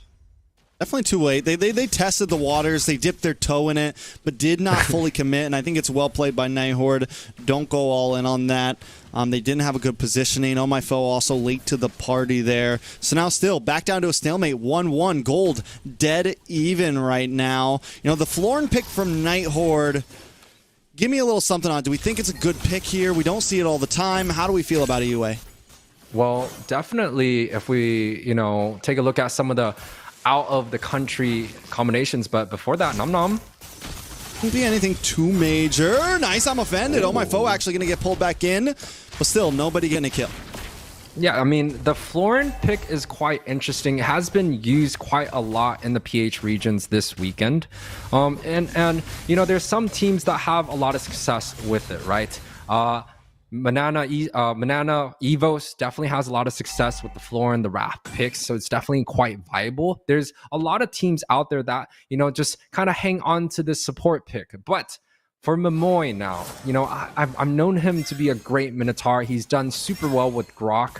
This, for me, is the first time that he's opting to go for this Florin pick, and it's not, you know, completely great, especially when you're going up against something like a set roamer, but it definitely has some potential, and it just pairs super well with the Barats. But top side, you do get the Raga armor. At least Zero hasn't gone down, right? Okay. So he's definitely been getting bullied a bit, but last game those bullies would have translated to kills. This time they're feeling a little better about it. You know, we were talking about the Hanabi pick a little bit earlier, and I think one of the reasons why she's maybe a bit more viable than what we would have seen in the past. One, the kiting thing that came out in the last few patches with the marksmen. So many of them now able to kind of hit and move, attack, and you know, double step around a bit. That gives her. She's not as vulnerable when just unloading. And then also the recent buffs on the towers, as long as you're under that tower, now you're getting even more damage reduction, and you're pretty much safe from ganks. So wait a second, oh, my foe able to get the Tona's welcome. On to Kush, gets the big stun. Yato takes a lot of damage, forced to back off. But Momoy gonna get attacked from the back T, able to pick up the kill, looking for another one. Melon able to find one as well. It's 1 for 1 right now. Turtle does go to the side of the NightHorde though, make it 2. T finds another kill. Yeah, and you know, T potentially might get picked off here in a little bad situation. Does he have the bounce? No. Zero pops it a little bit too early. T right behind him, and now oh, my foe gonna go down. T still playing with him. Finally drops. But now Baj in a bad spot. Momoy looking for the kill. Kush also just trying to get away here. Melon taking towers, though, while this is happening, and Devious Activity get away safely. Now, I think one of the rise of kind of the more stationary damage dealers, we're talking about like Vexana, Hanabi, Carry. They don't have, you know, a very big dash range. It's due to the fact that it seems like we don't have as much assassin actions as we did back then, right? A lot of these heroes are prone to dive. And yes, we are in a very dive heavy meta, but we also value a lot of kind of sustain, right? We value armor early on defenses to, you know, build up something like a Brody with or a Carry with a belt first item, right? So a lot of prone dive heroes have been coming up to the meta, but at the same time, you know, we don't have the assassins like the Ling and the Fanny that roam around the map anymore. So the Hanabi pick, honestly, it could be quite safe here. And, you know, Melon's doing a great job on the top side dealing with the ARP by himself.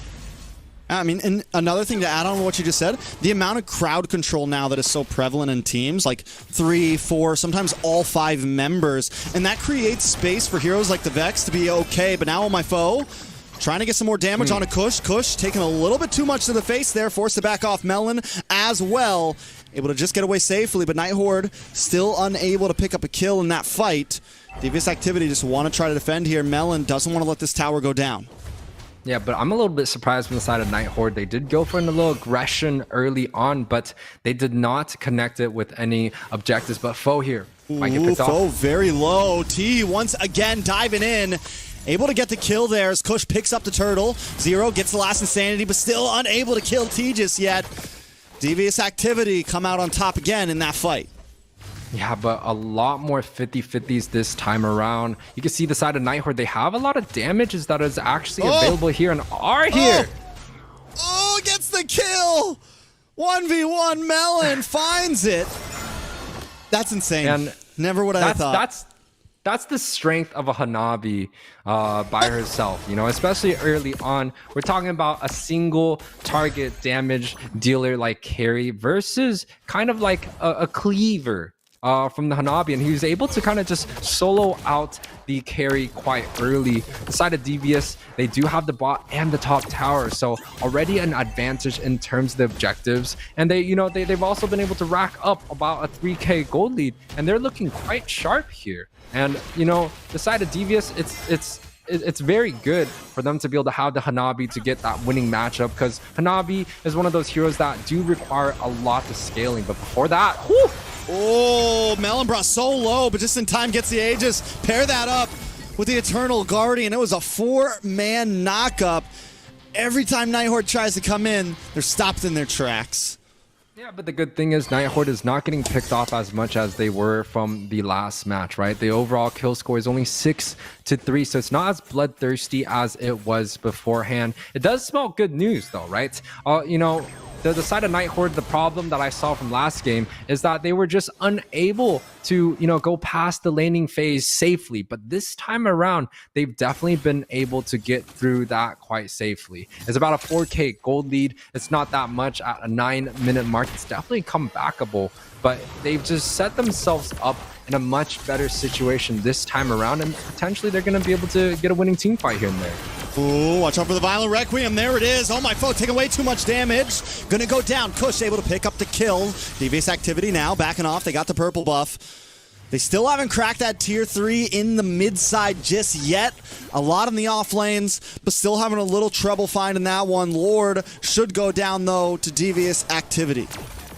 Yeah, and again, Devious Activity, they've played quite well in this series, and especially even in this game. They're not really giving too much opportunity for NightHorde, even with some of the more 50-50 fights that they had early on. The side of Devious, they're, you know, almost always coming out quite ahead. Now they're able to get that mid tower that you were looking for. It opens up the map completely. You can even see Melon just walking through the jungle of the side of NightHorde, not scared at all, as he should.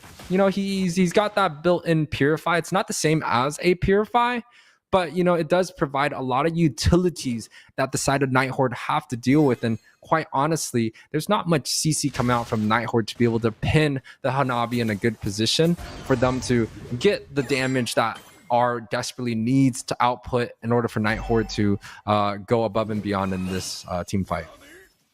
And I'm wondering exactly what Melon's building here. Are there any defensive items? Is it just full damage? What exactly the plan is here. Lord is crashing down on the bot side. So we got Golden Staff, Corrosion, Scythe, Demon Hunter Sword.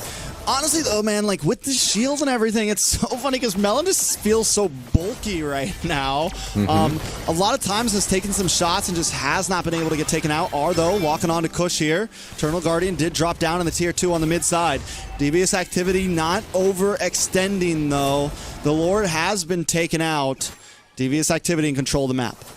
And, you know, they don't really have to overextend, right? Even if they don't take losses here, they have Melon, which is so extremely hard to deal with. And he's just scaling more and more and more. And he just has so much damage that there's almost nothing that NightHorde can do, right? Devious, they have the Violent Requiem to be able to stun onto the front side. They have the I'm Offended to displace the big dinosaur there. And for the side of NightHorde, of course, they have the Florin pick, and once again, a lot of the healers, it's more about being reactive. It's not about making the plays yourself, but the opponents just miscalculating, misjudging the sustain, and, you know, force the opponents to make some mistakes. But right now, Devious activity is playing perfect. They're getting the pickoffs that they need to, wasting some ultimates, but they're able to single out individual members, getting 1 or 2 kills per team fight. And they're setting up for such a big snowball. Look at the damage dealt here. But before that, Violent Requiem does come down. Are able to unload at Speedy Light Wheel, but to pull back, the I'm Offended. A lot of damage onto Foe, and Foe goes down. Zero does pop the last Insanity, but Melon gets the Aegis in. Now able to get some more free shots. Zero in a little bit of trouble, trying to get back to safety. They're going to lock onto the tier 2 now on the mid side. Melon able to grab it. Devious activity come out once again on top in that fight. Joy Baj is back in the land of Dawn. People told me not to get too excited about it, but I'm hype over it. And, you know, T's performing quite well with the CC, right? We saw the impact that he had in the very first objective, where he was able to get onto the backside, get a few kills here and there, especially when it almost felt like it was a 50-50 for both of these teams. And T able to make the impact already in the XP position. Again, this is something that we've expected before. But this DA squad, the dominance and the performance that they've had, like, it's crazy how much synergy that they have, how much confidence, how well they synergize with each other. And now it is up to NightHorde to defend that. They definitely have the ability to, but it is going to be a very rough uphill battle. Yato has, I mean, I feel like everyone on Devious Activity this game has just played very cleanly, from Melon to Kush. Yato's had some great Eternal Guardians. Baj with some really clean I'm Offended. Now they're going to try to break through onto this base. They will get the crash from the Enhanced Lord, bringing that inhibitor down to about half health. All 5 members going to pile up. A little bit of a freeze there, but it's okay. They finally break through. T holds down the front side along with Joy Baj. Do pop the conceal play. Kush looking for the engage. Will get stopped, stunned up from the Florin. Nice Eternal Guardian comes down. Another inhibitor falls as well. Devious activity able to take it now down to the bot side. 1 more to go like dominoes. Devious activity, final target locked. The thing is, this NightHorde can't even come in because he is just yo-yoing away, shredding anyone down that comes close. And NightHorde doesn't have any dive right now. They gave up a heavy-hitting tank for Momoya on this floor, and they gave up a heavy backlining dive EXP laner for this X-Borg. Which, you know, could work. It was just that, you know, the side of NightHorde, they just don't have that much CC here. Another Violent Requiem locks on to Zero there, paired up with T. Able to get some nice damage down. Still not a kill just yet. Stona's Welcome does lock on to T, but T's okay. Joy Baj jumps in. NightHorde getting pushed back into the base, trying to get their health bars back to full. Kush has an immortality. Ready to jump in and die for the team. Baj as well. Last Insanity connects onto Yato. Yato forced to use a flicker. NightHorde still just trying to defend, and Devious activity finally back off.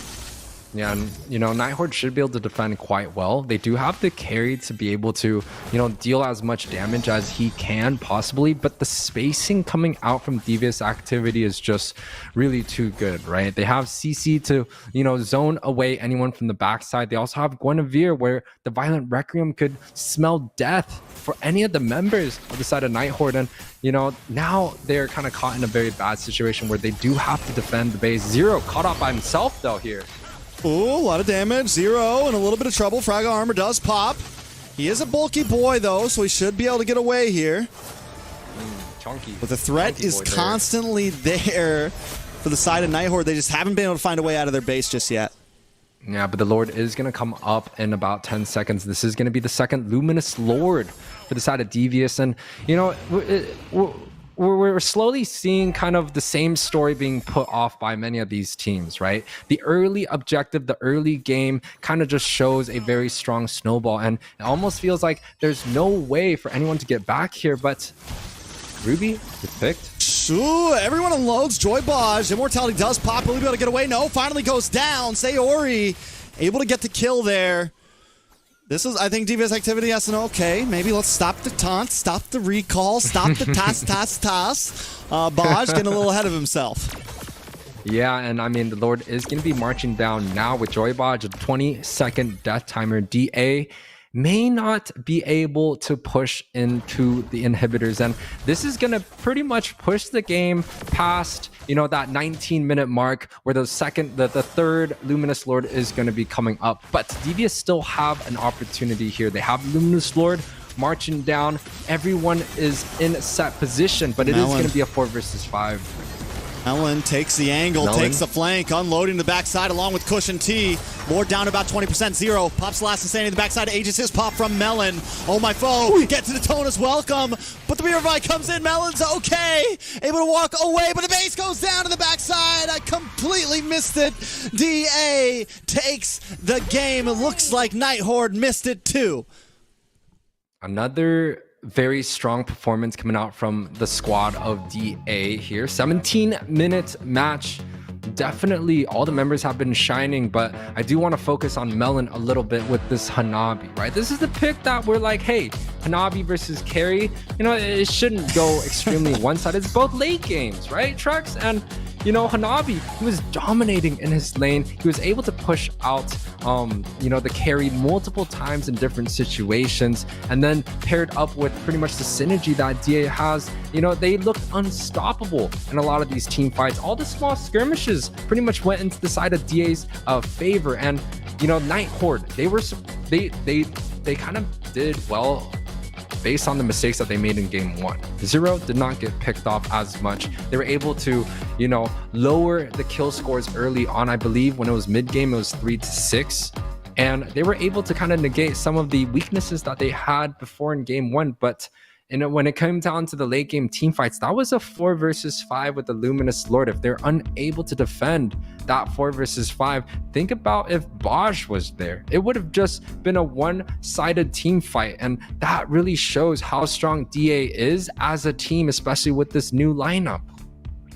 It's kind of scary, man. It is. There's some high hopes. After this series right here, there's definitely some high hopes for Devious activity, but they're not out of the water just yet. NightHorde is a team that has shown they can go the long haul. Yes. I think as long as they don't let their morale get down, try to get some momentum back, they're definitely not done for just yet. Taking a look at some of the stats, like you said, much closer than last game. I think NightHorde, you know, maybe they're still downloading. Maybe they're still getting comfortable with this new Devious activity. Maybe they're still trying to figure things out. They were able to get the win against Devious activity earlier on in the season.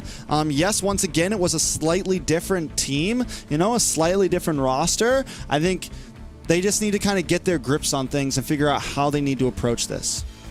Yeah, and I mean, for the side of Devious activities, they played quite well into some of their strengths, right? They know T can kind of do things on himself, and he could probably get the early rotations in some of the objectives. Kush, of course, being the objective focused player that he is, grabbed up all the neutral objectives, and we saw plenty moments of greatness coming out from Yato, getting, you know, multiple sets on the knockup, and even Joybot with the displacement. DA, their full team is playing pretty much at their peak. You talked about suiting up, and DA has definitely suited up in the game 1, game 2. Now it is up to NightHorde to see if they can match the same energy to be able to, you know, take this series into maybe the 4th or the 5th game. I mean, we haven't so far. If time tells, so far every series has been a sweep so far. I was really hoping that this one would be a bit closer, but right now it's looking good for DA. Melon the carry, Melon the rich guy. Melon used to be the sub, but now this man's on the roster showing up. Take us through some of this head-to-head, though. Yeah, and Sayori played another great game here, not dying. She's great at just staying alive, getting the farm. Even in the losing situation, she's able to kind of manage her way to take away some of the mistakes and get the damage dealt on, right? She was the highest damage dealt from the last game, even though on the losing side, and this time around doesn't fall that much behind from Yato here. Take a look at some of the team fight participations. It is still spread across, but what's significant is T on a 75% team fight participation. He's been there for every team fight, and this is one of the first games that we see the side lanes actually doing better than some of the mid trio combinations, right? Melon 63%, T 75%. This team is so balanced. They're able to win matchups on the side lanes, and if they need their trio mid to kind of come up, they have it, right? Yato Joybot is so strong here. And this was one of the things that I was, coming in, looking at some of the, thinking about predictions, thinking about how some of these matches were going to go, T versus Zero. I don't know, man. We can't forget T's not just some slump in the EXP lane. I think NightHorde maybe needs to think about it. They can't keep giving T the CC, right? Or they can't give they need to make sure that Zero has a good matchup, man. Like, they need to make sure his matchup is very clean, and they can't just slot T for the team, like what works exactly for the roster. I think maybe they need to, they can't just slot Zero for the team, what works with the roster. They need to slot Zero on how he's going to be able to compete against T, because if he doesn't, like I said, it's gonna ripple effect into the rest of the team, man. And we saw it again. Yes, Zero didn't die in laning phase, but he was consistently sent back to base. Frogga armor was consistently popped, and that rippled into the rest of the team. It gave NightHorde, it gave DA, it gave T the ability to rotate around and cause pressure elsewhere. Now this time it's match point, NightHorde on the blue side, first pick. It's a very tough matchup, Trex, especially when you talk about how much success T has in the XP lane. You could put anyone in NACT, and T, with the experience, with the championship ability that he has, this is a team full of, all-star players once again. Yes, they did place quite low, but this new lineup has been devastating. They took an 11-12 minute match against, I think, the top 3, top 4 of NightHorde, and now they're pushing their lead, a 2-0 so far, going for the third. It's going to be a very hard situation for NightHorde to deal with, but the strategy that you put up, right?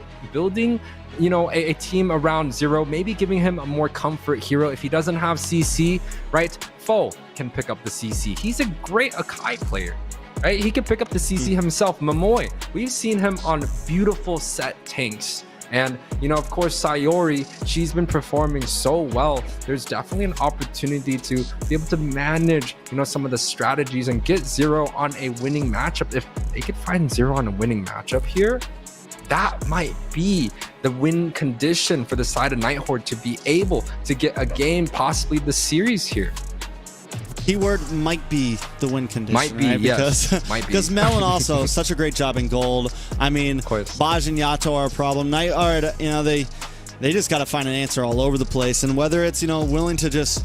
In the very beginning of match 1, we saw Sayori and Momoy get a little bit aggressive with Baj and Yato, and I think it might be time. Let's go for the 50-50. Let's see who dies first. Let's just trade off here. It's match point. You're not out this game.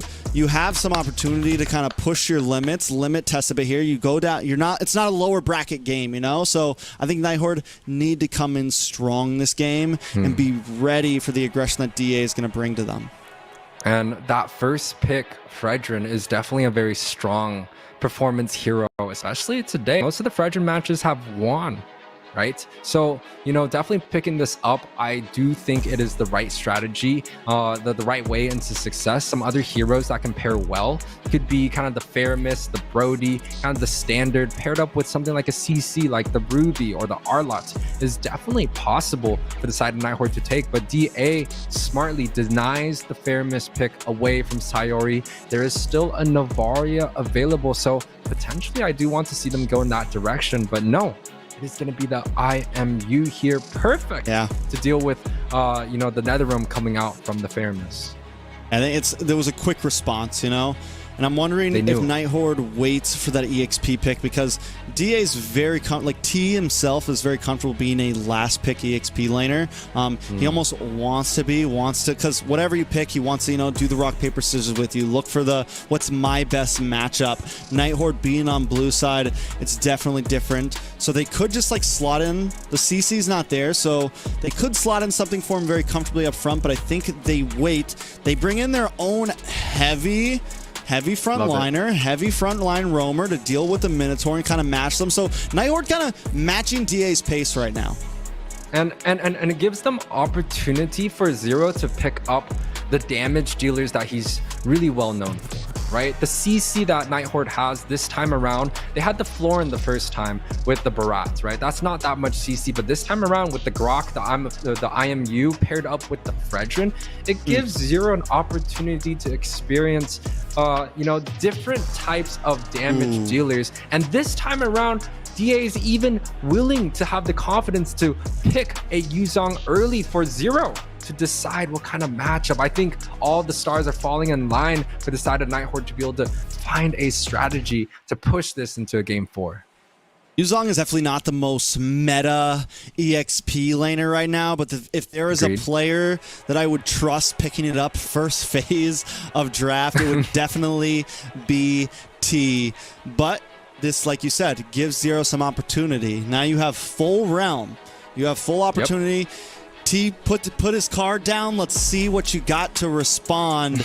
And if there's a time for Zero to really pop off, this is definitely it. And, you know, they're not really focusing on Zero's hero pool. Maybe the Arlott could be a potential pick in the XP position. Maybe Zero's going to take the Grok for himself and flex, right? But, you know, it does give a lot of open cards for the side of NightHorde to deal with. But at the same time, right, Kush has been protected into the last phase. He has the opportunity. He can pick up the Akai if his team feels like they need a little bit more CC. The Joy has also been available here, but Kush going for a utility-focused jungler. And the response is so quick here. There goes. Now, what did we see last week? What was the big winning play from NightHorde up against VTK? It was this Ixia on R. Some of the positioning was incredible. Just some of the plays overall were monstrous from NightHorde. So back to basics, back to comfort, back to what works. But does Melon have something up his sleeve here? Because this time they're slotting Melon as the last pick, and I think this is exactly why. What does he go for here? Rithel, Brodies are still available.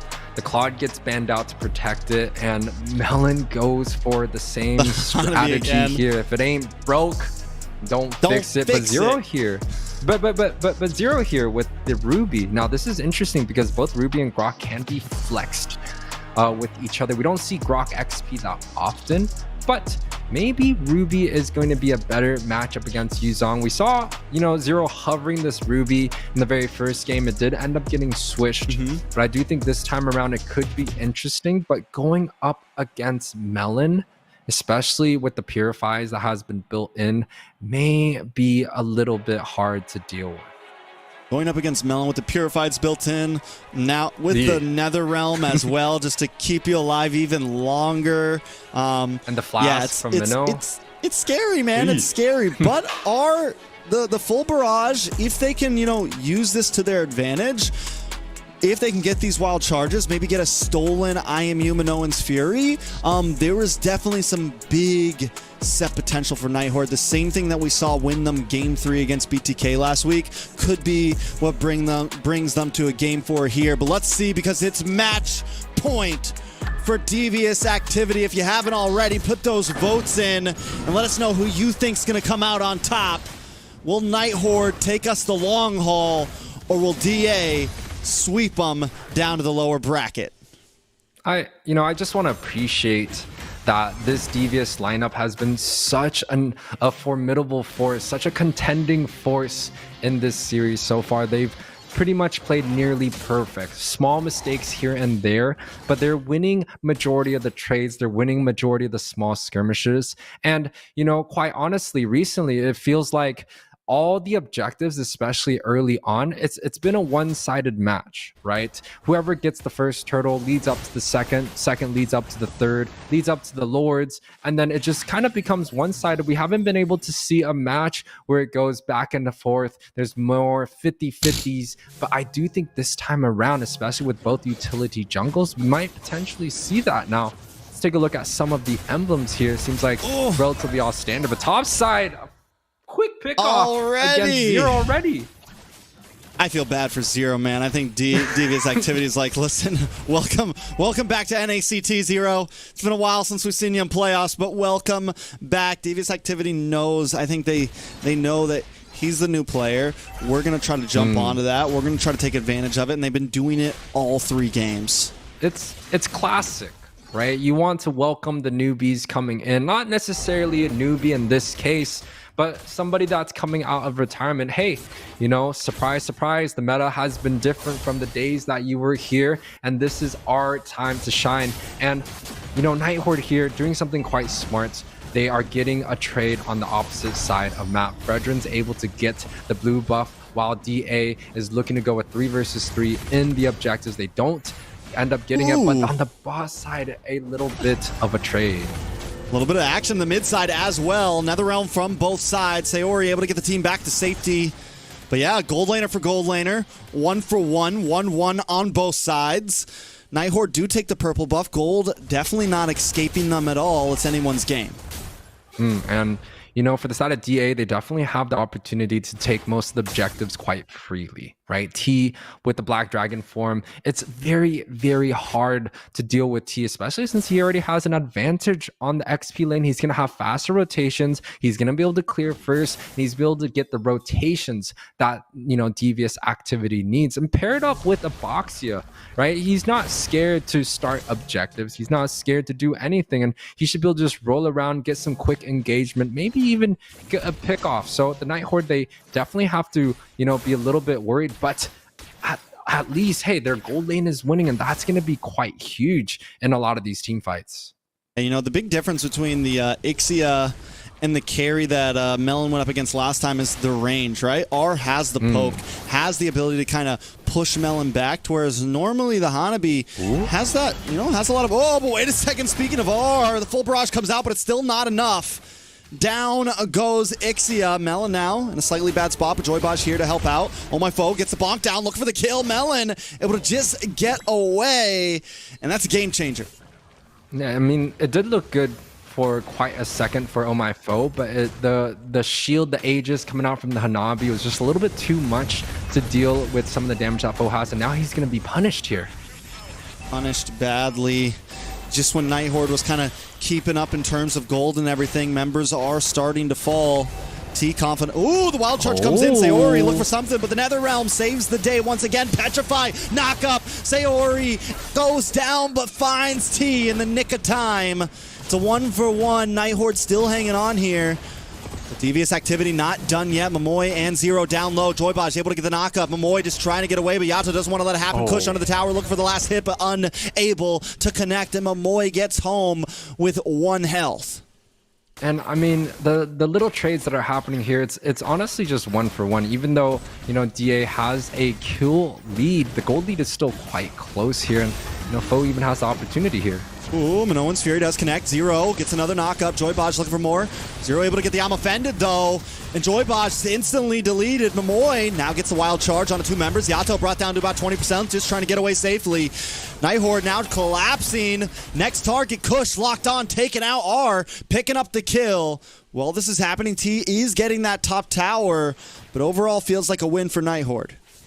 Yeah, I mean, it's definitely a win. It's still 1k gold lead for the side of DA. They're able to even get some damage onto the far lane here. So definitely is going to be advantage for the side of NightHorde. They're able to get 2 kills in that team fight, and this is what NightHorde really needs to be able to get back into this match, right? The small skirmishes are so important, and if they're able to get a win in any of these small skirmishes, it pushes, you know, the game timer even far back. DA is not going to be able to have kind of a significant gold lead where they could play the bully ball. They have to, you know, pick the team fights a little bit more worrying. It seems like Foe here is huge. No, like, you know, he's so tanky. He's a big chunky boy. Nothing can hurt him. And even now, NightHorde's looking to push onto the mid side.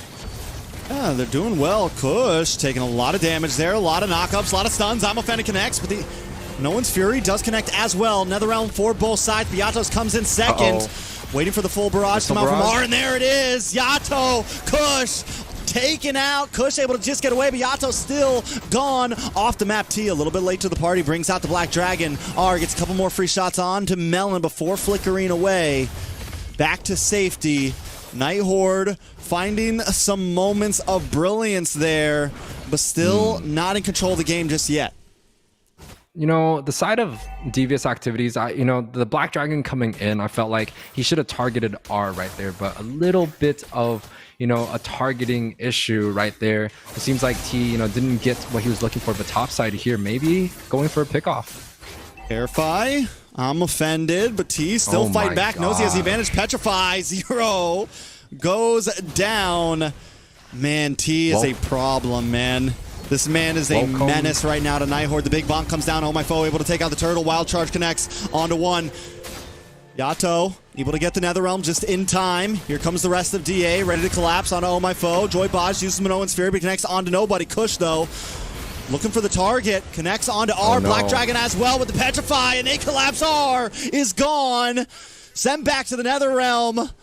Another one down. Momoy uses the flicker to try to get safely into the tower, but T still gets the kill. 0 now gets the I'm offended onto T, brings him under the tower. T gets a couple shots to the face, but still up, healthy, eating good right now. Oh My Foe brings down to the Apprentice's Wrath onto 3 members. Baj looks for the knockup, taken out for it. It's 2 for 1 right now, but DA still coming out in the lead. Yeah, great focus onto R in that team fight. They're able to pick him off quite early there. The Netherrealm from Sayori just barely out of range, and they're able to get the pick off that they were looking for. Now the gold lead is about 3k. It's still a very close game, and I think this is, you know, NightHorde's best game so far in this series. They're able to, you know, kind of push around the side of DA, making sure that they don't have a clean engagement. It's trades 1 for 1 here and there, or a 2 for 1, and that's much better than, you know, just completely losing out. Now the dive coming in from DA is still quite huge here, but boss side seems like R did use the missile barrage to push Melon out, but no kills connected so far. Bro, Melon's just able to walk away. It's so disgusting, man. Hanabi shouldn't be able to do this, but Melon is. And now Momoy taking a lot of damage from Kush here. Kush gonna be able to get that kill. Actually, Melon finds it. The Apprentice's Wrath comes down, but Yato gets another realm just in time once again. Sayori comes in with the IMU, able to steal 1 for herself. But now T and the Black Dragon into the backside. Boy, Joy Baj flickers in. Melon takes down the tower. Still the back and forth. Kush able to find R. And now NightHorde is collapsing. 0 gonna be next. T gets the kill. That's 4 members down on the NightHorde. Devious activity 5 strong. I think that kind of cements a lot of the late game team fight potential that NightHorde can provide there, because quite honestly, it was still a good dive from the side of DA, but it wasn't like perfect, right? There was plenty of times where, you know, like right here, they were able to get the cold altar out quite early, and typically when it comes down to that, right, the Netherrealm, whoever pops it later should have the advantage. But unfortunately, you know, the side of NightHorde, they lost 4 members in that team fight. Now the Lord goes into the hands of DA. It's gonna be a very big struggle, especially now since the gold lead has just widened a little bit more. Yeah, and here's the thing, right? Like, you would say, like, normally in Ixia, all right, we have late game potential. but there's a Hanabi on the other team, you know? And it's like, Melon, this shouldn't be legal. This shouldn't be possible. This shouldn't be meta. But Devious Activities making it work and making it work well. Here comes the full barrage, but the Netherrealm helps out once again. NightHorde unable to do anything against the onslaught of Devious Activity. But that is 2 big utilities used before the Lord has marched down. No Minoan's Fury, no Netherrealm. But the trade for the side of NightHorde, they are down the missile barrage along with the charge coming out from the Grok. So traded some utilities, but NightHorde should be able to defend this Lord no problem here. But the members of DA are looking to siege. I don't think there's going to be a full commit here. I'm offended. I'm offended. Comes from Zero. T taken out. Joybaj taken out. Very reminiscent of the last game. The I'm offended to help push Devious Activity away. Now Kush gonna get taunted up, taking a lot of damage. Melon now unable to get some good free shots. Saori pops the Netherrealm. Momoy into the backside. Does not have that wild charge in a very bad spot. Full barrage comes out, but Yato instantly moves on to R there. Gets the Shadow Stampede. Kush, Melon still looking for free shots. Melon pops the Aegis. Will catch the Amofend into the face, but does not fall. Appraisal's Wrath. R finally able to find it. It's 4 members down on Devious Activity. Still a 4K gold lead, but NightHorde feels like they're back in the game. Yeah, the light at the end of the tunnel is shining ever so brightly for the Black Dragons here, able to get their very first winning team fight in this series. And that was a very tough fight, right? Like, you know, the members of Devious Activities have tried to disengage. It was a full kind of like 3 versus 4. And the side of NightHorde was able to get the pick-offs before the side of Devious is able to, you know, get back into their base. It's a very nice, good fight, but can they use that to get objectives? That's the real question. Can they, you know, commit through? But before that, Minoan's Fury only connects onto Momoy, should be okay, but watch for T here, man. Watch for T. He's there. Now he's got the flank, he's got the angle. R needs to be careful. Baj as well. Devious Activity looking for the sandwich here, looking for the ambush.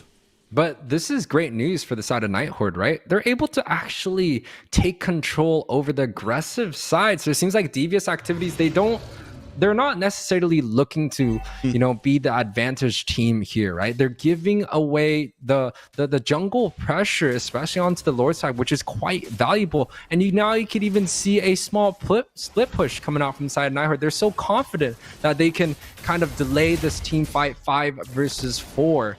This is very good news for the side of NightHorde. You know, they're in a great position, especially for this Luminous Lord. Yeah, they finally feel comfortable to add a little macro to it. It's like they don't have to constantly be all 5. But wait a second, Momoy! Look at the damage! On to T! Joybaj able to get the No One's Fury. Netherrealm does come out from Saori, but T's gone. Nice wall coming from Momoy. Full barrage connects! The damage, Yato able to help him out, but Baj might not be able to get away. No, R gets the killing spree.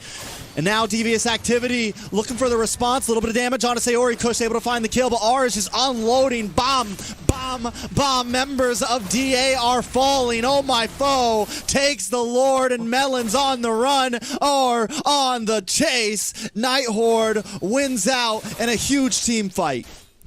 And, you know, hope is a very dangerous thing. And it seems like NightHorde definitely has a lot of hope so far. We talked about it, right? The confidence that, you know, NightHorde has to send a member onto the opposite lane before the Lord fights. And they're down in gold, down in kills. They get the pick off that they were looking for early on. The Yuzong Black Dragon not there. And a beautiful wall coming out from Momoy paired with the missile barrage coming through, shredding every one of those members. NightHorde with a brilliant fight there in the second Lord. Yeah, I mean, honestly, Devious Activity was lucky to even get the 1 kill there. Zero also feeling a lot more confident, able to kind of hold down the front line and be a threat. We saw just when he dashed into that tower range, Devious Activity kind of backed off. Melon in a bad spot, going to get knocked up from the wild charge. No One's Fury able to connect onto 2. Saori trying to help out with the Netherrealm, but look at the damage onto TT, looking for anything he can. But the full barrage connects once again, but R taking out Yato with the shutdown. And now Devious Activity's looking for more. Saori able to find T. Baj holding down the front side as well. Yato there with Melon. Kush flanking from the the backside, connects on to Sayori, and Sayori falls as well with the rest of her fallen teammates. NightHorde, just when they had something, Devious Activity takes it from them. Yeah, but, you know, if you take a look at this, for example, it's not necessarily that NightHorde had, right? Of course, you know, they want to be able to win it, but can the side of Devious Activity punish the mistakes that NightHorde made here? You can see the cold altar. Like, Melon is literally just free attacking from the backside. He's, you know, he's able to recover some health, and R here made a huge mistake. Yeah. No flicker available. Missile Barrage coming through is just not in a good position, but there's no Lord coming up. There's no objectives being taken. So, you know, the side of NightHorde, even though they lost that team fight, it wasn't the timing wasn't right, where when they did lose that team fight, they would get their real estate taken. They just traded some gold back, and now it's even a small lead for the side of NightHorde. That's even Stevens 200 goal lead for NightHorde right now. It is a game. Could definitely go either way. Both teams down a lot of towers. Devious Activity a little bit ahead in that department, but since they haven't broken down an inhibitor, the macro isn't heavily in their favor, right? Especially Lord going to be on top side. Both teams down to inhibitors on the long lane, on the opposite lane. So both teams feeling good about it. I think one advantage is T could kind of play the macro game, does have the Black Dragon to get involved into this Lord fight whenever he wants, should be able to out-rotate Zero a bit. And you know what's interesting is Devious Activities, even though they were up pretty much the whole entire game, they're willing to give the jungle pressure on the aggressive side for NightHorde to use, and a very early Missile Barrage. I think that's a mistake here. That was a huge mistake, and Baj knows it. Brings him to No One's Fury, doesn't connect. Melon able to find R there. NightHorde, one misclick, one big whiff, one big mistake. Devious Activity trying to capitalize on it. NightHorde push back to the base. Cult altars from both teams. Yato able to get away safely, but this should mean a Lord for Devious Activity. Yeah, we can't be making mistakes like that, right? Not only was the Missile Barrage a mistake, but, you know, the position of R there, they were able to kind of just, you know, collapse onto R, and it was just quite unfortunate because NightHorde definitely had a lot of hopes in even getting this objective, but now you can see the Hanabi just dealing so much damage onto the front side. Zero forced to use the flicker. A lot of damage does come from Oh My Foe and the rest of the team. Nice wild charge paired up with the I'm Offended. Members of Devious Activity down to about 20%. Yato does not have the Nether Realm. They do back off. Lord has not entered the field just yet. Devious Activity going to go back, get some health, and get ready for the push. Yeah, but this is going to be an interesting push here, right? You could look at some of the spells that both teams have. All of them are on a 50-second cooldown. So the Lord does collapse before these cooldowns are available. Both teams are actually quite down in a lot of the utilities, right? R definitely needs his flicker to be able to get into a good position. Zero does not have his flicker available for another minute, but the timers are coming up. 30 seconds for Joy Bosch. You know, you got 15 seconds from Yato. There's definitely opportunity here for both teams to try to find a good team fight. Right, nice damage does land on my foe. He's going to get stunned up. Push back to the top side. Full barrage does come out. Lands a couple shots onto T, but no kills just yet. T with the Black Dragon, able to zone away. Crack through the inhibitor. Lord still at 70%. Still feeling healthy.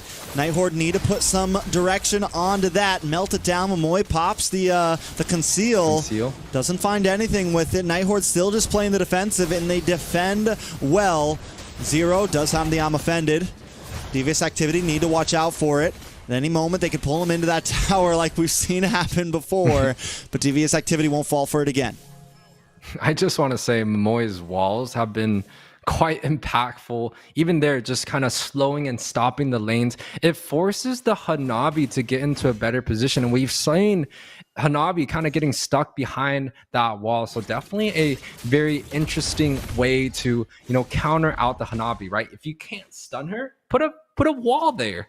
And, you know, now she can't either move across it, she can't dash. And I think that's a perfect response for, you know, the stationary damage dealer that Hanabi is. But we are getting into that late game position. Hanabi already full item, has the win, has the immortality. She's going to be a very, very strong damage dealer here. And if the side of NightHorde is unable to get onto the backside, right? There's no assassins there. They have, you know, Momoy to use the wild charge, but you know, that's just about it. They have to rely on damages coming in from R in order, or Sayori, the burst, to be able to get onto the Hanabi, because quite honestly, the CC coming out from Foe is not going to hit.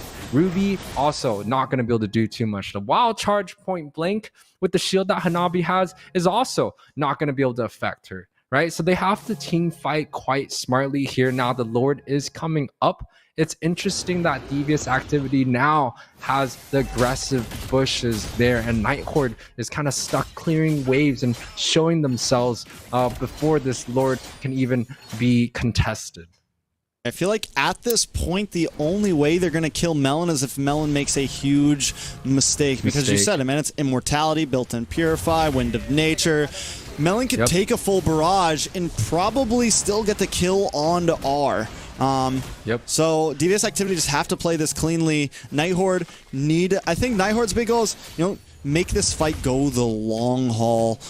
You do have the you have the IMU, you have the ability to use that Netherrealm. I think both teams, it's like who can last longer in a minute fight, right? Like who can make it to 2 minutes and still have 5 guys standing. Momoy taking a lot of damage. Wondering how NightHorde are going to approach this Lord.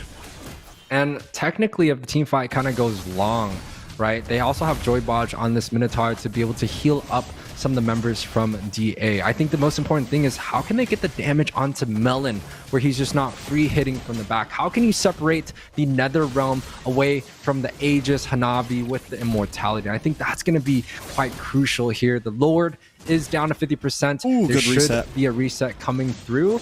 Momoy also, you know, have been doing quite well with the Skrok, especially when the matchup is not quite in favor. It's good against the Minotaur, but it's very, very hard to deal with, especially when you go up against a Hanabi. And the later game, the later on the game goes, the Grok doesn't scale well. Has lane clear early on, but the first skill almost becomes useless. It's just, you know, immuning a lot of the CC. But top side here. Ooh, full barrage, and it's gone. Is this the time for Devious activity to make a play happen? Kush in the backside. Watch him go. Gonna almost get the collapse onto R there. Taunt does come in. Yato here to help out. Devious activity take control of the Lord pit once again. Moy's done a great job of resetting the Lord using the wall though. Oh my foe able to get the taunt onto Yato on the backside. Gets the knock up. Sayori also dancing around. Devious activity not fully committing just yet. Moy doesn't have an ult. R doesn't have an ult. Should be back up in just a minute, but the walls are a pain. You said it before, Momoy is just, he is doing a wonderful job. That Kush with decent positioning, but Devious activity have to go back and clear some of these waves. And, you know, we did see Sayori being able to output significant damage onto Melon. I think that's one of the strongest win conditions that NightHorde has. If they can get Sayori to flicker onto Melon, get 100-0 real quick and pop it, it's possible. But now with the bot lane slow look at the build they up. sent 0. They sent 0 on the bot side. This is engagement for the side of DA. Joy Bodge gets some No One's Fury onto 2, the collapse. Onto R into the backside. Oh my foe's there though, and Yato brings out the Netherrealm. Yato able to get the kill onto R though. Oh my foe also down to about half health. Moy on the run. Yato, everyone collapses. The immortality pops, but I don't think Oh my foe's getting away from this one. Melon gets the kill. It's 2 members down for the NightHorde with 60-second death counters. Devious activity say we don't need no Lord. We're marching down 5-man down the mid side. NightHorde, they're either gonna make this a mistake or they're gonna make this the loss. Can Devious activity finish this here with the wall? The minions, they buy enough time, and now Devious activity unable to finish.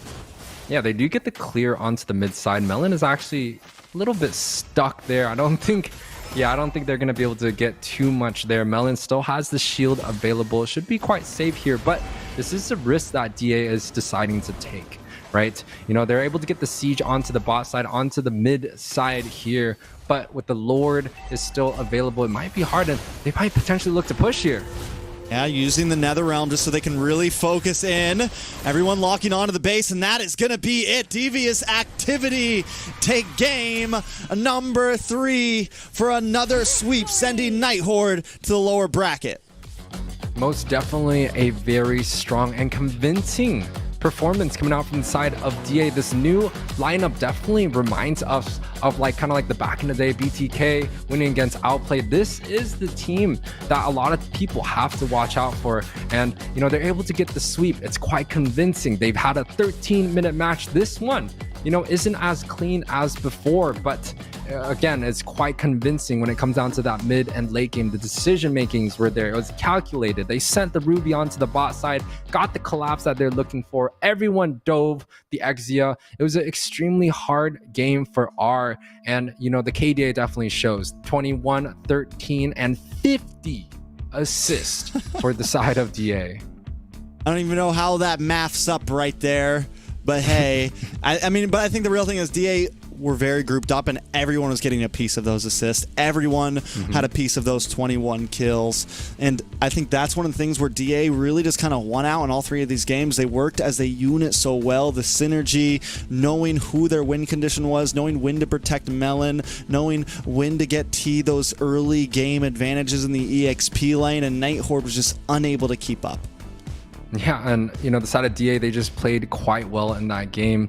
You know, we saw Melon pretty much dominating in most of the matchups. Kush was always on to the backside. We didn't get to see T shine as much, but definitely the last Black Dragon, you know, and waiting for that Nether Realm to come down with the Petrify, secured that kill onto R. So again, it's a very dive heavy meta, and DA definitely stands out in terms of mastering that type of meta. They're able to take these picks onto another level, and you know, quite convincingly, a 3-0. It is a 24-minute match, so NightHorde still played extremely well, and honestly, they've been playing well and better every single game. It's just unfortunate that they're not able to push this series into game 4. And let's take a look at some of these stats, Trex. Rich Guy Melon, the carry, Melon, man, I can't get enough of this kid. Has just come in and completely, I mean, like, we haven't even seen Melon in like previous NACTs a bunch. Never has been like a top 2, top 3 finisher, and this guy has come in and just taken NACTs by storm. For me, essentially the rookie of the year right now. Started off on the bench and now just dominating in the playoffs. Yeah, and it's quite convincing. Like, it doesn't show that he is, you know, been benched for, you know, throughout the whole entire season. Now he's on the main lineup. He looks like the main deal for the side of DA, right? They're able to protect him. He's able to get a few picks here and there. But now let's take a look at the head-to-head. Yato against Sayori once again. Sayori played a great game. 92% kill participation. The damage is not too much of a difference, but Yato definitely stood out ahead on the winning side. 2-1-14, probably the best match that he's played in today's series. Also high damage dealt. Trex. High damage dealt.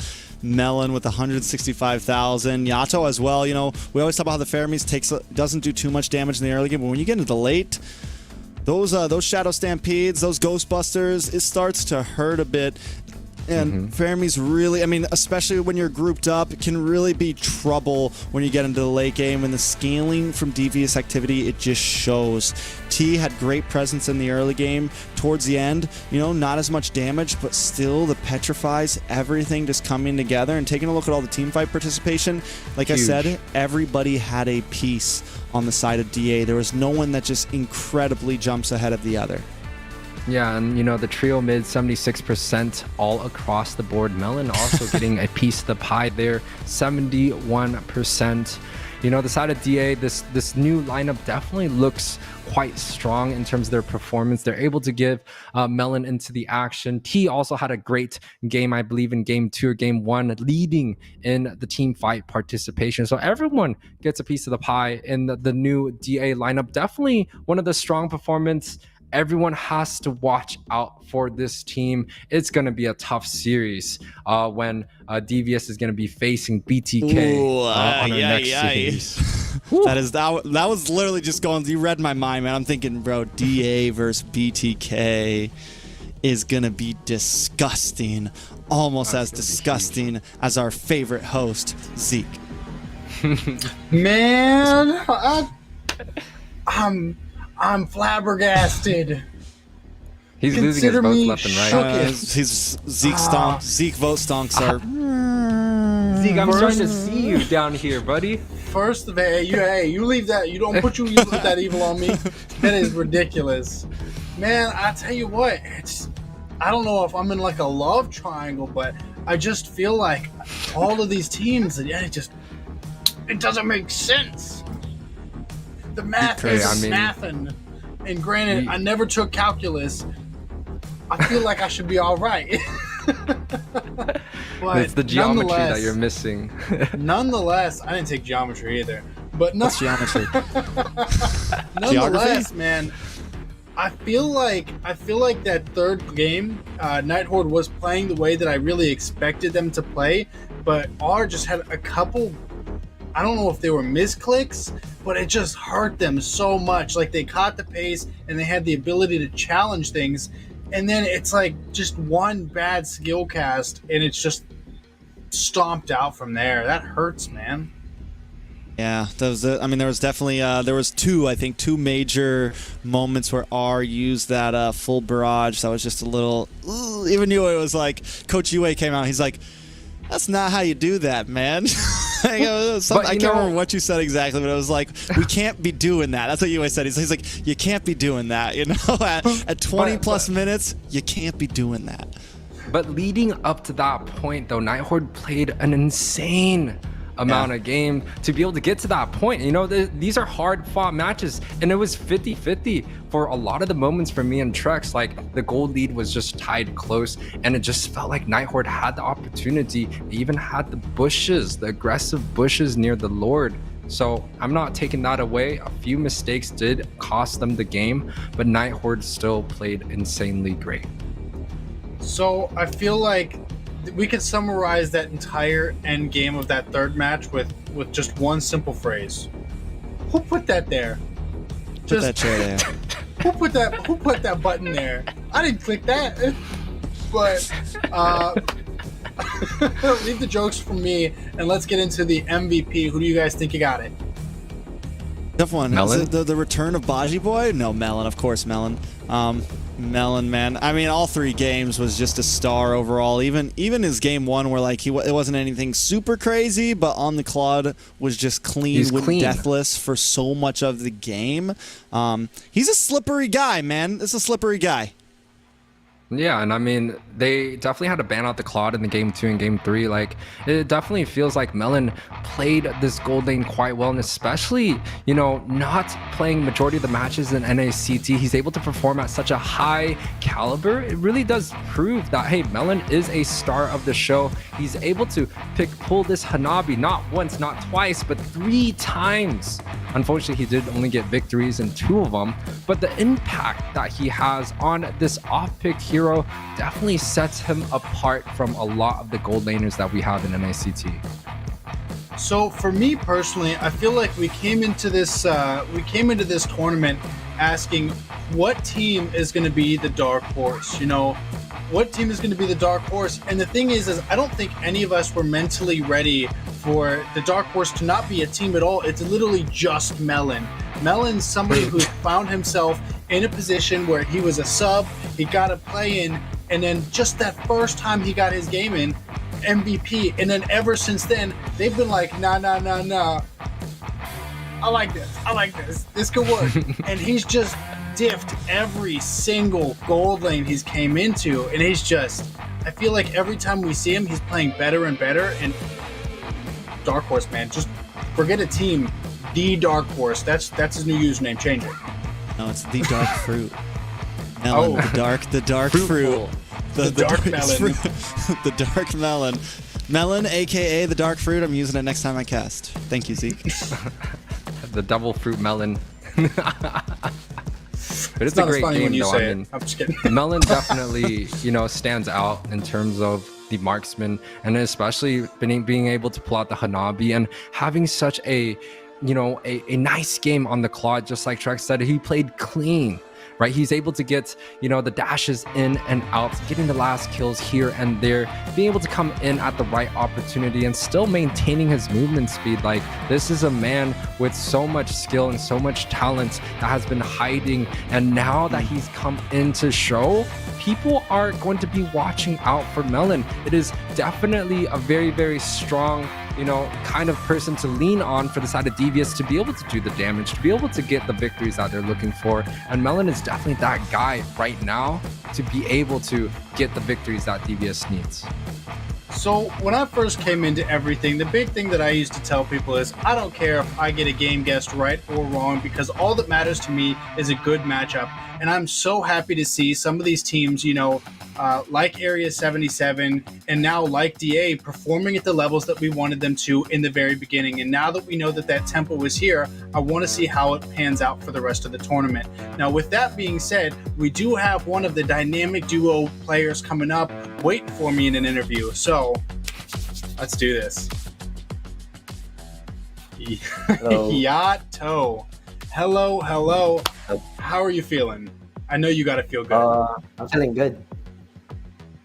Feeling good? I'm feeling good. I got to know, NightHorde was looking strong coming up into this playoffs. Were there any fears of yours going into this game? Of course, there was fear since this is a tournament, especially this is playoffs. But I think we've been preparing pretty well since we added Bodge in. Do you think there was anything specific to NightHorde, though, that was like a red flag for you or something to look out for? Not really. I think as by the way we were preparing, I think when we went into this game, we were pretty confident that we were gonna win. So do you guys feel like your current lineup is stronger now that you're in the playoffs than it was during the regular season? For sure.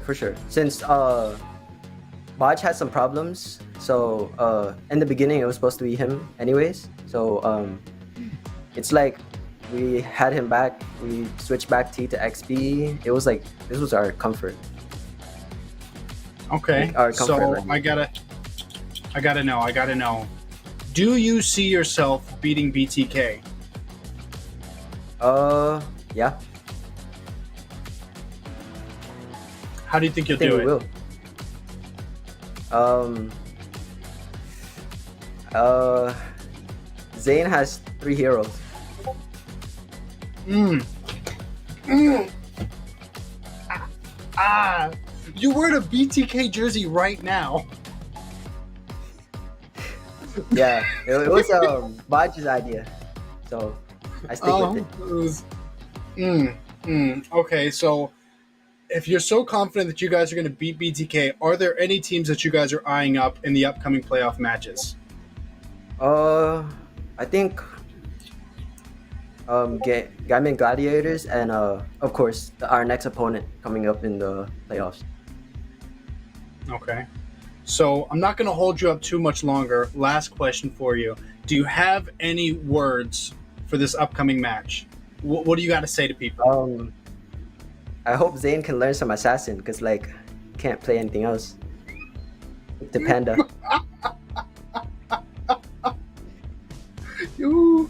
Okay. You caught me off guard with that. I love it. I love it so much. All right. Thank you so much for your time, Yato. Don't go having too much fun, and I look forward to seeing you guys next week. Thank you. See you. Oh man, he said he's got 3 heroes. It's hot. It's hot in here, man.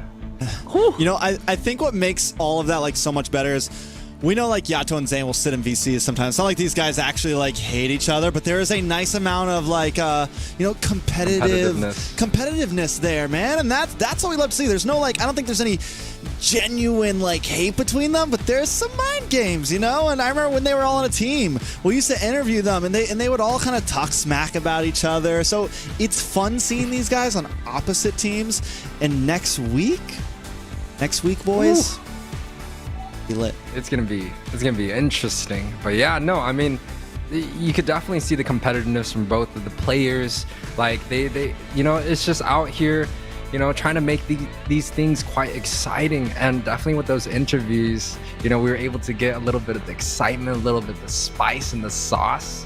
And, you know, Zeke, again, great questions there, and even better response from Yato.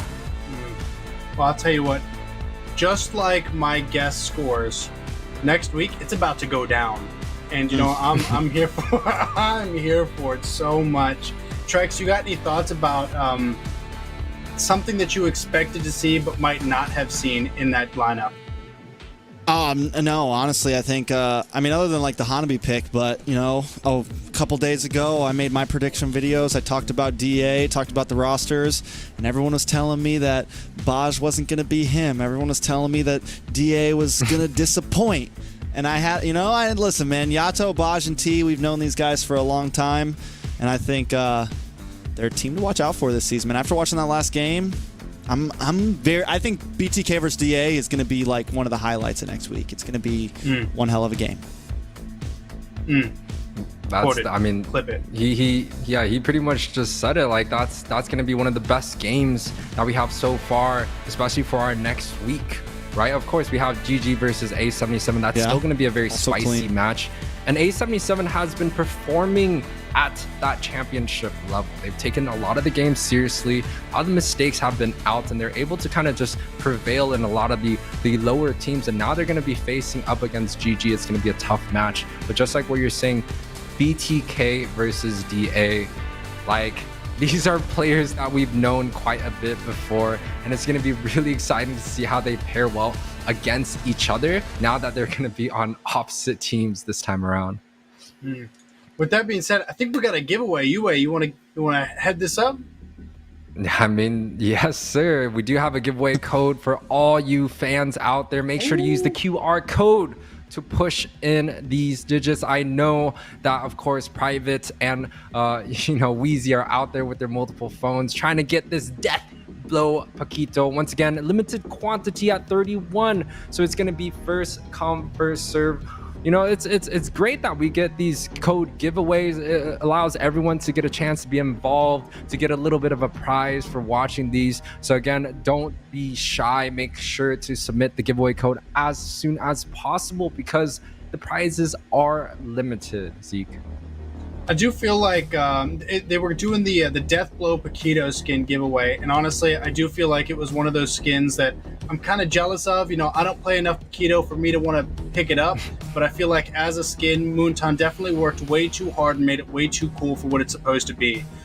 So for those of you guys who did manage to get it, for those of you guys who didn't, next time. Be fast. And Zeke will buy you one if you didn't get it. He said that too. Yeah, so make sure to go to Zeke and try to redeem it from him. What's that?